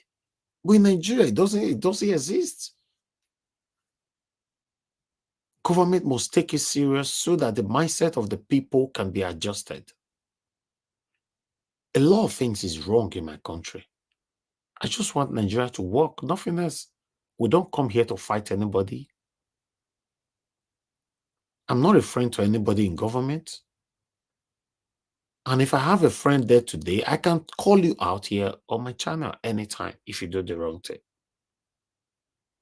I understand, for example, Julius Abure might have been disappointed. Oh, they will call him out. That's me. I cannot say black and be calling it white, or see white and be calling it black. Even though we know that Bure is still not guilty of anything. So who are you listening to me now that I cannot call out here? We are not fighting nobody. Just do the right thing. This talk, even with ourselves that is talking, we are tired of talking. Don't think we derive pleasure from this talking. We're tired of talking. We're tired. You cannot be, talking of the same thing every day and nothing is being changed. The repetitiveness gives lots of headache, stress. Yes, it does. Sometimes me, myself, I'm just tired. Can we be talking of the same thing, the same thing, the same thing? It's sickening, man. It's sickening. How else do you want us to communicate with you as the government? We've communicated through media, you don't listen. We've communicated by writing, you don't listen. We communicated by all means, you don't listen. Now we want to occupy the street. You're also threatening us. You cannot protest. How do we now communicate with you, for Christ's sake? It's terrible. Yeah, it is. It's not looking good. I love my country. I want my country to work. I want to spend all my time in my country. Yes, I want to spend all my time in my country. And many of you listening to me today, that is what you want to do as well. That is what you want. But unfortunately, we cannot. Many of us have invested back home. Some of these satanic family members and friends and or relatives and all that are now using your hard-earned sweat to enrich themselves while you're still alive, just because of the failure of the government. It's crazy. It's crazy when we have to look deep into all this. It's really crazy.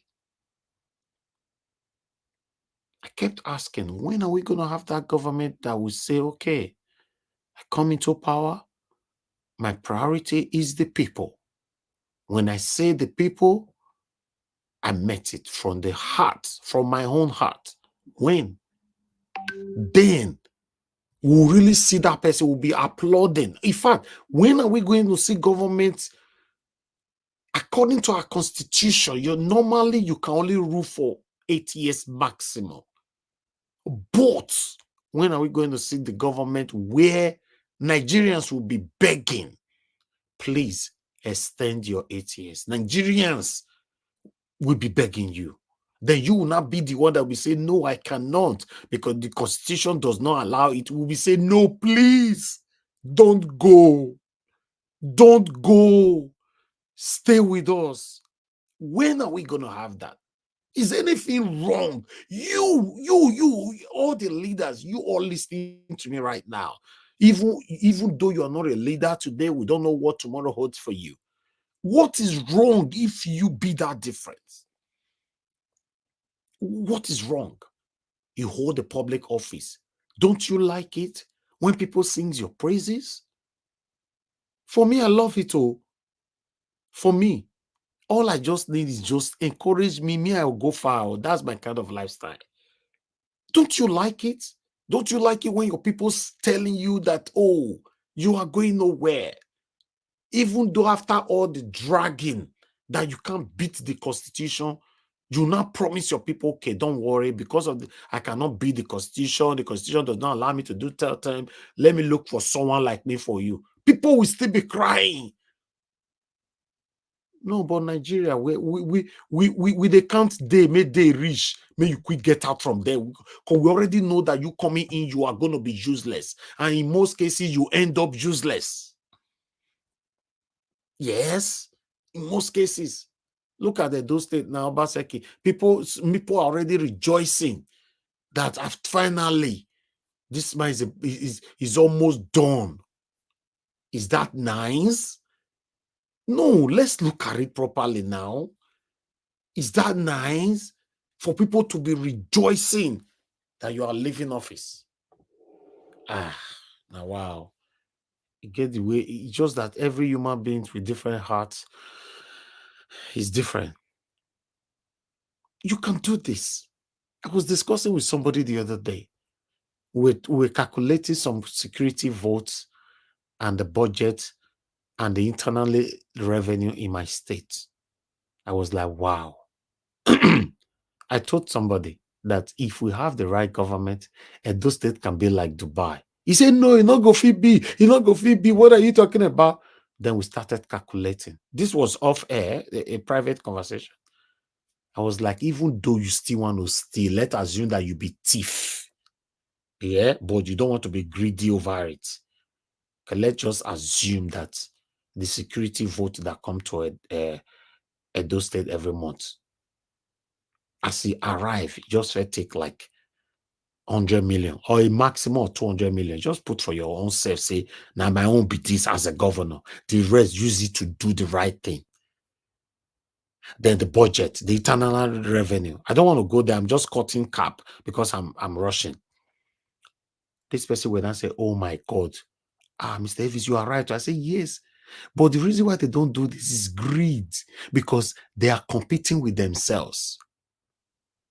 If the security vote is 22.5 billion naira, the governor will keep 18 billion for himself first. 18. He'll call remain 4.2 billion. Remaining 4.2 billion, any hand where he pass, go they collect the they collect the they collect. That's why you see lots of insecurity in different states in Nigeria, because normally the security vote is not being utilized properly to the rightful avenue. So people might be listening to me now because that's how they've bestowed their mentality. They've bestowed confusion in their mentality. They'll be listening to me now. You're talking it is just easy for this one. This one, this one they talk. You never talk government before. That is how they are. That's why you see somebody call it on this show yesterday or the first day, telling us that yes, it's a normal thing for you to have lots of entourage, to have to spend money, to do this, in fact, it's a normal thing to spend trillions to contest for presidency. You can't blame that person. This is how in case you're not aware, the poverty in our country is deliberately weaponized. The illiteracy in our country is deliberately weaponized. The confusion amongst Nigerians is deliberately weaponized. The ethnicism practices is deliberately weaponized. In fact, in most Nigerians, your stupidity is deliberately weaponized. So it's now left for you to fight to say, no, over my dead body, I will not be part of this satanic weaponization. Yes, you must, now you go fight yourself, come on, because that's what they want. Just imagine a country where somebody just came from nowhere, be in the name of I'm a president, you remove history from schools. Tell me how does that even make sense? Me now can't they ask for history. Now here now can't they teach me history now. Yeah, this is our platform. Is that not a shame to a country? They remove her deliberately. They just remove her. So 98% of the things that is affecting us in our country today is deliberately weaponized on us. Normally you try to do something, it's not working. People give you credits. This guy be the trial, but it's not working. God help me. I've been trying. This thing is not working. Yeah, that is totally different. This guy is not be their try, say no work. Now make us the way we do. The situation in Nigeria since Nigeria was created, it is deliberate. It was deliberately created by some satanic individualisms that have been recycling themselves since the country was created. When I mean recycling themselves, let me say it well. My turn. Yeah, now my turn. Oh, Kisley, Afana, if you don't rule, na Joseph turn, I beg. After you don't finish that, you can't give Peter. This is what these guys have been doing. So it's about them, about themselves, but not about you and I. That is why you see, it pains me so much when you see that we are fighting ourselves. You and I, we argue, insult ourselves, hate ourselves for no reasons and all that, whereas we are not the problem. This is what these guys want. And they always derived pleasure, happiness from our cry. When they are watching us like this, you go, tell the housemaid to fry me better goat meat. They may bring that red wine. I beg, rewind that small. Get one guy with the talk for Nigeria just now. Rewind that guy. Wait till that one they talk, Seth. Wait till be name. Go say Jonathan. Forward. You get one woman we talk yesterday. He did the panel. He say, yeah, wait till be her name, Mother Luke. They always call her Mother Luke. Put her my here with the yet way she they talk. He goes, I beg, forward.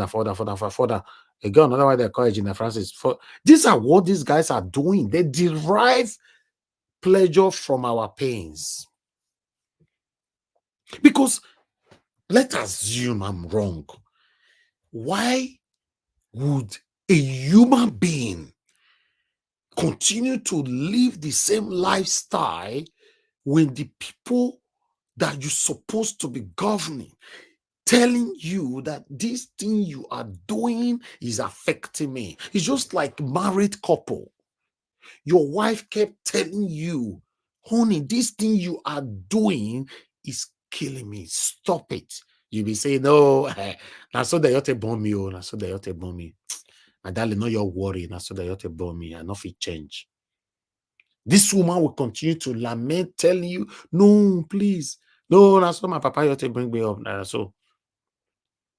Or maybe a man telling the wife, only this is wrong. No, so you to bomb me. You will argue, you will win. You will argue. Instead of you to listen to your partner, you will argue, you will win that day. In your mind, you are leading until that marriage crash. Before you now get to realize, oh, so I was doing something wrong all this while. That's why communicating is important in every endeavors. In marriage, in relationship, in work, in neighbor, anywhere, communication.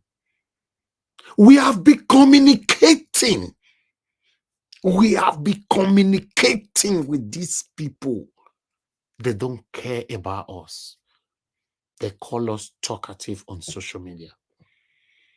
While they gave us one name the other day on social media, there's a name they called us. I don't know if it was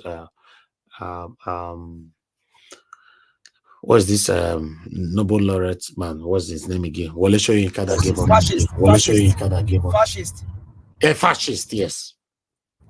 That's what it gave to us. You know, just imagine. We are communicating. You are calling us names. Sir, madam, our leaders, I want to use the opportunity to let you all know again. We have yelled, we have shouted, we have cried, we have peace talked, we have done everything to express our pains. Please answer us. Do the right thing. All this money that you are looting, yes, I understand you're taking all of them because of your children. Your children's children will never suffer again. But do you also realize other people have children? Kai, the height of wickedness. Human beings are wicked. The height of wickedness. You are looting money. You are saving all of them for your children to have the best life while other people's children starve to bed.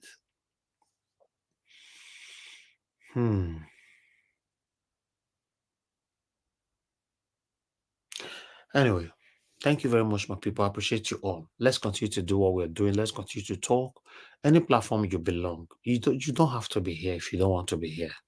But as long as social media is a big place, but anywhere you belong, stand for what is right. Speak out. Let the government know that we are not happy. Just communicate. Communicate.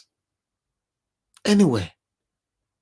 In fact, no one person cannot even do this anymore. I appreciate every one of you. Every single one of you that is putting in your effort to come into the platform here every day for us to talk about the things that's affecting us. Hopefully, fingers crossed, by God's grace, we are going to have a better Nigeria in our time. That's what I'm praying for, because the reason why I put that in our time in it, you all know that death is inevitable. None of us is going to live forever. You will not live forever. I will not live forever. But this time that we still breathe, we see each other, we can hear each other's, let's continue to do the right thing. Some people think it's too hard to do the right thing. Or some people might even think now, say, oh, maybe I did try to be the best person. That make me by the preacher this thing or now that. Listen, I'm not a two-faced person. If you know me, some people that know how I grew up, they might be listening to me now, or they always hear me talk on this platform. I don't have strength to be two-faced. And I don't have space in my heart or in my head to store lies. Do you know when you lie, you have to go store that lie? Have you ever realized that? Whenever you lie, you have to create a folder in your head. You go store the lie there. You know why you want to store the lie? Because the person you lied to, in case the day the same person will ask you about that same question, you quickly run to that folder and bring the lies out, you know, to answer that person. Is that not stressful? All this cancer, whatever that is trendy everywhere now, most cases we don't know where they come from. No knowing that the lies where you don't store for your folder can't full. You know, your break, or they say delete some is over full. If not, I want to change this folder name now to cancer. You don't hear anything. So for me, I don't have time for those rubbish. I want to sleep like a baby. I want to wake up well. That is all. Nothing that is life. You want to build the houses. You want to have houses in the UK, America, Canada, France, Italy, everywhere. Have in Lagos, Abuja, Port Harcourt. Oga. People who don't forget out like that before your time don't die. Many of them don't go. Either their children use it to do whatever they like, or their family members use your hard-earned money, or I can't call it hard-earned money. No, cannot be all is hard-earned money. They use it for their own self. We can't continue like this. The government must do the right thing. We, the people, must stand for what is right. Now, God bless every one of you, my people. Thanks for your time. I appreciate every one of you that came to the panel today. Starting with Mother Luke, Jonathan. Thank you very much, Mother Patricia. Thank you, Gina Francis. Thank you very much. Give us a mandate. Thank you very much. Oga Consign. Thank you very much. I appreciate you all. Those of you that called in today, thank you very much, my people. I appreciate you all. Starting with Madam Origin, Madam Love God is my strength, Oga Shimieze, many others. Madam Ola also called in, Mr. Tony Africa called in, and many others. Now God bless you now. Thank you very much. Right there, those of you that supported the channel today financially, may God bless every one of you. Started with I want to be Ferdinand. Thank you very much, sir. God bless you. Thank you, Mr. Joseph Oji, Larry Depot. Thank you very much, Abiajilu, Adelaja Ogombiyi. Now God bless every one of you right there. Thank you, Amaka for JP and the Dola Watch. Now God bless you all, my people. And my people right there on the comment section, started with Mother of All, Mommy Diaspora.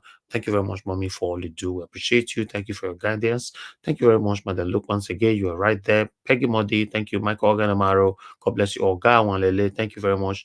I appreciate you all, my people. Ray Aboa, God bless you now. Mr. Johnson Emmanuel, and many, many more right there. Mr. Chris, I can see you right there. God Pansat were with us as well earlier on. And God bless every one of you. Thank you, thank you, thank you.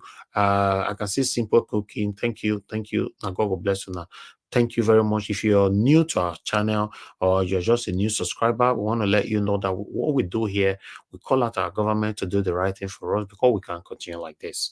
We're not fighting anybody. We just want a better country. Constitutionally, is our rights. I appreciate every one of you. For those of you that are going to be playing back this video later on, please endeavor to press on that like button, press on the super thanks, encourage what we do here. Subscribe to our channel if it's your first time on the channel, and hit the notification bell to be notified whenever we are live like this so that we can have an interactive session together. Now, people, we've come to the end of this broadcast. Please, I'll see you guys again by God's grace tomorrow, 6 p.m. Nigerian time, so that we can continue from where we stop. Good night and bye for now. No more bad government in Nigeria. Nigeria what? The only media that have been consistent speaking against the bad government and for the purpose for reformers. Nigeria what?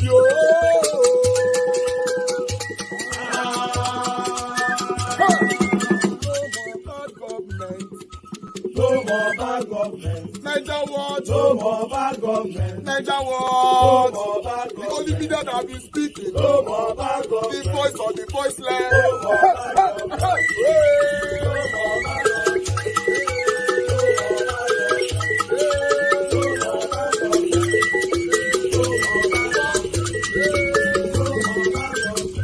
government. No more bad government. For the poor. No more bad government. Nigeria what? No more bad government. Nigeria what media.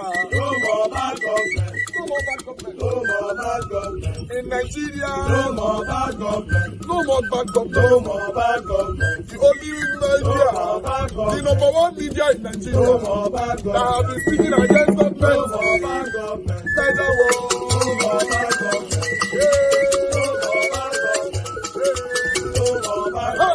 Nigeria what you?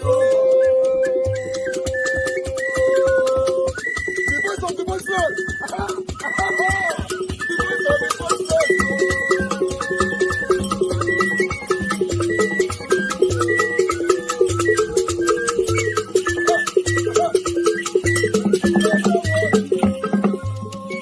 Voice for the voiceless. Voice for the voiceless. Nigeria Watch Media. Voice for the voiceless. Nigeria Watch Media. Voice for the voiceless. The only media that have been speaking against bad government. Being consistency since 1944. Voice for the voiceless. Voice for the voiceless. Umuwame. Voice for the voiceless. Umuwame. Voice for the voiceless. Voice for the voiceless. Voice for the voiceless. Voice for the voiceless. Voice for the voiceless. Voice for the voiceless. Nigeria Watch you. We have been seeing all you guys have been doing, and he recommending to everyone in Nigeria, saying that you guys are the number one. Nigeria Watch you.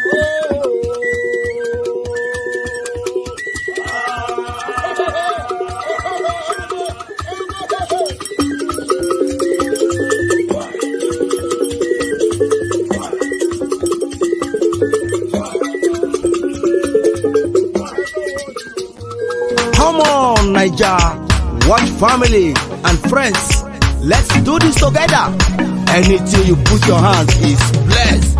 As you press thumbs Anything up, you put your hands is blessed. As you do thumbs up, favor will locate you. Praises will locate you. Anything you put your hands is blessed. Is blessed. Is blessed. come on, Niger. Watch family and friends. Let's do this together. Anything you put your hands is blessed. Before we run away from you, as you press thumbs up, God will favor you. This week we favor you. Every day we favor you. God will do new things in your life as you press thumbs up. Amen. Amen. Amen. Amen. Come on, Niger. Watch family and friends. Let's do this together. Anything you put your hands is blessed. Amen, amen, amen. As you press thumbs up, amen, amen, amen, amen. As you press thumbs up, amen, amen, amen, amen. Your wife, he go they gbadu you. Friends, he go look up to you. Every blessing go they follow you. Oh yes, as you press thumbs up, the calamity go run away. Bad thing go run from you. Everything go come better, better, better. So far make you just do thumbs up. Oh yeah, do thumbs up. No, no, no, no, no, no. Amen, amen, amen. Amen, amen, amen, amen, amen, amen, amen. Anything you put your hands is blessed. As you do thumbs up, favor will locate you. Praises will locate you. Anything you put your hands is blessed. Is blessed. Is blessed.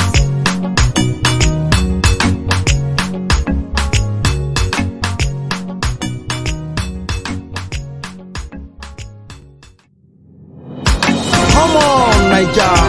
Watch family